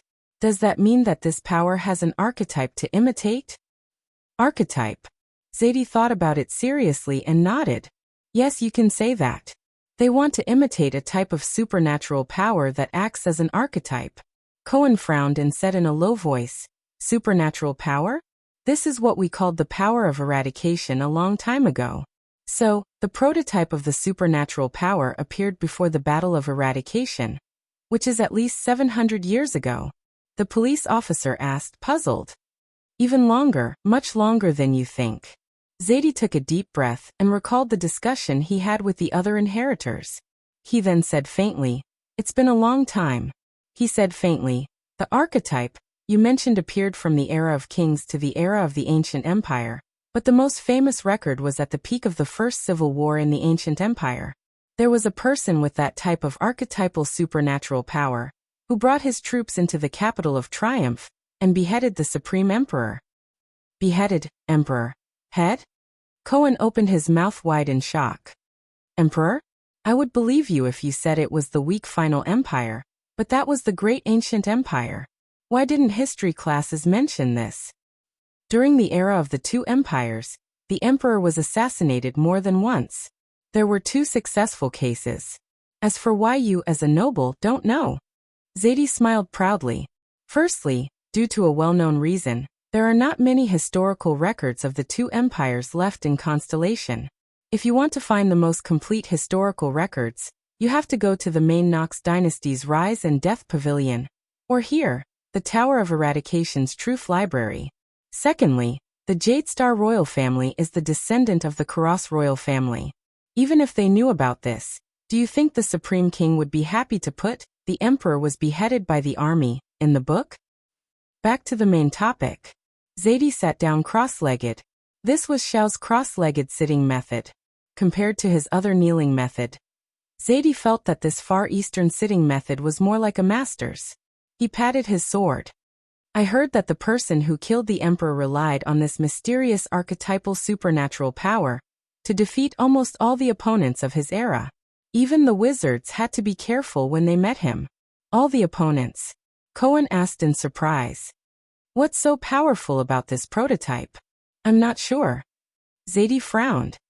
It was recorded in Crassus' own notebook that the biggest characteristic of that kind of supernatural power is that it has no characteristics. Nothing special? Zadie spread his hands and said irresponsibly, anyway, that's what Crassus wrote 100 years ago. That's not right. Cohen furrowed his brows and said doubtfully, if this supernatural power is really that powerful, wouldn't it have become the most popular power of eradication in the past 1,000 years? Wouldn't it have been learned and practiced by everyone? Yes, why isn't it widespread? That's the weird part. Zadie had a mysterious look on his face. He looked like he wanted Zadie to know what was going on. We figured this out. Cohen raised his eyebrows and crossed his arms, refusing to ask. In the end, Zadie rolled his eyes at him, but he couldn't help but have the desire to confide. Cross's notes are vague, but there are clear records about the awakening and upgrading of this power. This is the joint research of him and another inheritor. Cohen stared at him curiously. Zadie opened his mouth softly and spat out words with a distinct Far Eastern accent that sounded like a poem. To transcend through life and death. To reach the peak of life and death. Cohen widened his eyes and opened his mouth. He shook his head twice. I don't understand. Zadie sighed. Our normal power of eradication, including the 4 original supernatural powers, needs to be awakened through unremitting swordsmanship and combat practice. However, this prototype cannot be awakened through practice, nor can it be improved through practice. Zadie narrowed his eyes mysteriously. As a power of eradication, it can only be awakened when the owner is in danger and is about to die. There's a chance for it to awaken. Cohen widened his eyes. To transcend through life and death. To reach the peak of life and death. It can only be awakened in a situation where death is inevitable. The huge truth library was filled with silence. 3 seconds later, Cohen opened his mouth in disbelief. No way. So the people who have this prototype power of eradication are all? Yes. Zadie frowned, full of doubt and confusion. He said a few words. They are people who have experienced death. Cohen touched his abdomen with an unpleasant expression. There, the wound caused by the disaster swordsman from Blood Bottle Gang still seemed to be aching. Zadie's expression was complicated as he said, the awakened with this kind of prototype power of eradication are very few lucky people on the battlefield. They only awaken after suffering a fatal injury, and I guess that most of these people died from their injuries not long after they awakened. For example, you did not die immediately after your throat was slit, and then awaken this power. Then, with the recovery ability comparable to a great dragon, you healed your wound and stood up alive? Cohen frowned. It doesn't sound like something a human can do. The police shook his head in disbelief. He could not understand the meaning of this power. But it still appeared, his teacher said with his head lowered. I have another conjecture, and Xiao agrees with me on this point. Under Cohen's breathless gaze, Zadie slowly explained his reasoning. The stronger a person is, such as a supreme class to a superclass, the harsher the conditions to improve this power of eradication. The requirement for certain death will be even more brutal, and the death rate will also be higher. That is why Crassus wanted to imitate it and not copy it. Cohen sighed. I guess that the crazy and ruthless aura is the side effect of this power of seeking death. Jedi nodded. So, even the lucky ones who survived, if they want to improve and become stronger after obtaining this power, they will have to go through even more tragic experiences of death again and again. Very few people survive, and the others. So, Zadie sighed. It is impossible for it to be widely spread. Don't you think it's contradictory? Cohen raised his hand on the ground and protested. If you want to awaken, you have to seek death. If you want to become stronger, you have to seek death. Why did I practice this power of eradication? Haha, becoming stronger is not necessarily for survival. Zadie Tafner, the supreme class inheritor of the Tower of Eradication, chuckled. Don't underestimate people's determination to pursue power and become strong. Isn't Disaster Sword Crassus an example? Why do you think he imitated this dangerous power of eradication? Cohen furrowed his brows. Power? Become stronger? Raphael. Why did you do it? Cohen touched his head and thought of a question. Other than that Emperor Slayer, are there any records of other awakened ones? Who was the first awakened in history? Didn't I tell you? Zadie scratched his head in an inelegant manner. If Director Lorbeck was here, he would have recognized this scratching gesture that was almost identical to Cohen's. We went through all the ancient books, and Xiao even went to the Rise and Fall Pavilion of Main Nox. The first suspicious record of it appeared during the Age of Ignorance. At the Iron Blood King's famous human's last line of defense, a heavily injured 16-year-old soldier awakened a supernatural power that could not be upgraded, and became a joke. The second time it appeared was during the Age of Kings, on the eve of the Holiness Exorcism campaign. An ordinary 18-year-old infantryman came back alive from the Orcs' encirclement. After that, he mastered supernatural power, and became a superclass. I guess other than experiencing death and their young age, you still didn't find anything, right? Cohen scratched his head. Zadie stared at him for a long time. No, we did find something, Zadie muttered. These people have one thing in common. What is it? Cohen immediately became spirited and widened his eyes. Remember the guy who chopped off the emperor's head? We have the life of that emperor slayer. Zadie sighed. He was also a knight and a Northlander. Cohen looked puzzled. Zadie narrowed his eyes.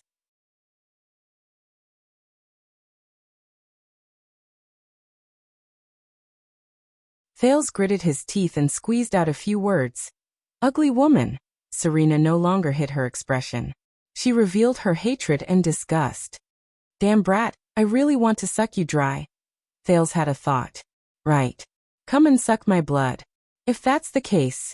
Serena moved her face closer to him and took a deep breath as if she was smelling a delicacy. Her long eyelashes grazed his eyebrows.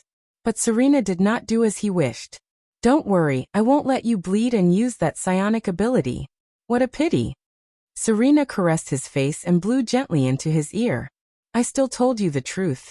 Your blood is really nourishing. In the next moment, Thales was grabbed by the neck by Serena and lifted into the air. Why is she in this position again? Thales cursed in his heart. He could not breathe again. Serena sighed. Do you think I'm happy to pretend to be a little girl who can't speak properly and suppress my disgust to act coquettishly towards you? In the next moment, Serena's gaze turned cold. Or, do you think I'll really patiently wait for you to ascend to the throne, and then wait for you to become a white-haired old man to give me a mercenary troop that won't hurt me enough to restore my throne? Her grip tightened. Serena? Little girl? How dare you call me that? I've lived longer than all your ancestors combined, she said fiercely, almost crushing Thales's throat. For your rudeness, she said coldly. I'll let you taste the pain of being on the verge of death. Thales kicked and flailed in pain, but his hands were still tied behind his back, and he couldn't even make a useful struggle. I've gone too far, he thought in pain. A long time ago, Hestad told me that there was a great Khan from the Kisari tribe who was good at fighting. He once said this to his best ally. Serena said coldly as she looked at Thales' struggle without a care in the world. She said coldly, I grant you death without shedding blood. Oh, that's silly taking a beating sword style that has been in decline for thousands of years? Cohen hit his palms in realization. I thought that since Quaker's Holiness Exorcism campaign, during the Age of Kings 3,000 years ago, after we completely defeated the orcs, no one practiced it anymore. Show some respect. Although many of the sword moves were used to defend against the orcs and the great dragons, they seemed childish and ridiculous in the subsequent wars. Zadie straightened his body and said seriously and solemnly, but that is, after all, the sword of origins of supernatural powers. Since the 4 original supernatural powers were born from it, why is it impossible for it to give birth to a 5th type of unusual power? So we can deduce the necessary conditions for the awakening of the prototype power of eradication. Cohen reacted and frowned. Yes. Zadie nodded solemnly. First of all, you have to be very young. Maybe above 12 years old, but below 20 years old. Also, you cannot practice any power of eradication. Secondly, you have to have a complete foundation of the Northland military sword style. Thirdly, and most importantly, you have to experience death, but you cannot die immediately. Lastly, you have to have, as you said, a powerful recovery ability comparable to the great dragons, to survive from fatal injuries. This will ensure that your awakening will not be the last scene of your life. Then you have to repeat the process. The scion raised his head and glanced at the sky outside the glass. The sun was about to set. He remembered the silent figure with a sword on his back. I will find this power. No matter how hard it is, no matter what price I have to pay. If this is my path.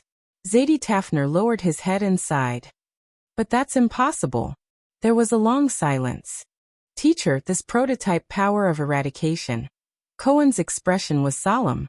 This time he was no longer impudent, but used honorifics instead. Does it have a name? Zadie paused for a moment and nodded slowly. Yes, The Emperor Slayer gave it a name. According to the legend of the ancient Bright God Church, after people die, if their souls cannot return to the kingdom of God, they will descend to hell. At the entrance to hell, in front of the residence of the 7 great kings, there is a dangerous and terrifying river. On it, there is a treacherous ferryman who rowed the boat all year round, and was in charge of receiving these dead souls. That river is called Hell's River. Cohen was secretly shocked. He had heard of this legend. Maybe it's not just a legend? So when you see Hell's River, you see death. But the Emperor Slayer believes that there will always be some people who have souls that even Hell's River is unwilling to collect. The ferryman of Hell's River will send them back to the human world. They see Hell's River, but they return from death. Cohen widened his eyes. He heard Zadie enunciate each word clearly. So, that kind of power of eradication obtained after returning from death. It is called by the Emperor Slayer the sin of Hell's River.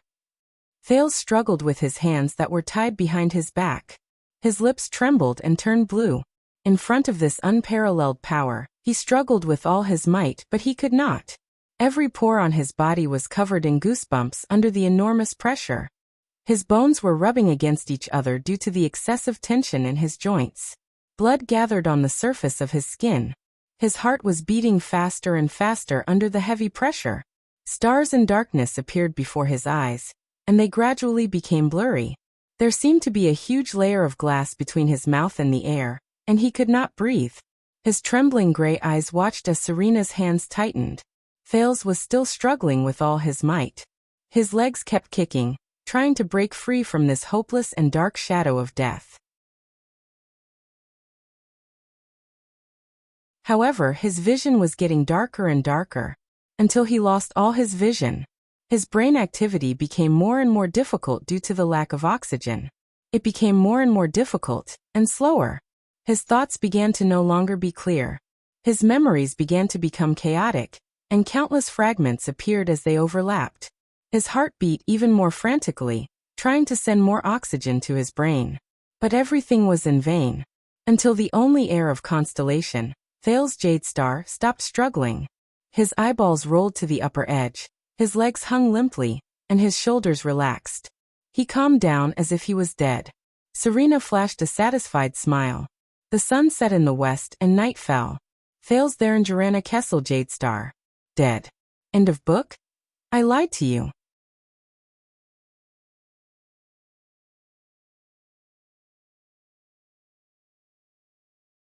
Chapter 92.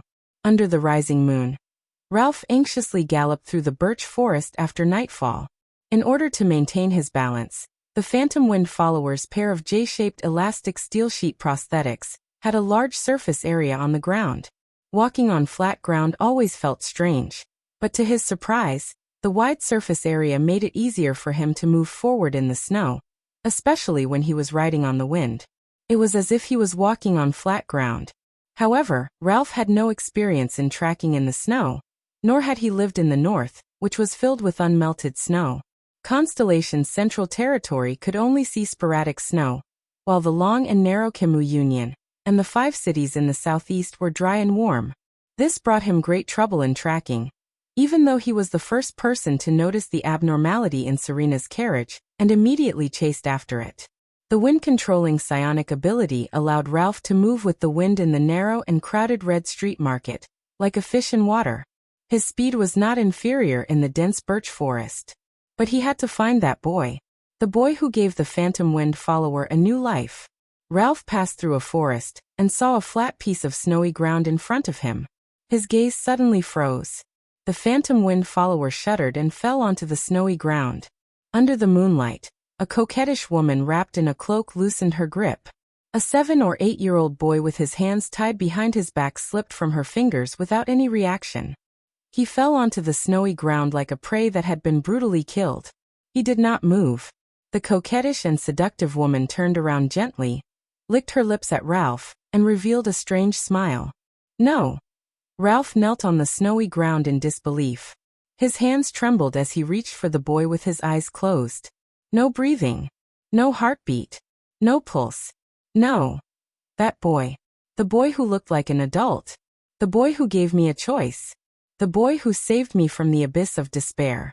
The boy who taught me how to read, spell, and communicate with sign language. Dead. No. Ralph raised his head.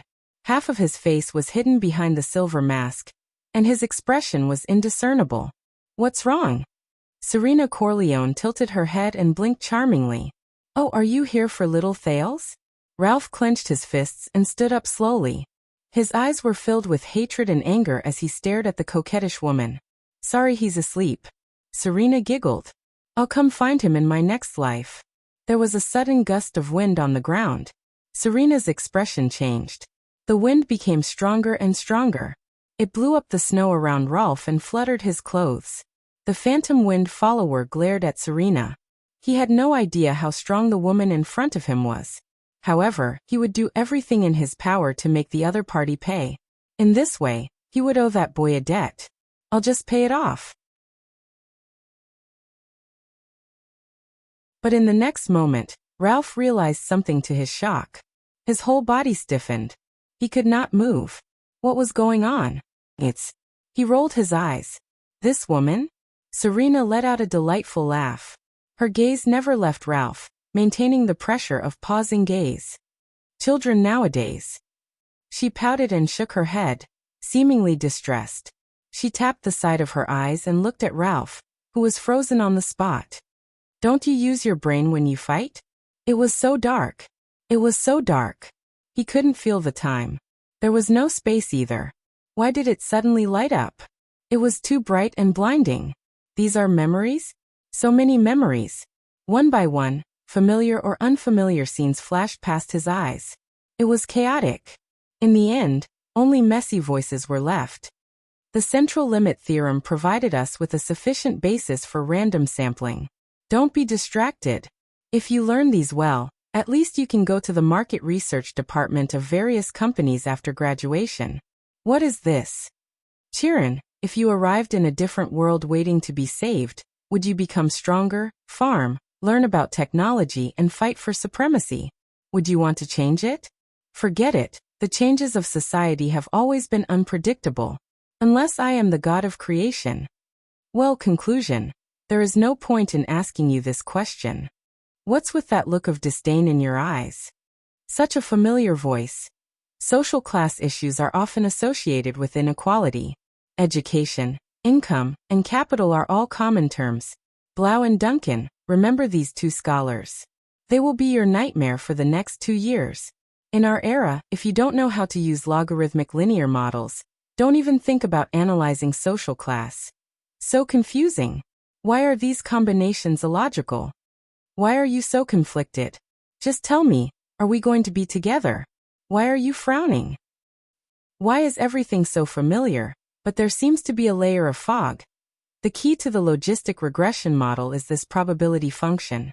The probit model is actually similar to it.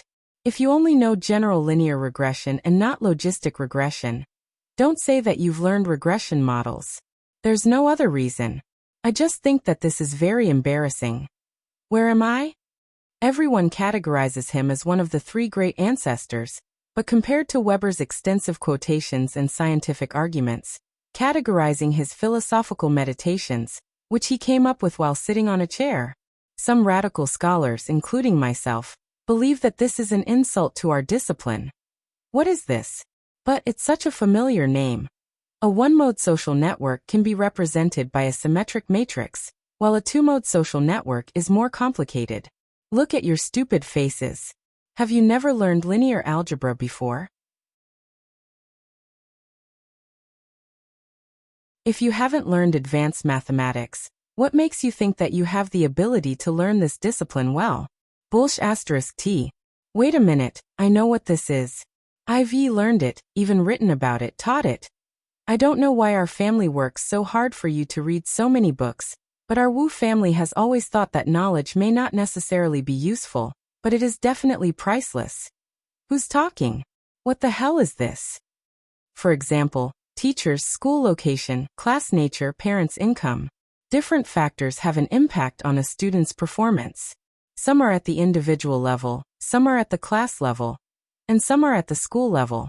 If we don't distinguish the effects of different levels and simply assume that they are effective in the same dimension, the conclusion that what has the greatest impact on a student's performance is unconvincing. Therefore, in education, a hierarchical linear model is often used to overcome this point. This principle is also applicable to our research. I know. I definitely know. Damn it. Why can't I remember? Marx and Weber had diametrically opposed opinions on the autonomy of a country. The difference between the two types of national power defined by man is, did you not read the text? Can't finish it?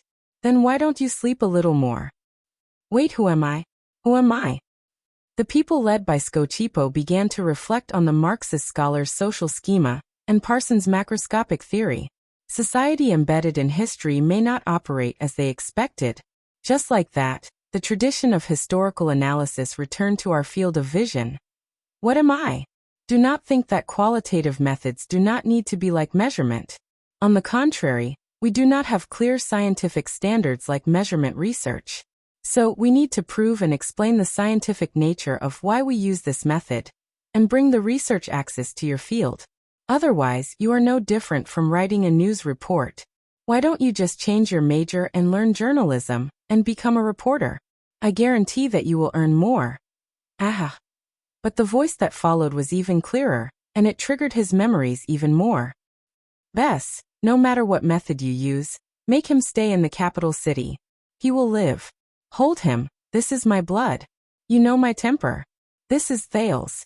Send him to the 6th house. Look at your silly face. Brat, I guarantee that you will not live to the 2nd year. No. Don't hit me. Don't. I'm just. Do you really not want to drink water? It's just next door. Listen to me, let me think of a plan. My name is Karak. I heard that you are the leader of your house. From today onwards, you have to give me half of the money. This is the last potion, no more. You don't come here anymore. Wait. There are some old clothes here, you can take them. Brat, you have to call me Sister Jayla. Standing above the heavens, surpassing the gods, looking down on all living beings. You can say no. But you cannot refuse. This is only the first time you have lost control. I know that you have something that he doesn't. Didn't King Nuvan want fairness? Using my son's life in exchange for his son's life. An unprecedented amount of memories flashed in his mind. It almost squeezed his consciousness until it exploded. Suddenly, everything became quiet. Darkness descended again. He felt much more comfortable. He was sleepy. Maybe it was time to go. Go back to where he came from. Or sleep from then on. At this moment, 2 unfamiliar voices rang in his ears. One of them sounded old and experienced. Such a soul. Oh, it is of unprecedented quality. Yes, mother feels it. The other voice was flat and shrill. Wait, the smell of danger is the same as 600 or 700 years ago. Thou art always cautious. Relax, mother will handle it. Strange, mother is hesitating. She doesn't like it or reject it. There are 4 forces pulling it, 2 going down, 1 going up. What a powerful life force. There is no one above to save it, but it is still rising. At this rate, it will rise back to the top in no time. And there is another force. Oh my God. Why are you panicking? Have you ever seen such a mixed blood and mixed soul? How is it possible? Unless Alchemy Tower and Soul Tower work together. Don't lose your composure. Keep to your duties and mind less about the matters above ground. Moreover, the 3 great magic towers have been destroyed for 1,000 years. 1,000 years, is it? My long-term memory has deteriorated again. Mother has made a decision. Let it go, let it rise. Prepare to open the countercurrent gate. Countercurrent gate? It can't be, right? One just rose back more than 30 years ago. It's too short. Will mother allow this frequency? At least wait until the last one falls back. Do not ask, do not speak. This is mother's will. You can only obey. Then he felt that everything around him was shaking violently. Asterisk boom. Crack. Asterisk it was as if something had suddenly shattered, and he seemed to hear a clear and crisp sound. In the next moment, as if he had emerged from the surface of the water, He smoothly inhaled a gust of air in the invisible pressure and darkness. It was not just a gust of air. It was a force that surpassed mortals. Heir's Jadestar remembered who he was again. At the same time, his senses returned. All the pores on his body seemed to have opened up in an instant, greedily accepting information from the outside world. His sluggish joints no longer rubbed against each other, as if they were lubricated by a force. The blood that had gathered on his skin returned to his blood vessels, as if it had received an order to provide nutrients for life. His heart, which had been beating too fast due to lack of oxygen, returned to a regular, slow beat. It was only stronger and more powerful than before. Heir felt it. A force started from an unknown corner of his body, rose rapidly, and instantly filled his entire body. The pain in his throat slowly disappeared. He could even feel that many of the small, hidden injuries in his body were slowly recovering. Soon, Heir felt the coldness under his body, the strong wind around him, and Serena's familiar laughter. Like a drowning person who had been saved, Heir opened his eyes abruptly. Immediately after, he looked at the sky while trembling, opened his mouth wide, and sucked in a breath of air that he had not breathed in a long time, as if he had been separated from it for many years. Phew, everything was the same as before. He was alive.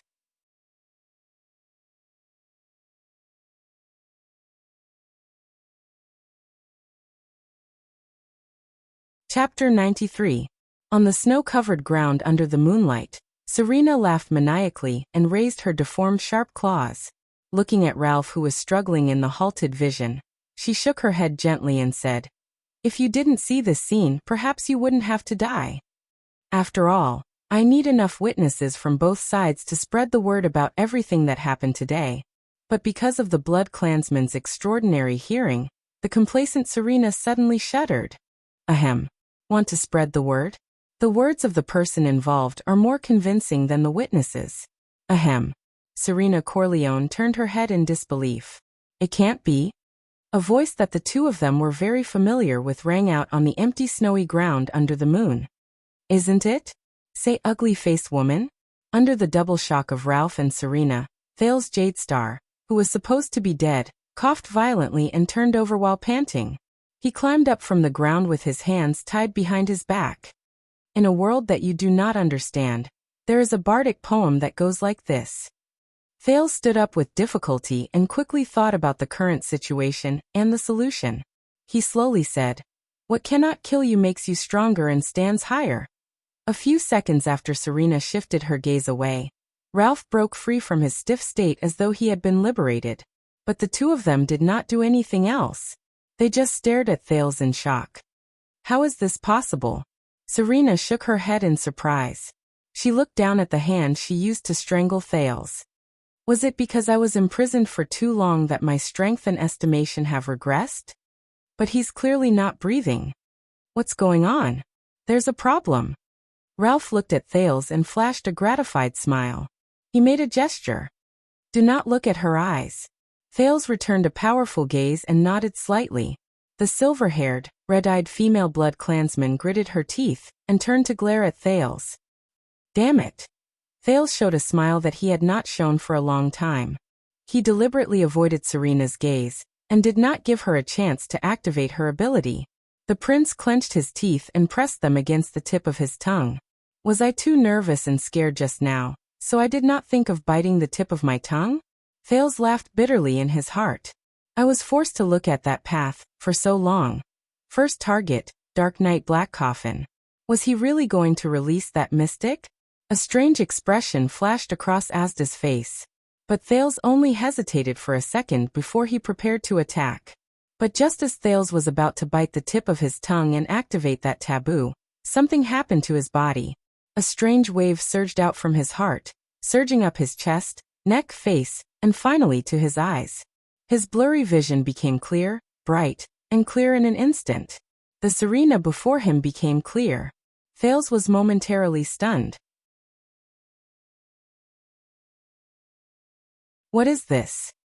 He felt that Serena was like a blood-red lamp that emitted a piercing red light in the boundless darkness.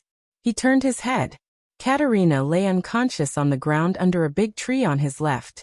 She was panting unconsciously, and a dim white light flashed in her eyes. Am I seeing things? Thales blinked in puzzlement as he looked at the scene before him.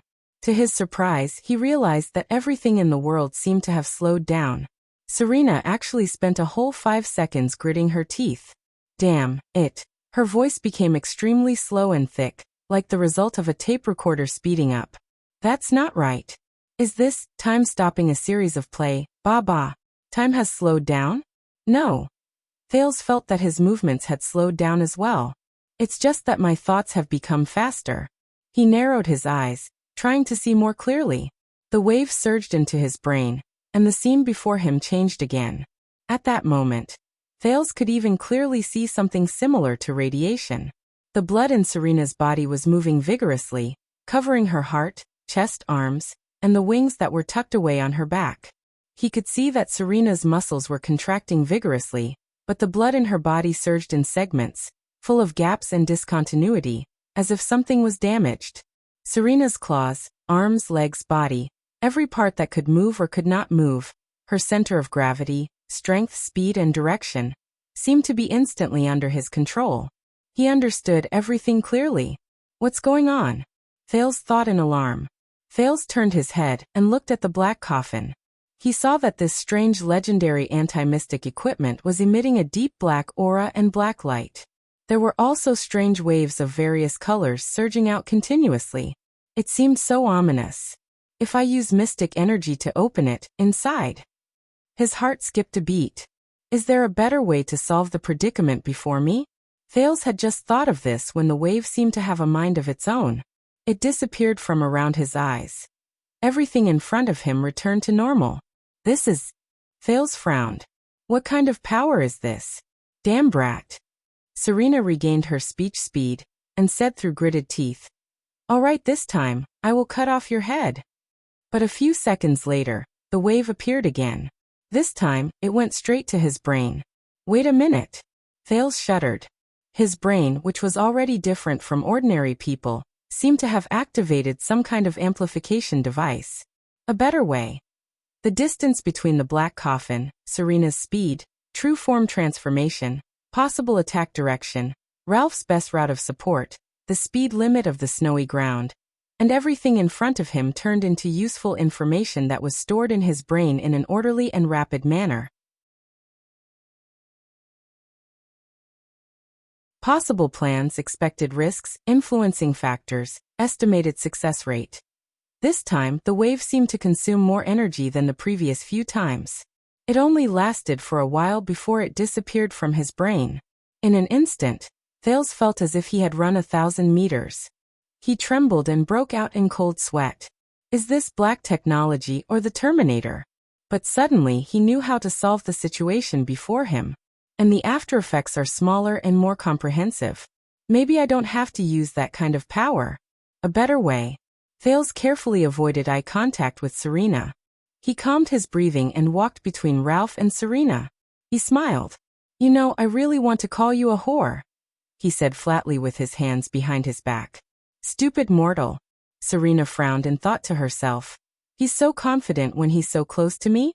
I'll kill this brat first. It's best if I decapitate him. There's nothing to be afraid of. The key was that super-class cripple. The female blood clansman glanced at the silver-masked Ralph. I have to make sure he stays and not let the truth leak. Faster. Serena gritted her teeth. Chris and Istron won't be able to drag this on for long. Oh, then why not? Serena smiled as if she was performing a magic trick. Her speed was so fast that Thales gasped in amazement. My dear Thales. She calculated the distance between her and Ralph, as well as the speed at which she transformed into her true form and pounced forward. Ralph furrowed his brows. He saw that Thales' hands, which were tied behind his back, were changing rapidly. Even though there was no head and chest, he could still recognize them. Push me left tree. Twice in a row. Ralph narrowed his eyes. What a familiar feeling. Just like the time in the dungeon. Because if I called you a whore, I was afraid that I would insult this sacred profession, Thales said flatly. So in your heart. Serena chuckled and moved her claws. Whores are sacred. But I still have to thank you. Thales exhaled. Under Serena's astonished gaze, he enunciated each word clearly. At least before you killed me, you told me the truth. My blood is very nourishing. In the next second, Thales swung his hands behind his back. Begin. Before Serena could react, Ralph's pupils trembled. His psionic ability was instantly activated. A gust of wind rose out of nowhere and charged towards him. Asterisk whoosh. Asterisk, but it did not attack Serena, who was fully on guard.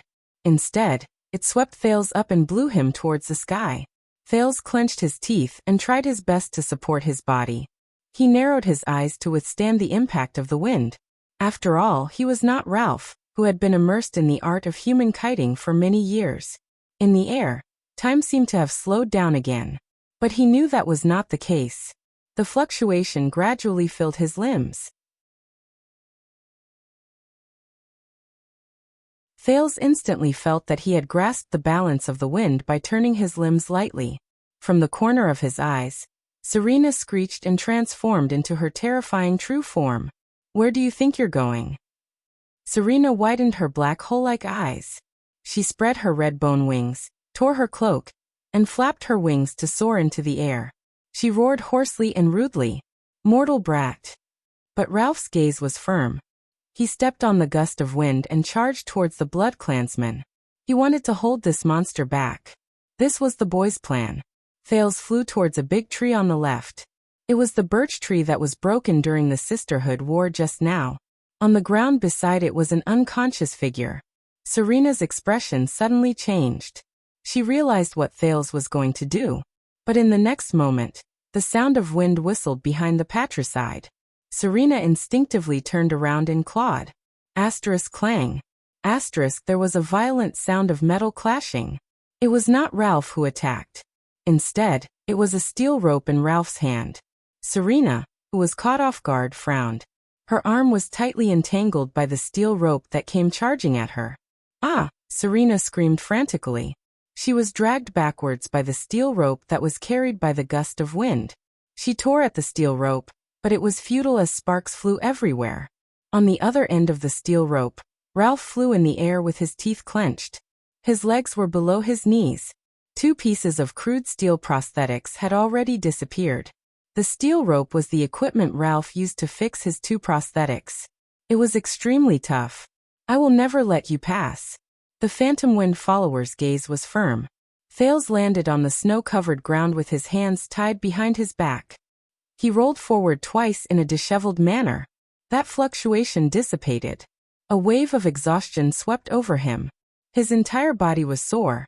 Some of his joints even felt as if they were being torn apart. Thales vaguely understood that this was because his current physical fitness could not keep up with the balance he made with the help of the wind just now. But he still struggled. With his hands behind his back, he squirmed and crawled in front of that person. That was the key point of his plan. Katerina Corleone. The Night Queen who was on her last breath. Asterisk thud.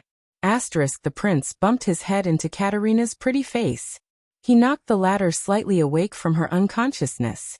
He stared at Katerina's unfocused gaze and spat out 2 words. Bite me. Katerina, whose limbs were all broken and only her torso left, was heavily injured and unable to continue, raised her head with difficulty to glance at him. The transmigrator said coldly, "That's right. Suck blood." However, the Night Queen, who had lost her confidence, merely glanced at the situation in the field before she shook her head powerlessly and bitterly. "It's useless. My injuries are too severe. You should leave quickly. Perhaps you can escape." Katerina lowered her head as if she had resigned herself to her fate, and closed her purple eyes. On the other side, Ralph was still using the steel rope to maintain his distance from Serena, while struggling to deal with her. Thales furrowed his brows tightly. This woman. And she's even a queen? At this moment, Ralph's pained groan came from afar. I can't waste any more time. Thales made his decision. The prince, whose hands were tied behind his back, licked the tip of his tongue and furrowed his brows tightly. Didn't Serena say that it's my blood? It's more nourishing. In the next moment, Thales closed his eyes, bit the tip of his tongue with his upper and lower teeth, and fiercely knocked his chin on the snow-covered ground. He heard a small p sound. Then, a wave of intense pain traveled from the tip of his tongue. Thales was in so much pain that tears came out. The feeling of biting my tongue. It hurt so much. But Thales still struggled to stand up with tears of grief. Without hesitation, he threw himself onto the ground next to Katerina without any hesitation. Then under the shocked gaze of the head of the Corleone family, the Weeper and the Night Queen, Katerina van Corleone, Thales fiercely kissed Katerina's lips. Katerina subconsciously wanted to struggle, until Thales' eyes widened in anger and stuck the tip of his tongue, which was filled with blood, into her mouth. A second passed. Katerina's entire body trembled. This is the taste of this blood. Ah! Ralph's furious roar came again. Thales furrowed his brows and stared at Katerina's incredulous gaze. This woman. Why is she so unreasonable? Her sister, Serena, was obviously intoxicated with excitement, savoring it carefully, and looking like she was about to attract fans. Could it be that she doesn't like? But he did not finish his thought. Because in the next moment, Katerina struggled with her broken body and revealed a terrifying, thirsty and bloodthirsty gaze. The purple-eyed blood clansman, who only had her torso left, suddenly turned around and pressed the 7-year-old child under her body. Thud. The Night Queen lunged forward wildly. She bit Thales' mouth tightly, madly sucking his blood. Pain. Thales felt a sharp pain from his tongue. Once again, Thales cried in pain. Ugh! He desperately shook his head violently, forcing Katerina to let go of his mouth. Thales' tears flowed as he panted intensely. I was wrong. This is definitely crazier than her sister. Thales raised his head and furrowed his brows as he stared at Katerina, who was on top of him and had a fierce look on her face because she was disturbed from eating. In the next second, like an impatient lover, Thales anxiously extended his head and exposed the skin on his neck. He said to Katerina without a care in the world, "Quick, neck! Hurry up!" Katerina revealed a longing gaze. She lowered her head fiercely and used her teeth to tear open the collar on Thales' shoulders. Hey, you! Before Thales could finish speaking, Katerina angrily bared her fangs and fiercely bit his neck. She started sucking his blood. Pain, sucking sensation, dizziness, numbness, and pleasure all assaulted Thales' mind in an instant. Thales cried in pain and looked pitifully at Katerina, who was ravaging his body. Powerlessly and bitterly, he finished his sentence. Can I be gentler? Amidst the strong wind, Serena grabbed onto a tree and finally steadied herself. Damned bug. I've played for long enough. In the next second, she raised her head ferociously, grabbed the steel cable fiercely and pulled it. The great strength strengthened by the true form was activated. Ralph, who was at the end of his tether, was dragged along by the great force on the steel cable. He crashed into a birch tree beside him and fell powerlessly onto the snowy ground. Ralph climbed up with great difficulty, but he could only lean against the birch tree weakly after losing his prosthetic leg. Ralph used his psionic ability to breathe in a mouthful of cold air again. He stretched out his arms and flung out 2 hidden blades. He rose into the air again and faced Serena head-on. They fought at close quarters. But Ralph was caught by Serena's nimble claw in the blink of an eye and struck his first hidden blade at a tricky angle. The strength in Ralph's sword disappeared. Clang. The blade, which was not as hard as the steel cable, shattered inch by inch. Serena's strength was ingenious. Ralph, who was in the air, suddenly froze. He had no choice but to first adjust the wind to reduce her strength. However, in an instant, Serena expressionlessly extended her long leg and stomped heavily on his other arm. Ralph grunted and flew backwards. His arm seemed to have been fractured. In the next moment, Serena's face was ferocious. She flapped her bony wings and instantly accelerated towards Ralph. Her sharp claws attacked. Clang. She crushed Ralph's last hidden blade with her claws. I miscalculated. Ralph thought disappointedly. I can't stop her at all. He remembered what the air mystic had told him a long time ago. I have seen quite a number of supreme class people. Their fighting styles are basically, Asta said slowly at that time. They can control their attacks freely, meticulously, perfectly, and without any hesitation. The battles between supreme-class people seem boring and simple, fast and monotonous, but this kind of terrifying control between the millimeters is far from what those brats in superclass who waste their energy or strength recklessly can imagine. As for your problem, if you encounter a supreme class, Asda's blue robe was so distinct that Ralph could still remember his indifferent and colorless face.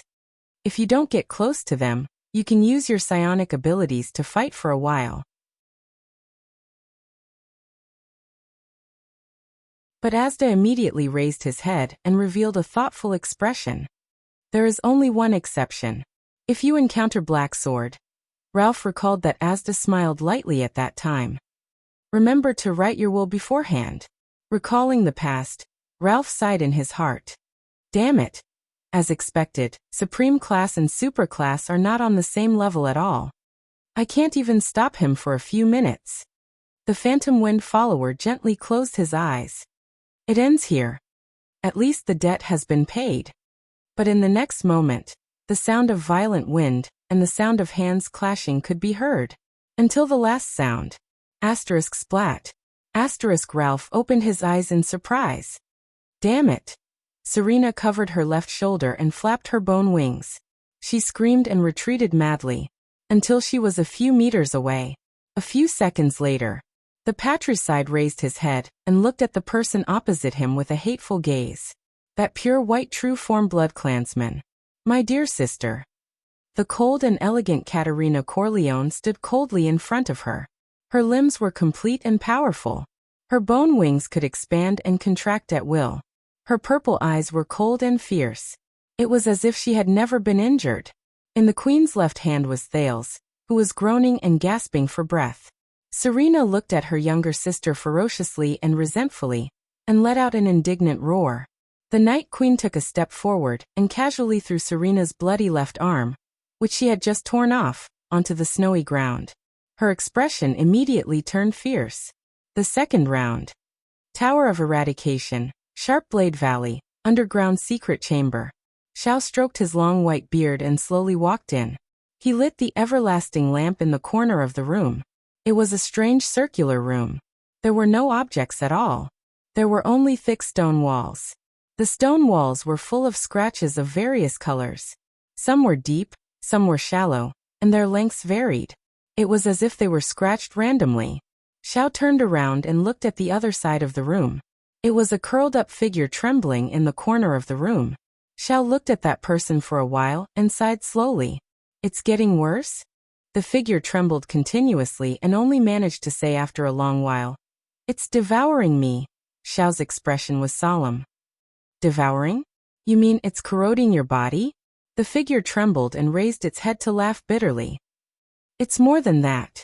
This kind of power, it's like it's going to happen to me. It's alive. Xiaoyi frowned. What's going on?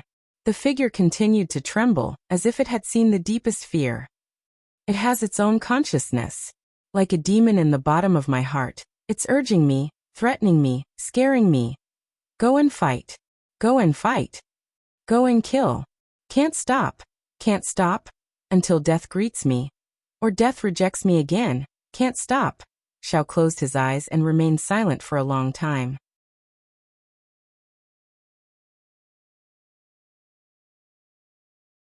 When he opened them again, his eyes were already red.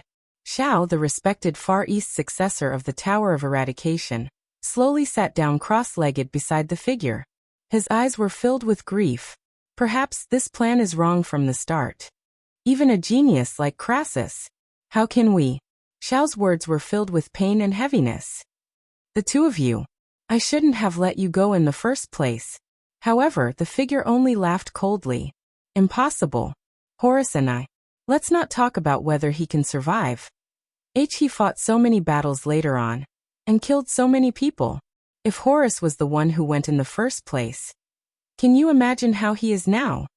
The figure curled up even more. Xiao gripped his sword tightly. His heart was filled with regret and pain. He sighed for a long time. When the figure saw Xiao's expression, he tried his best to smile. Teacher, don't worry. I can hold on until I complete my mission. I can. Xiao extended his hand in anguish and placed it on the figure's shoulder. He could not help but say, "You've worked hard, child. You've endured for more than 30 years.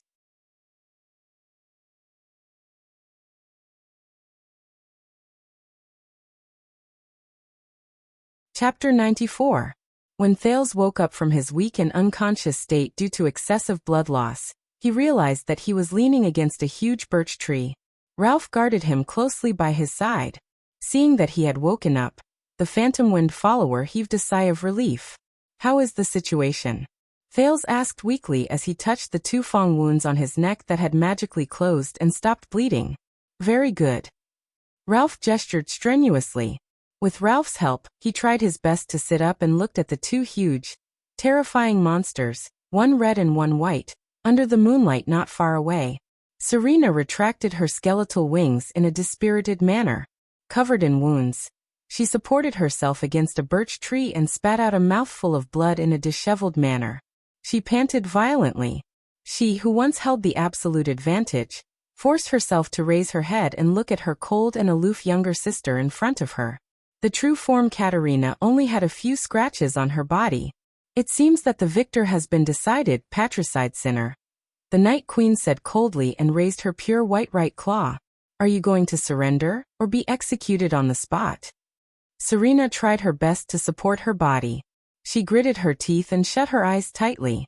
In the second round of the death match, Serena, who was greatly weakened and had used up all her trump cards, faced Katerina, who had instantly recovered and was full of vitality, and was even stronger than before. Other than her left arm being cruelly torn off from her back, her right calf was also broken. One of the results of Katerina's tears of blood. She could not even maintain her balance while standing on the ground. One of her skeletal wings was torn into 3 pieces, and her body was covered in layers of lacerations. 2 of Serena's only right claw were broken as well. A terrifying bloody wound down from her ugly face to her chest. Serena resisted the dizziness caused by her severe injuries, and stared at everything in front of her in a daze. Did I fail? Racking my brains for a plan. Using every trick in the book. Using Constellation's power to purge the Sacred Blood Army's opponents. Using Constellation's power to ambush and restrain Katerina. Or at least cutting off the wings around her. Even in the worst-case scenario, I must be able to hide and protect myself. These goals. Serena looked at the weak boy not far away in despair. None of them were achieved? Why? Freedom. Serena lowered her head and sighed. Why is it so hard? Her eyes dimmed, and her body began to be unable to support the true form which consumed a huge amount of energy. Her blood and tissues automatically withered and changed. Her body shrank, and she turned from an ugly-faced woman back into the alluring Serena. Very well, if you still have one good point, sister. Katerina narrowed her eyes. Her claws gently scratched a birch tree beside her, leaving a deep mark. That is, you can always seize the opportunity to surrender to save your life. The naked Serena, who had transformed back into her human form, sneered weakly. She forced herself to say, "Of course. An older sister always loves her younger sister." At this moment, Serena's and Katerina's ears twitched at the same time. Swoosh. From the birch forest nearby came the sound of someone flying at high speed. In the next second, the old butler Criscorleone's figure appeared in front of Katerina. Tong. After exchanging blows with the astonished Katerina, Criscorleone instantly retreated to Serena's side. He took out the cloak he had prepared beforehand and draped it over Serena. The luxurious clothes on his body were tattered. Part of it was torn when he transformed into his true form, while the other part was left behind from the fierce battle with Hestad. "Your Highness." With just a glance, Criscorleone understood the current situation. He said with a solemn expression, "Your Highness." With a solemn expression, he said, "I strongly suggest that we retreat for now." Thales frowned. He remembered Gilbert's evaluation of this old blood clansman. The Night Queen revealed a complicated expression. "Criscorleone, with your achievements in battle, you can be conferred a marquis. I still remember the surprise in my father's eyes when you mentioned that you wanted to serve us as a butler. Now that I look at it, he trusted his old subordinate too much. Katerina raised her pure white and strange true-form head and furrowed her brows slightly. Where is Hestad? He got what he wished for, Your Highness Katerina. Criscorleone turned around and politely bowed slightly to the second young lady of the family, the true head of the Corleone family. Hestad died in battle in a glorious and joyful manner. He left without regrets and was freed from the pain of immortality, leaving behind only us old comrades. Criscorleone sighed secretly in his heart. To continue suffering in this world full of lies. Hearing the news of her subordinate's death, Katerina roared ferociously and spread her skeletal wings again. At this moment, there was a sound from the trees. Asterisk swoosh. Swoosh. Swoosh. Asterisk more than 10 human figures appeared behind Katerina one after the other, as if a frame skipped. The warriors of the Sacred Blood Army finally arrived late. Criscorleone supported the ashen-faced Serena and observed the worsening situation. His expression was grave and solemn. Your Majesty, although the remaining 12 men and women of the Sacred Blood Corps had injuries of varying degrees, they all wore resolute expressions as they respectfully saluted the Night Queen. Katerina did not even look at them. She only nodded slowly. Surround them, the traitors, she ordered coldly. At that moment, she seemed to have returned to her proper role. The aloof and mysterious Night Queen who had spread her name throughout the 200 years of war in the Eastern Peninsula. The 12 figures instantly spread out and firmly surrounded Serena and Criscorleone. Although no one gave them a second glance, Thales's heart still tightened when he saw these people appear. This is the Sacred Blood Army. They actually did not have many casualties in such an intense battle. Thales panted weakly and said to Ralph seriously, "Be ready at any time and act according to the situation. Both sides have a very deep grudge against us. Do not let down your guard." Ralph nodded. Thales began to worry about the others again. The Sacred Blood Army has so few casualties. How are Putre, Waya, Cora, and the others, as well as Jadestar's private soldiers? Did I forget about someone? Strange. Who exactly did I forget? Thales scratched his head laboriously and vexedly, trying to remember. But soon he would not have to be vexed anymore. "Ahaha, you are here, boy." A loud greeting came from behind him. Thales sighed. So it's her. Thales' female protector on this trip, Ida, dragged the dying and powerless Simon Corleone out of the thicket like a donkey pulling a mill. She immediately attracted everyone's attention. "I didn't expect you to still be alive," Ida said excitedly. Thales rolled his eyes. He turned his head and was stunned along with Ralph. "What's wrong?" Ida, who had a beautiful face, silver eyes, bright hair, and slightly swaying ears, casually tossed Simon aside. She exhaled as if she had been released from a burden.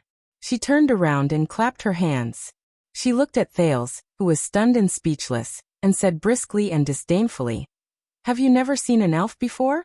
I've never seen an elf who is as beautiful and stylish as I am, and as handsome and elegant as I am? I'm guessing that with their sense of smell and hearing, that group of blood clansmen might have already found His Highness." Wyacasso cut the branches above his head and covered his left rib that had just been bandaged. He stared at the birch bushes in the dark and said with difficulty, "And we are still running around like headless flies." Putre lit a torch and carefully observed the footprints and wheel tracks on the snow. He said indifferently, "Instead of complaining, why don't you save your strength? You'd better save your strength. You may have to use your sword later, if you can still wield it." Behind him was a Jadestar private soldier who was left behind on the road. He was supporting Cora, who was almost unconscious. "Damn it, I lost Prince Thales on my first escort mission." Waya sensed his injuries and sighed regretfully. "I am probably the worst attendant to a prince in the history of Constellation." When he heard this, Putre's hand, which was holding the torch, suddenly trembled slightly. "No, Lord Putre Nemain, the diplomat group's vice diplomat, said slowly, "You are not." Wyatt turned his head and looked at Putre in surprise. The vice diplomat, who had always been indifferent to others, showed an unusual expression of loneliness and sorrow. "Believe me, you are not the worst attendant. Once, there was a prince's attendant, who was much worse than you are now. It can be said that he was a complete failure. Who? Waya asked in a daze. Which attendant? Putre closed his eyes dejectedly and only shook his head. At this moment, Waya's expression changed and he turned around quickly. The single-edged sword in the attendant's hand was instantly unsheathed and slashed diagonally behind him. Asterisk clang. Asterisk Putre covered his right shoulder, which was severely injured in an instant. He fell to the ground and panted continuously. It was a wound caused by a sharp claw. It was only a few inches away from his throat. Cora fell to the ground powerlessly. Beside him, the Jadestar private soldier knelt down in disbelief. He covered his neck that had been slashed open and struggled to inhale the last breath of air in his life. Damn it. Waya's action just now had affected the wound, which was not light to begin with. He gritted his teeth and endured the pain. He supported himself with one hand on the ground and raised his head to look at the enemy who had suddenly appeared. Very good intuition, boy. The super-class blood clansman with extraordinary speed, blonde and handsome Istrom Corleone, stood in front of them and licked his sharp claws that were covered in blood. He flashed a confident smile. At this age, with such skills and the power of eradication, you are one of the seeds of the Tower of Eradication, right? Istron took a step forward. His eyes shone with a cold glare. Will it taste even more delicious? No. Thales shook his head in resignation, letting go of the surprise and doubt in his heart. I have just never seen such a conscientious elf. The next moment, Thales' head was struck violently. Asterisk thud. Asterisk under Ralph's stunned gaze. Thales touched his head with tears in his eyes and looked at Ida pitifully. What kind of protector is this? Hey. What kind of expression and answer is that? Under Thales' tearful gaze and the hostile gazes of all the blood clansmen present, Ida snorted in dissatisfaction. She kicked the unconscious Simon Corleone by her feet without realizing it. I went through a lot of hardships, exhausted all my strength, and used all sorts of methods to capture this terrifying supreme-class opponent alive. Then I cleverly captured him as a hostage so that you would have more bargaining chips in your negotiations. Capturing him alive is even harder than killing him. I spent a lot of time. Yes, that's right. It's not because I got lost in the bushes. Ida raised her head proudly. Then I immediately rushed over to provide support, to save you. Thales rolled his eyes in resignation again. Thank you for rushing over now. There is only one question. Thales held his forehead and sighed. Are you a police officer? A what? Ida was stunned when she came to his side. Thales supported his weak body and sat upright. His expression changed and he said solemnly, You came at the right time. Capturing the enemy alive. Well done. Ida then curled up the corners of her lips and chuckled. Katerina turned her head and looked at the dispirited Simon on the ground. She then stared at Thales. You want to use him as a bargaining chip? Looks like you still don't believe us. Thales stared back at the Night Queen without showing any signs of weakness. Of course, you are Serena's younger sister after all. Enough. Katerina turned her head with a cold expression. She decided to settle the matters within her family first. She shouted, Serena Corleone, Chris Corleone, surrender yourselves. I promise that I will give you a fair trial according to our tradition. Chris looked at the Blood Clan warriors surrounding them and Ida in the distance. He sighed. He was prepared to change into his true form and fight for the last time. At this moment, Serena suddenly extended her hand and stopped her subordinate's movements. Do you think this is the end? Serena smiled wanly and looked at her younger sister, who was certain that victory was within her grasp. Katerina furrowed her brows. It has come to this. What other trump cards does she have?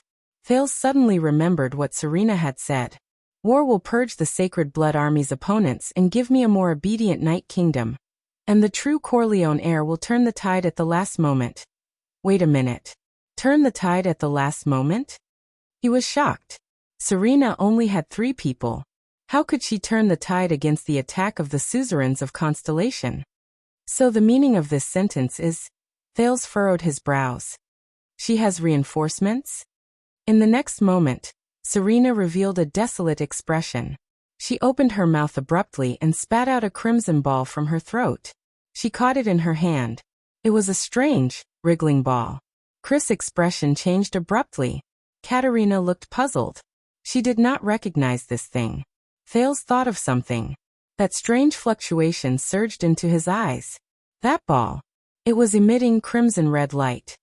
The texture of this light. Why does it look a little familiar? Thales' heart skipped a beat. He turned towards the black coffin in the distance. Is it the light of the legendary anti-mystic equipment? Could it be that the red ball is also? Why? Katerina asked sarcastically. Do you still want to fight to the last soldier? Serena ignored her. She only crushed the squirming red ball in her hand under everyone's watchful eyes, as if she had accepted her fate. The ball was crushed in her palm, and a red liquid flowed out. It was like blood. You forced me to do this, Serena said desolately with a hoarse voice. In the beginning nothing happened.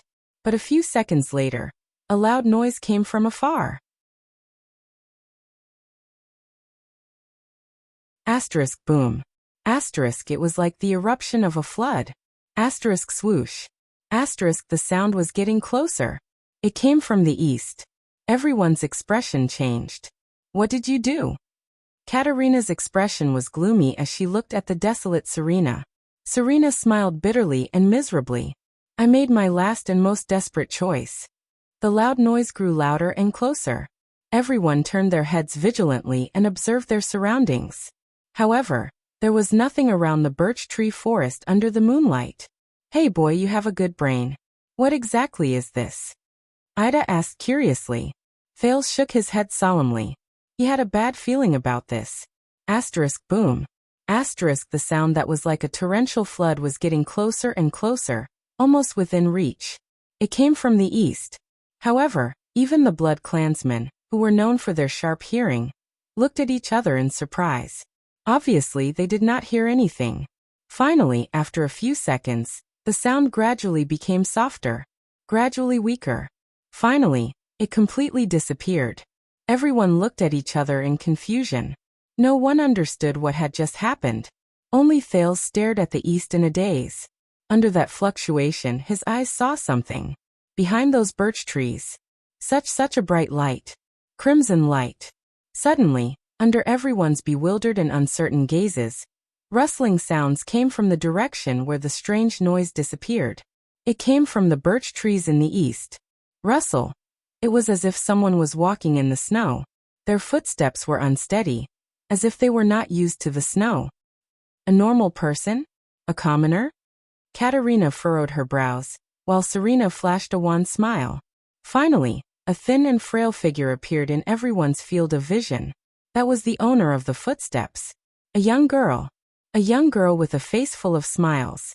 She slowly walked out from behind a birch tree. Seeing her, the heavily injured Serena Corleone trembled uncontrollably. Everyone else revealed surprised and puzzled expressions as they looked at each other. Only one person? Who is she? The young girl quickly swept her gaze across the entire place and said gently, "Oh, so it's here." Katerina furrowed her brows deeply. Who is she? Is she Serena's reinforcement? A delicate girl?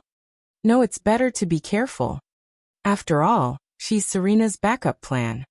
Katerina quickly considered the situation. The young girl flashed a smile. It was bright and dazzling, pleasant and gentle. However, Thales instinctively felt an unprecedented sense of danger. Can you give me that box? This was promised a long time ago. The young girl smiled and pointed into the distance. Thales turned his head. His face was pale. The young girl was pointing at the dark night black coffin. Katerina's expression was solemn as she cautiously took a step forward. No matter who you are, the queen said steadily, I advise you not to interfere in matters here. The warriors of the Sacred Blood Army had cold and stern expressions as they looked at the reckless young girl. Under Katerina's telepathic instructions, one of them nodded. 5 Blood Clan warriors instantly disappeared and blocked the path in front of the young girl. They stared coldly at the young girl. What? You want to say no? The young girl seemed a little surprised. Why are there people like this every time? I will be very distressed. Don't say no. Under everyone's bewildered gazes and expressions, she immediately smiled and shook her head. Don't. The young girl happily revealed her pearly white teeth. It will hurt. Thales looked at the strange confrontation between the nameless girl and the blood clansman in front of him, puzzled. The way she speaks, this attitude where she talks to herself. I seem to have heard it somewhere before. At this moment, a voice that was mixed with fear and trembling traveled into the air. Run! Everyone turned their gazes. The supreme class elite, Simon Corleone, who had just woken up, sat up. At this moment he was staring at the young girl with widened eyes. His face was filled with uncontrollable panic, like a mouse that had seen a cat. Run, Simon! Katerina could not stand it anymore. She shouted sternly to stop him. You have forgotten yourself.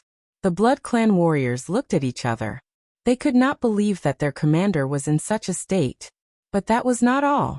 In the next moment, the battle-hardened supreme class elite, the Marquis of the Corleone family, one of the terrifying four wings of Night King, the famous flashing wings Simon Corleone, actually moved his buttocks on the snowy ground like a child. He curled up and trembled. No. All of you do not know. All of you do not understand. It. The young girl looked at Simon tenderly and grinned. Simon immediately shuddered. He trembled, and under everyone's incredulous gazes, his handsome face twitched.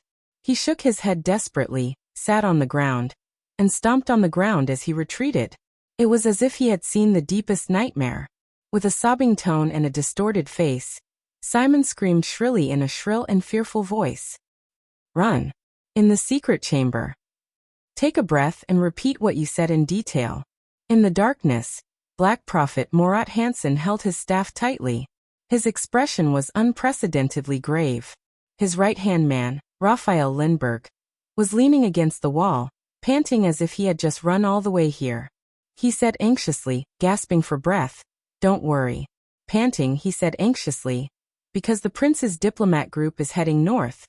We placed them at the border between Constellation and Extet. The people who are searching for Ramon are also preparing to withdraw, but both of them have not returned. 1 day ago, someone found one of their corpses. Raphael lowered his body and held onto his knees. He clenched his teeth and panted, trying to calm down this breath of air. And then, Morat asked calmly, how did they die? In the next moment, it's. Raphael raised his head, panted, and said through gritted teeth. It's that. Morat's pupils shrank. He tightened his grip on the staff in his hand, and listened to Raphael finish the word.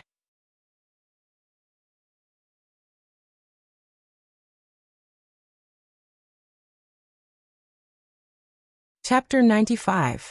In front of the castle's gate. Simon Dolly tugged on his heavy chainmail helmet, and clenched the polished spear in his hand. He stood behind his master, his cousin who was 17 years older than him, the Knight of Angor Dolui, adjusting his breathing. Beside him and behind him were countless knights and warriors. They stood behind the castle's gate. Everyone had different expressions. Some were trembling nervously, some had a determined look in their eyes, and some looked numb and unfocused. Many people were whispering to each other. Simon vaguely heard words like monster and annihilated. His cousin, Knight Angor, nodded at the middle-aged man in a purple robe beside him. The latter turned around and left. Simon recognized him. He was Wizard Shili from Soul Tower. He was the wizard consultant of Sword Lake City. But why did he leave? Simon thought doubtfully. Soul Tower has been destroyed. Where else can he go? Knight Angor rode on his horse and lifted his helmet. He looked at Simon worriedly. The latter tried his best to stand straighter. I'm a knight squire after all. Simon thought nervously. I can't embarrass myself in my first battle serving my cousin. Knight Angor did not look at his cousin anymore. Instead, he raised his head with a determined look. He turned his horse around and looked at the knights and soldiers. They are outside the gate. He shouted. Those shameful followers. The Redalians, the Nedardians, the Kalansans, the Red Earthlings, the Northlanders, the Far Easterners, and perhaps the Damned Empire's people. They come in all shapes and sizes. But I don't care. Angor's determined eyes glanced at everyone. Because they all have one thing in common. Angor pulled out his long sword from his saddle and shouted with all his might. We don't have long to live. Almost all the knights and warriors raised their weapons, knocking them or raising them high. In the metallic sounds and the rain of blades, everybody followed their commander and instinctively roared. Wuxia! Simon was among them. He roared at the top of his lungs. This gave him a lot of confidence when he first entered the battlefield. The victory of the Northlanders proved that those monsters, those calamities, are not invincible. Angor shouted. And what we are facing is just a broken army. Many people held their weapons tightly. We will crush them. Wuxia! Open the city gates. Elder Leo ordered loudly. The soldiers at the top of the gate turned the winch, and the gate of the castle began to rise. Knight Angligo, the commander of the assault team, rode his horse to the front of the team. Simon quickly held his gun and followed. After you open the gate, no matter what you see, remember. Commander Angligo raised the iron-colored longsword he inherited from the Temple of Knights. His sonorous voice traveled into every warrior's ears.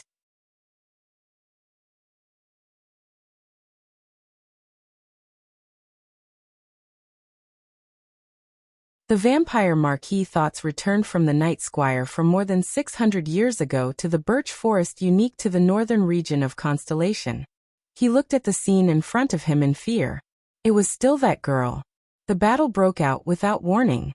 Do it, Katarina ordered coldly. Die. Two vampire warriors of the Sacred Blood Army appeared beside the strange girl one after the other. Another warrior appeared ferociously in midair and attacked from above. The girl raised her head and smiled. Simon extended his hand towards the Night Queen, Her Majesty Katarina, who had a grave expression on her face. He shouted loudly in fear. No. Beside him, the 7 or 8-year-old boy. Thales said to the two people beside him in annoyance. Why did they start fighting? While speaking, the 3 warriors of the Saint Blood Army had already extended their sharp claws that were comparable to steel blades mercilessly. Katarina furrowed her brows tightly and stared at the young girl. However, the girl continued to smile. She didn't care about the danger in front of her, and didn't even resist. In the next moment, the pupils of everyone who was watching the battle, including Katarina and Thales, shrank. What was going on? Rip. The blood clansman in front pierced the girl's chest with his claws and dug out a bloody heart. Swoosh. The blood clansman at the back cut the unresponsive girl in half at the waist. Blood flowed all over the ground. Thud. The blood clansman above grabbed and twisted, pulling the girl's head out from her thin and weak neck. He took out a section of her spinal cord, and blood gushed out like a fountain from her artery. Under the bloody and cruel method, the girl's body was instantly broken into 3 parts. Blood splattered everywhere. Thales endured the nausea and furrowed his brows slightly. He saw that Serena still had a look of despair on her face, but Chris Corleone, who was beside her, had a deep frown on his face. The 3 Blood Clan warriors killed the enemy in an instant. Their extraordinary ease made them look at each other in confusion. However, they still respectfully returned to the queen's side and meticulously handed over the girl's head. Looking at the girl's head and her smiling face before she died, Katarina let out a low roar. That's it. Isn't it too simple? These are Serena's reinforcements? Only Serena, who was surrounded, chuckled strangely with lifeless eyes. Everyone felt that something was strange. At this moment, Ida widened her eyes and shouted, "Something's not right." Those who had long been suspicious looked at the girl's corpse on the ground at the first instance. However, nothing had changed on the 2 parts of the headless corpse. In the next moment, the situation in the field changed abruptly. A few tragic howls suddenly rang. The ones who screamed were the 3 Blood Clan warriors who attacked and killed the girl. The 3 of them clutched their chests and abdomens tightly and bowed deeply. One of them even fell to the ground in pain. "Your Majesty." He scratched his chest and abdomen. His face was contorted, as though he was enduring the most terrifying torture in the world. Katerina looked at the tragic state of her 3 subordinates in shock and anger. Is it poison? Thales raised his head. Ripples surged into his eyes. Immediately after, he opened his mouth wide in shock. The bodies of the 3 blood clansmen emitted a crimson light that was much more dazzling than the others. Katerina was about to carefully examine her subordinate's condition, but a figure that surpassed the speed of sound appeared beside the queen in a flash. Before Katerina could react, the figure dragged her backwards. No, your majesty. Simon, who had transformed into his true form, firmly dragged the furious Katerina, and shook his head agitatedly. We must retreat. Ah. No. It's so hot. That there's something. The tragic howls of the 3 blood clan warriors became more and more frightening. 2 anxious comrades appeared beside them and anxiously examined them. Through the special vision brought about by the strange ripples, Thales looked at the field in shock. He said anxiously to Heir and Ralph, no matter what that thing is, I think we should all leave first. But before he could finish speaking, boom. Thales subconsciously closed his eyes and covered his ears. A huge explosion and roar suddenly rang out violently. Everyone stared at the field in bewilderment. The 3 elite Sacred Blood Army warriors exploded like balloons. They exploded into countless broken limbs and bodies of various sizes.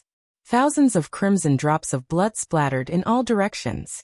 The 2 comrades who were nearby and were affected by the explosion fell powerlessly on the ground. After twitching for a while, they also started to howl in pain. Damn it. Katerina roared furiously and shook off Simon. But immediately after, something even stranger happened. The blood and broken limbs all over the ground seemed to have a life of their own. They moved on the ground and gathered in one spot. The blood all over the ground flowed happily and gathered into a blood-red sphere. Thales furrowed his brows. He swore that he saw the most disgusting scene in his life.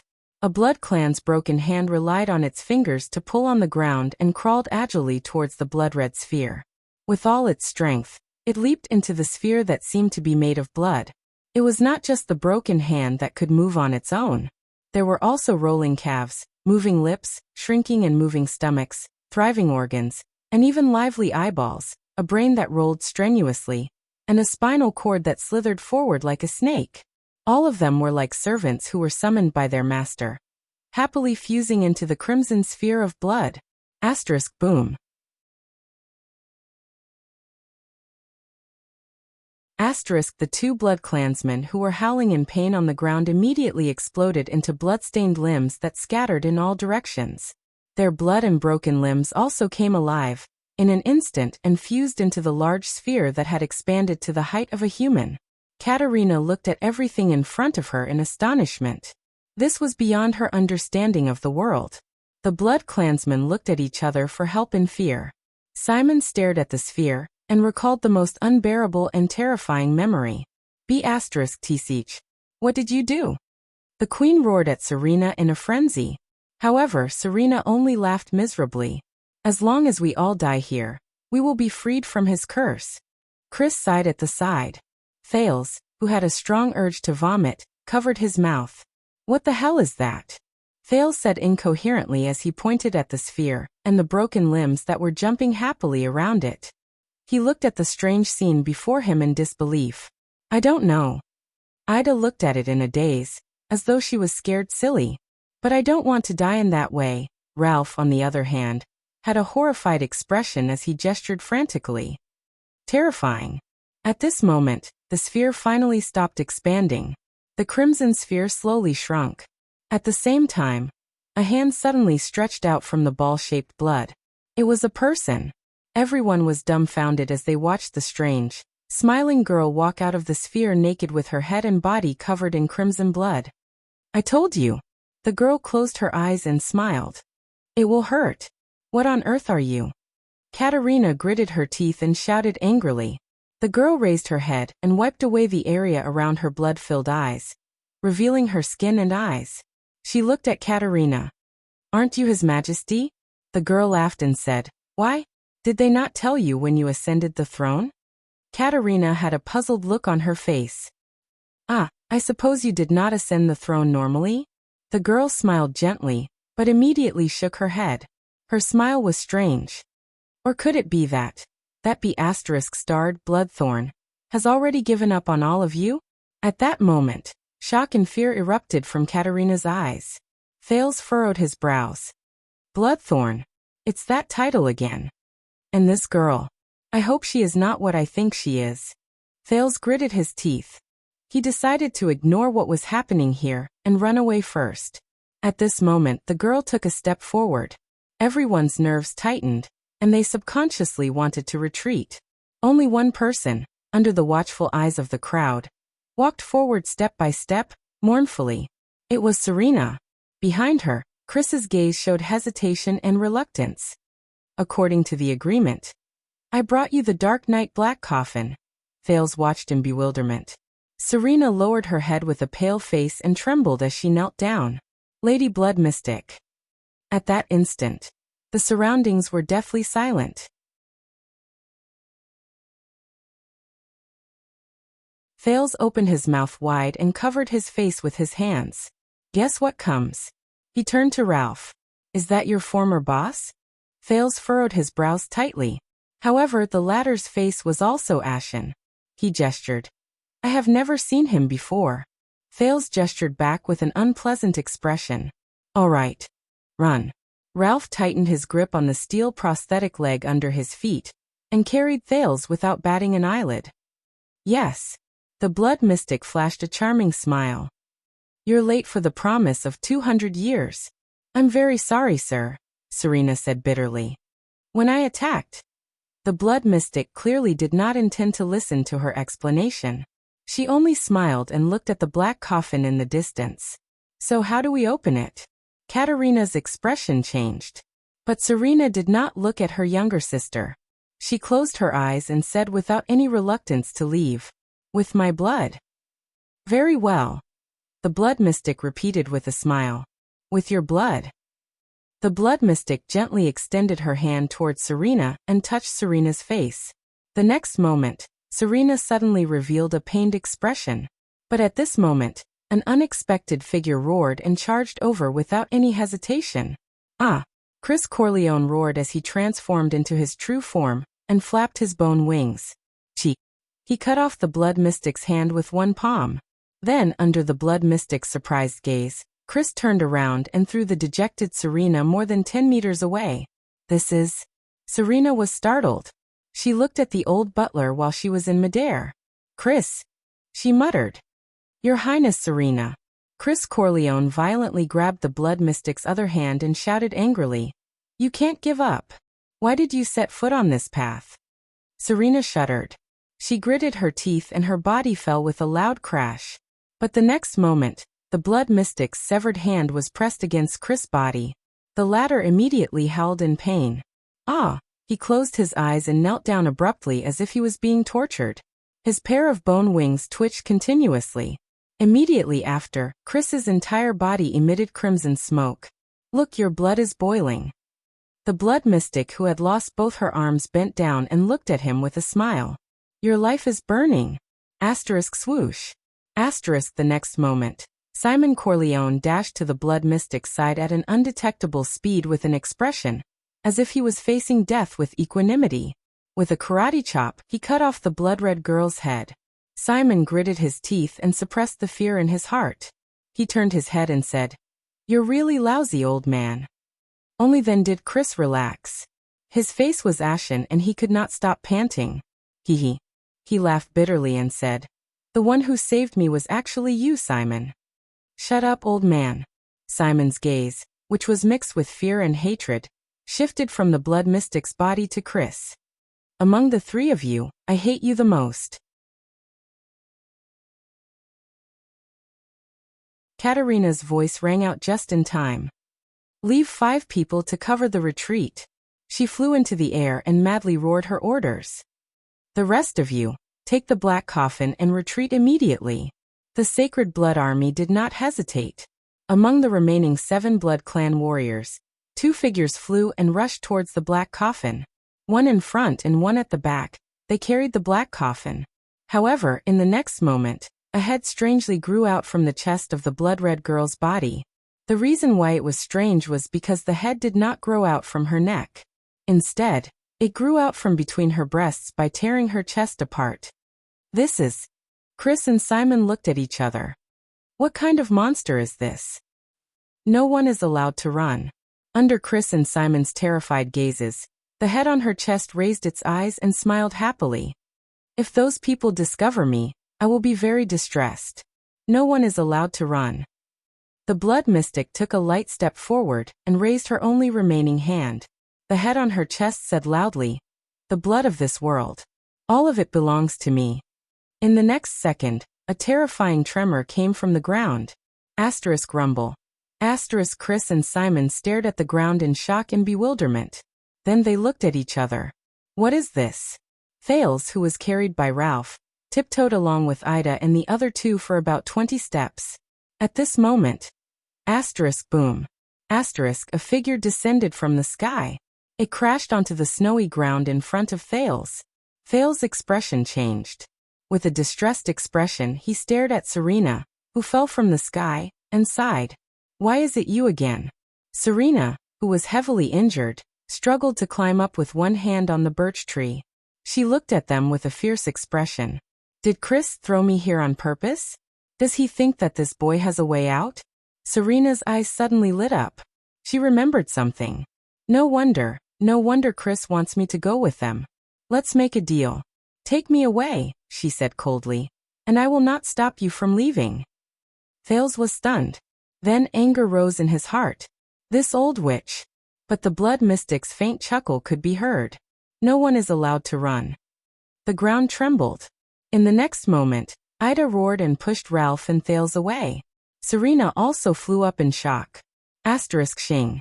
Asterisk the elf spun around and swung her scimitar, cutting off a tree root that emerged from the ground. Take him away first. Ida shouted angrily. She turned around and cut off a tree root that wanted to chase after Thales. However, 1 root, 2 roots, 3 roots. Even more roots emerged from the ground with a loud bang and swept towards Ida. The elf roared and swung her scimitar at the tree roots in all directions.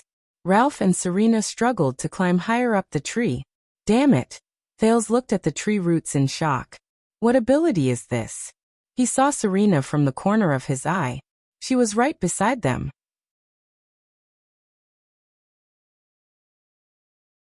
Thales wrapped his arms around Ralph's neck and said fiercely, "You created this mess yourself. Why should I clean it up?" But Serena did not have time to answer him, because the birch trees on both sides had actually come to life. Asterisk bang. Asterisk the birch trees swayed their huge branches consciously, and whipped them in the direction they came from. Ralph, who could not avoid it, had a change of expression. He could only activate violent wind to block the branch. Asterisk bang. Asterisk but behind him, another dozen branches whipped at him. Ralph's expression changed. This time, the phantom wind follower used all his might, and threw Thales towards the empty space outside the forest. Asterisk bang. Asterisk immediately after, Ralph was whipped by the branches around him, and fell towards Ida. No. Thales looked at the snowy ground that was getting closer, and could only close his eyes. Until he was held in an embrace by an arm. Asterisk bang. Asterisk Serena carried Thales with one arm, and fell onto the snowy ground, rolling twice. Thales panted as Serena carried him. The two of them looked at each other and snorted. I just saved your life. Of course, I can take it back. For the sake of your life. Serena said fiercely. Hurry up and take me away. I know you definitely have a way. Murat already said that your relationship with the mystics is unclear. Bullsh asterisk T. Thales was also in a bad mood. He clung to Serena's neck awkwardly, completely not in the mood to feel the softness of her chest. He could not help but curse and interrupt her. You're the one with an unclear relationship with the mystics. Your whole family is with the mystics. But they met a group of acquaintances. Ugly-faced woman, how dare you come back? Katerina, who was in an extremely bad mood, had already returned to her human form.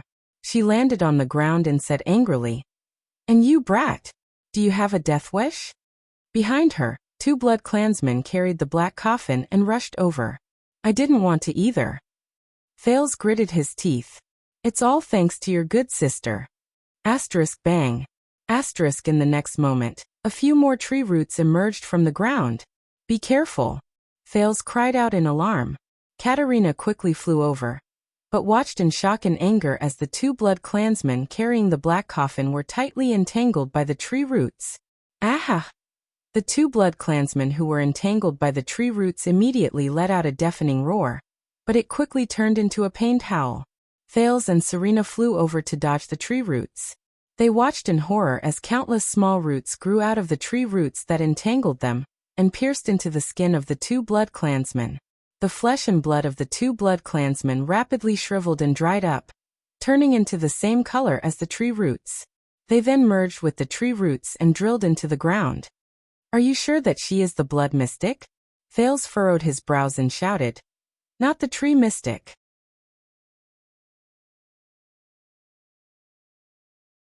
Compared to the air mystic and Asta's clear abilities, which he had seen before, he completely did not understand what the blood mystic's abilities were. Blood, resurrection, corpse fragments, and now trees. My God, what else can she do? Also, Thales sighed. He suddenly sincerely felt that compared to the blood mystic, Asta was a good person in every aspect. Both of them are good people. Compared to that kind of death, pinchball is really a VIP treatment.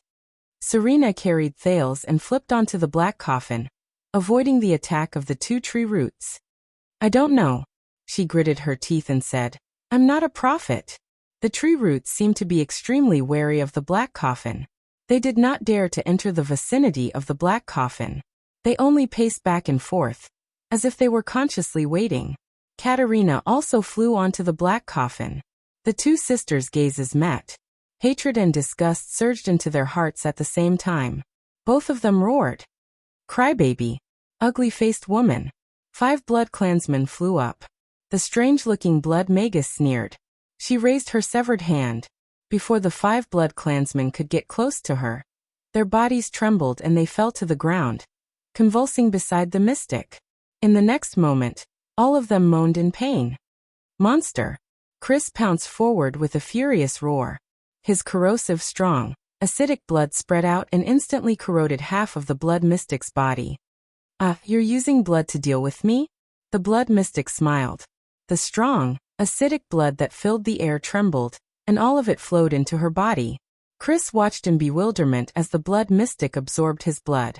As if she had inhaled the best drug, the blood mystic opened her mouth and praised in an exaggerated manner. Then, without a care, she plucked off her crooked head. She pieced it back onto her own neck. Monster? The blood mystic shook her head, feeling the connection between her neck and head. She exhaled and looked at the 5 blood clansmen moaning in pain. She smiled slightly. Don't say that. She chuckled and said, Aren't all of you about to become monsters as well? Simon flew behind the blood mystic. He was about to attack when he saw the scene in front of him in horror. The 5 moaning blood clansmen suddenly started to howl. One of the blood clansmen watched in horror as a bloody mist burst out of his chest. A blood-red hand suddenly grew out of the exploded hole and kept twisting. It looked like the color of a newborn baby. No. This warrior was originally the most determined of the soldiers. At that moment, when he saw the strange arm that kept twisting in front of his chest, he started to cry and scream. Save me. A strange eye suddenly opened on the back of the hand. Then, as if it had a mind of its own, the hand grabbed the warrior's head. Bang. It tore his head off while he was still alive. Blood splattered everywhere.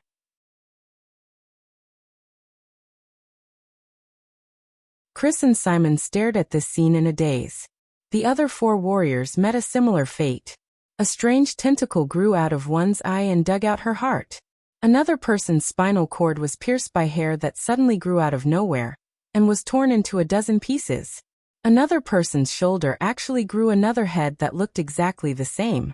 It laughed at him until the warrior chopped off the head on his shoulder out of fear and died mysteriously. There was one person who was the most terrifying. 2 mouths with fangs grew out of his palms and pounced on the warrior's body and started to eat him alive. What is this? No. Let me go. Monster. Die. Don't. Boom. Simon could not take it anymore and attacked decisively. He tore the blood mystic's body into two again. Then he turned around and freed the warrior who was being eaten by his own hand. But Simon did not come out of it unscathed. The sharp claw he used to tear the mystic apart instantly started to twitch and expand. Rip. Simon frowned and cut off his own arm without hesitation. I thought you were too afraid to make a move.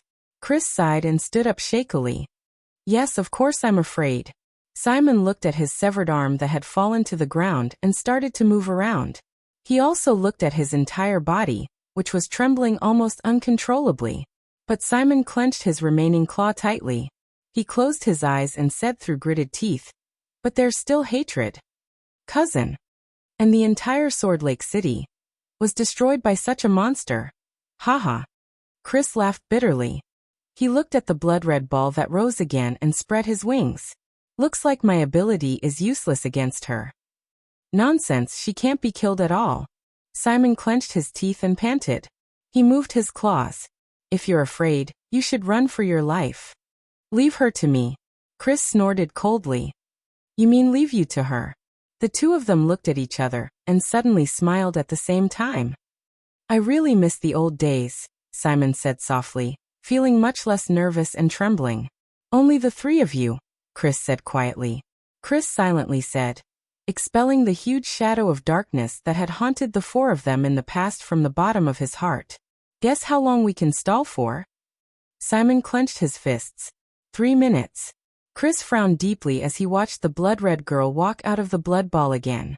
It was the blood mystic.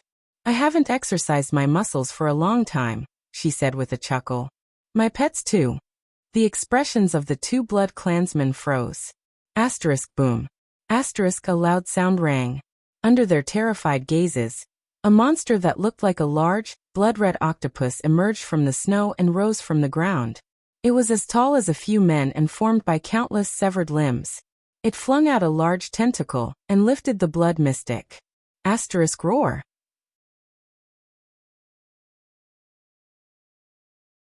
The blood-red tentacle monster extended 2 more tentacles and attacked the 2 supreme-class blood clansmen. Is it that? Simon asked with a pale face. It seems so. Chris sighed and prepared to dodge in advance. He was not as fast as Simon. Legend has it that in the Battle of Eradication, Raikuru's mortal enemy, the Hydra Kilika, the 2 blood clansmen flapped their skeletal wings and dodged the tentacle's attack. I just didn't expect it. Chris said slowly. It's actually the blood mystic's pet. In the next moment, Chris and Simon, who were dodging in the air, shuddered at the same time. They flapped their skeletal wings and pounced towards the Hydra. Damn it. Chris watched in horror as his skeletal wings flapped uncontrollably, and the tentacles grew bigger and bigger before him. The 2 tentacles each divided into dozens of thinner tentacles. They exerted force and entangled the 2 supreme-class blood clansmen. Boom. Thales stared blankly at the giant octopus with blood-red tentacles that crawled out of the ground. Fortunately, he did not go closer to take a look, or else he would probably vomit at the sight of the wriggling limbs inside. However, the other 2 silver-haired blood clansmen only glared at each other. This is the disaster you brought. Katarina formed sharp claws and her gaze was fierce. I brought it. No. Although Serena was heavily injured, she did not want to be outdone and formed her only claw. I am your disaster, am I not? Betraying our family to the mystic. Is your brain not working properly? Katarina bared her sharp fangs. At least I won't be caught by you idiots. Serena bent down and prepared to attack. Stop. Thales, who was between them, looked at the tree roots that were glaring at him covetously. Then he looked dejectedly at the huge blood-red octopus in the distance. Stroking his weak heart, he raised his hand and said weakly, Intermission. Once we're out of danger, you guys can find a place to chop them into pieces, okay? The sisters snorted coldly and turned their heads away. Bang. When the 3 of them saw the 2 supreme-class blood clansmen being entangled by 2 tentacles, their expressions instantly changed. Serena turned her head and said coldly, It's up to you, brat. After all, you have a bad relationship with the mystic. How could you say that? Thales said angrily. You are the one who made a deal with the mystic and took the coffin. At this moment, Thales thought of something. He turned towards the black coffin under his feet, then looked around at the tree roots that kept twisting but did not dare to approach him. Hey! Thales extended his hands and poked the blood clansman on both sides. I heard. This broken coffin is a legendary anti-mystic equipment. Thales remembered Yodel's dusk short sword, and the ending when it pierced through Asda's chest. The prince turned his head to the left and right and looked at the two sisters. According to you, this is the only weapon that can fight against the mystic? Katerina stared at Serena with hatred and shook her head coldly. It's useless. The Dark Knight Black Coffin's function is only to imprison. Thales was stunned. He scratched his head and asked, Imprison? Is it not enough to imprison? That disgusting pervert. Under Thales' puzzled gaze, Serena stared at Katerina in disgust and said to him, Idiot, she means that the Dark Knight Black Coffin has already imprisoned a mystic. If you want to imprison the blood mystic.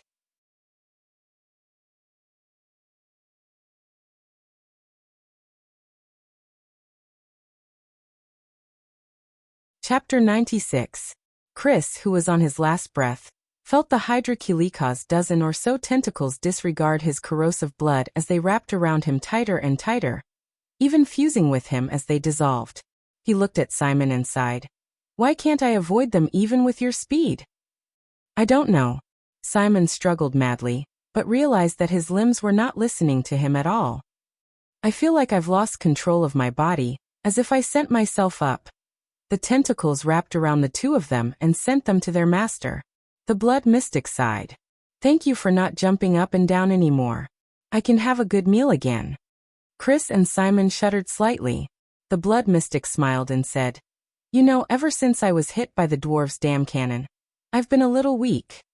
Under Chris and Simon's fearful gazes, the blood mystic gently finished her last two words. Need supplies. The next moment, the blood mystic stretched out her hands and stroked their faces with a smile. Absolutely not. Katerina's expression was solemn. This black coffin was named after the god of Dark Night. What makes you think that a prisoner imprisoned by a god would be safer than the blood mystic? Of course, turning into dozens of sticky, moving pieces is really the safest, Serena said sarcastically. Thales lowered his head and weighed his options, but a voice suddenly came from behind him. So who exactly is inside? A gentle voice came from behind them. The three of them shuddered and turned their heads. They saw the blood mystic standing on a tentacle made of broken limbs and blood, smiling at them. Thales resisted the urge to look at the wriggling, nauseating, broken limbs and various organs on the tentacle. Then he felt figures flash by his sides. Hey! Thales only had time to shout one word as he watched the two sisters' figures leave. However, he immediately saw, to his shock, Katerina and Serena shudder at the same time. The two of them jumped down from the black coffin uncontrollably and walked towards the tentacles under the mystic's feet. What's going on? What did you do to me? Katerina trembled as she walked forward step by step. Shocked and furious, she fell into the bloody hole formed by the tentacles. Where's Simon? Idiot, isn't it obvious? Serena also shuddered and moved. She was convulsing as she was wrapped up by the tentacles. She gritted her teeth and said, She's controlling our bodies. I've just recovered some of my strength. It's been a long time since I last used it, so I'm not very familiar with it yet. The blood mystic smiled and wrapped the two sisters in a tentacle made of severed limbs. Don't be impatient, I still need your blood later. The girl turned her head to look at Thales. The boy felt his skin crawl as he stared at the mystic. His heart started beating violently again. The last time this happened was in a chess room in Red Street Market. The tentacles moved, and the blood mystic's face, which was drenched in blood, slowly approached him. You. The girl scrutinized him. The mystic took a deep breath. The blood flowing in your veins feels strangely familiar. Bloodline? Thales was instantly shocked. That was right. I have one last trick up my sleeve. He cleared his throat. Although I can't remember, for the sake of this bloodline, I won't let you suffer. The blood-colored girl smiled and extended her hand towards him. Wait! Thales roared. This, Miss Blood Mystic? Thales closed his eyes and hesitated for a moment before he slowly and arduously said, I am also a mystic. I am also a mystic. The blood mystic's expression froze for a moment. Thales opened his eyes gently and calmly stated the truth he was most worried about. We are the same kind. The blood mystic was unmoved and spat out a word, lies. She pressed her hand against Thales' face. Wait a minute. I know Asda Sakern, the Heir mystic.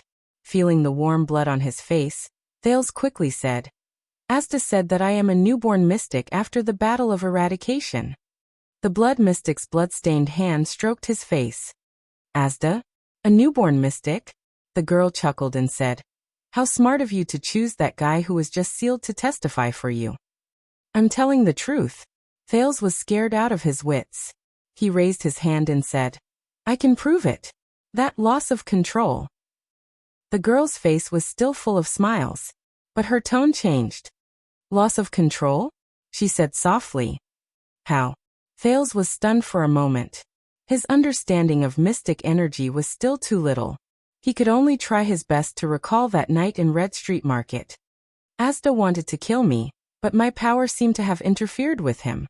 There was an explosion. He said that only mystic energy can interfere with each other. Thales frowned. He also said that I am the first in more than 1,000 years. He will guide me, if you need me to prove it. But he did not continue speaking. Enough. The girl looked at him solemnly. So it's true. You are a mystic. Thales widened his eyes. You believe me just like that? Isn't it too easy? But the girl seemed to see through his doubts. Your blood and vitality are telling me. You are not lying. Blood. Vitality? Thales remembered Asda's control over the air. Curiosity surged. You really believe me? He still asked, not daring to be certain. But the blood-red girl ignored him. So you are the one with the potential to become a mystic. The first in more than 1,000 years? Thales breathed a sigh of relief. Looks like I saved my life again. That's what Asda said. He also said. But the girl still did not let him finish speaking. So Asda found you. Thales could only shut his mouth and nod. The blood mystic only stared at him and asked warily. Which faction did you choose? The extremists, the obfuscators, the moderators, or the magic empress?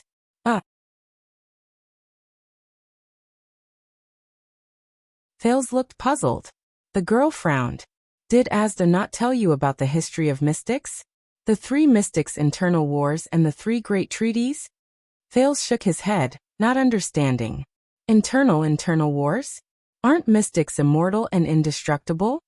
The mystic stared at Thales. He also did not explain the rules of the mystics, 3 deaths and 1 prohibition. Thales widened his eyes and shook his head.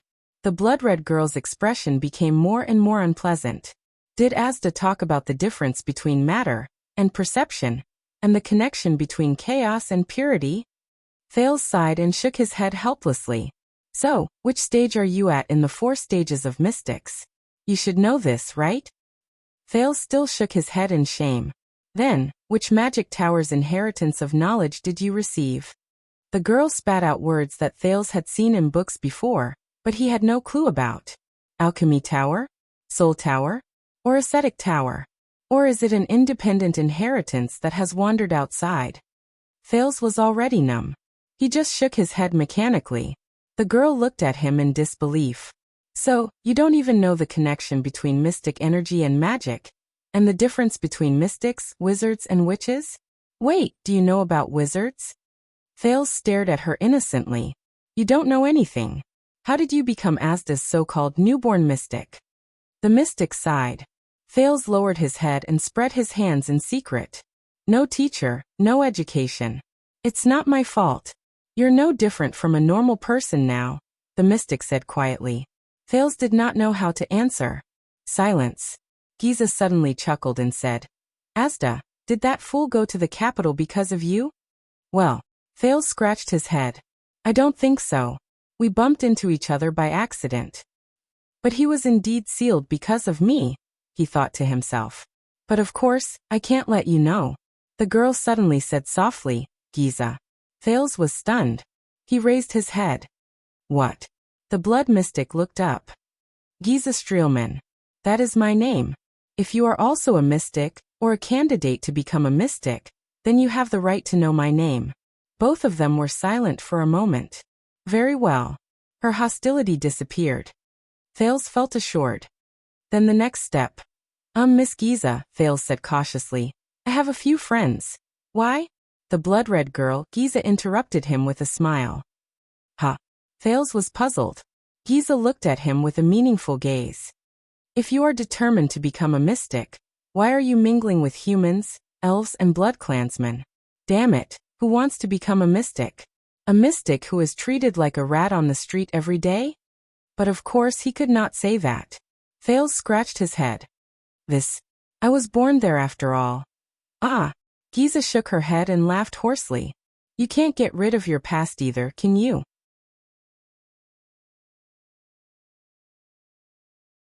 Just as Thales was thinking about how to answer, something unexpected happened. In the next moment, the blood mystic, Giza pressed her hand against his face again. Ah! Thales cried out in surprise. You? Don't worry, I will act quickly, Giza said calmly, her words filled with a frightening chill. You will die without a sound. Die painlessly. Thales' pupils instantly shrank to the smallest. Wait. Why? He shouted angrily. Why do you want to kill me all of a sudden? Aren't we the same kind? Thales asked in shock and anger. Your goal is to save the mystic in this coffin, isn't it? If you want to save him, why do you want to kill me? Giza stared at his twisted expression, which was filled with resentment. She gently caressed the side of his face and revealed a gentle smile. Who told you? Giza glanced at the black coffin and said gently, I want to save the mystic in this coffin? Thales shuddered violently. No way. She's not here to save him? Then why go through so much trouble? A thought immediately came to his mind. Thales trembled and asked in disbelief. The civil war of the mystics you mentioned just now. Giza smiled softly and did not answer. Thales suppressed the panic in his heart and tried hard to organize his words. We are already enemies with the world and are at a disadvantage. Why do you still want to kill each other? If you kill me, you will have even less help in the world. At least, think about the future of mystics. Giza smiled. This time, her smile was happier than usual, but it was also more bitter. The future of mystics? Giza closed her eyes and shook her head slowly. Asda and the moderates he belongs to might still have the thought that mystics can always win their own future. Thales watched in surprise. The blood slowly faded from Giza's face, revealing her originally elegant face. But he did not have the energy to observe her appearance. But I gave up a long time ago. Giza smiled shakily. To Thales, she looked more like she was crying. Existences like us. The fewer, the better, isn't it? What? The pain in our bodies and the pain we caused is already enough. Why do we still need a newbie like you to bear it? Thales' eyebrows twitched. He looked at Giza, his heart filled with panic. Giza gently covered his face with her hand. The blood in Thales' body began to tremble uneasily. Don't worry, child. You will die peacefully here. Giza looked at him pitifully and gently stroked his hair. You will never become a mystic. I will never let you suffer the pain of being a calamity. This is for your own good. At that moment, the boy used up all the grief and indignation he could muster in 2 lifetimes. He just wanted to say those 3 words happily. F*CK. Thud. Waya fell to the ground weakly. He could no longer hold his sword. Putre fell limp on the ground and watched helplessly as Istron easily lifted the powerless Waya. Damn it.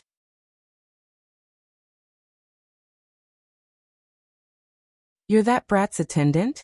God knows how much I hate him. Istron grinned savagely and bared his fangs at Waya's neck. But his expression suddenly froze. He let go of Waya and disappeared in an instant. Clang. Clang. The sharp claws and the sword clashed in the air. Sparks flying everywhere. Who are you?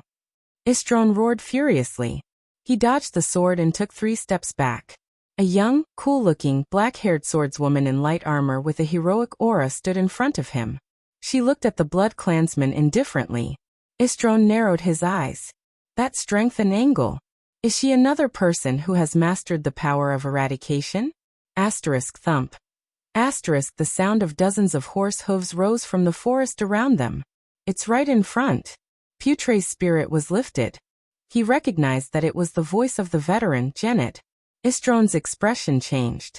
Reinforcements? As he pondered, the swordswoman's sword closed in on him. Istron unleashed a speed that no one could match and dodged the enemy's sword in an instant. An attack of this speed was child's play. He dashed to the swordswoman's side. Get rid of her. And then. But Istron did not have the chance to think anymore.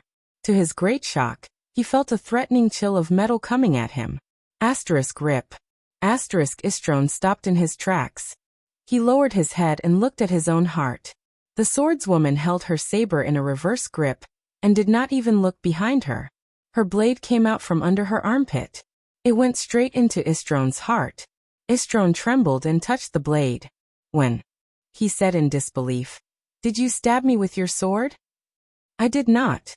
The swordswoman said coldly and pulled out her blade. You brought it to me yourself. Istron clutched his pierced heart and fell down without a sound. This power of eradication that forces the enemy's rhythm. Wyacasso, who was struggling on the ground, gritted his teeth and looked up. Pegasus music. The swordswoman turned around and helped Wya up. Wya stood up laboriously. Suddenly, he saw the mighty eagle holding a branch on the swordswoman's gloves. The white eagle? You are. Wya was stunned and spat out a name. You are Miranda Arund. The seed from the previous tournament in the Tower of Eradication. He shouted. But Miranda ignored him and coldly pressed him down to sit under the tree. A dozen cavaliers holding the double-cross star flag, and the strange starlight flag, came out from behind the bushes and dismounted in front of them. Your Grace. Genid nervously went to Putre's side. Go and find the prince. With his help, Putre stood up with difficulty. The prince Prince Thales is. There is no need to worry, Miranda interrupted him coldly. Lady Cecile will take care of it. Wya picked up his saber, and was shocked when he heard that. Lady Cecile? He looked at Miranda and was pleasantly surprised. Are you saying that she came personally? Her Excellency, the Fortress Flower?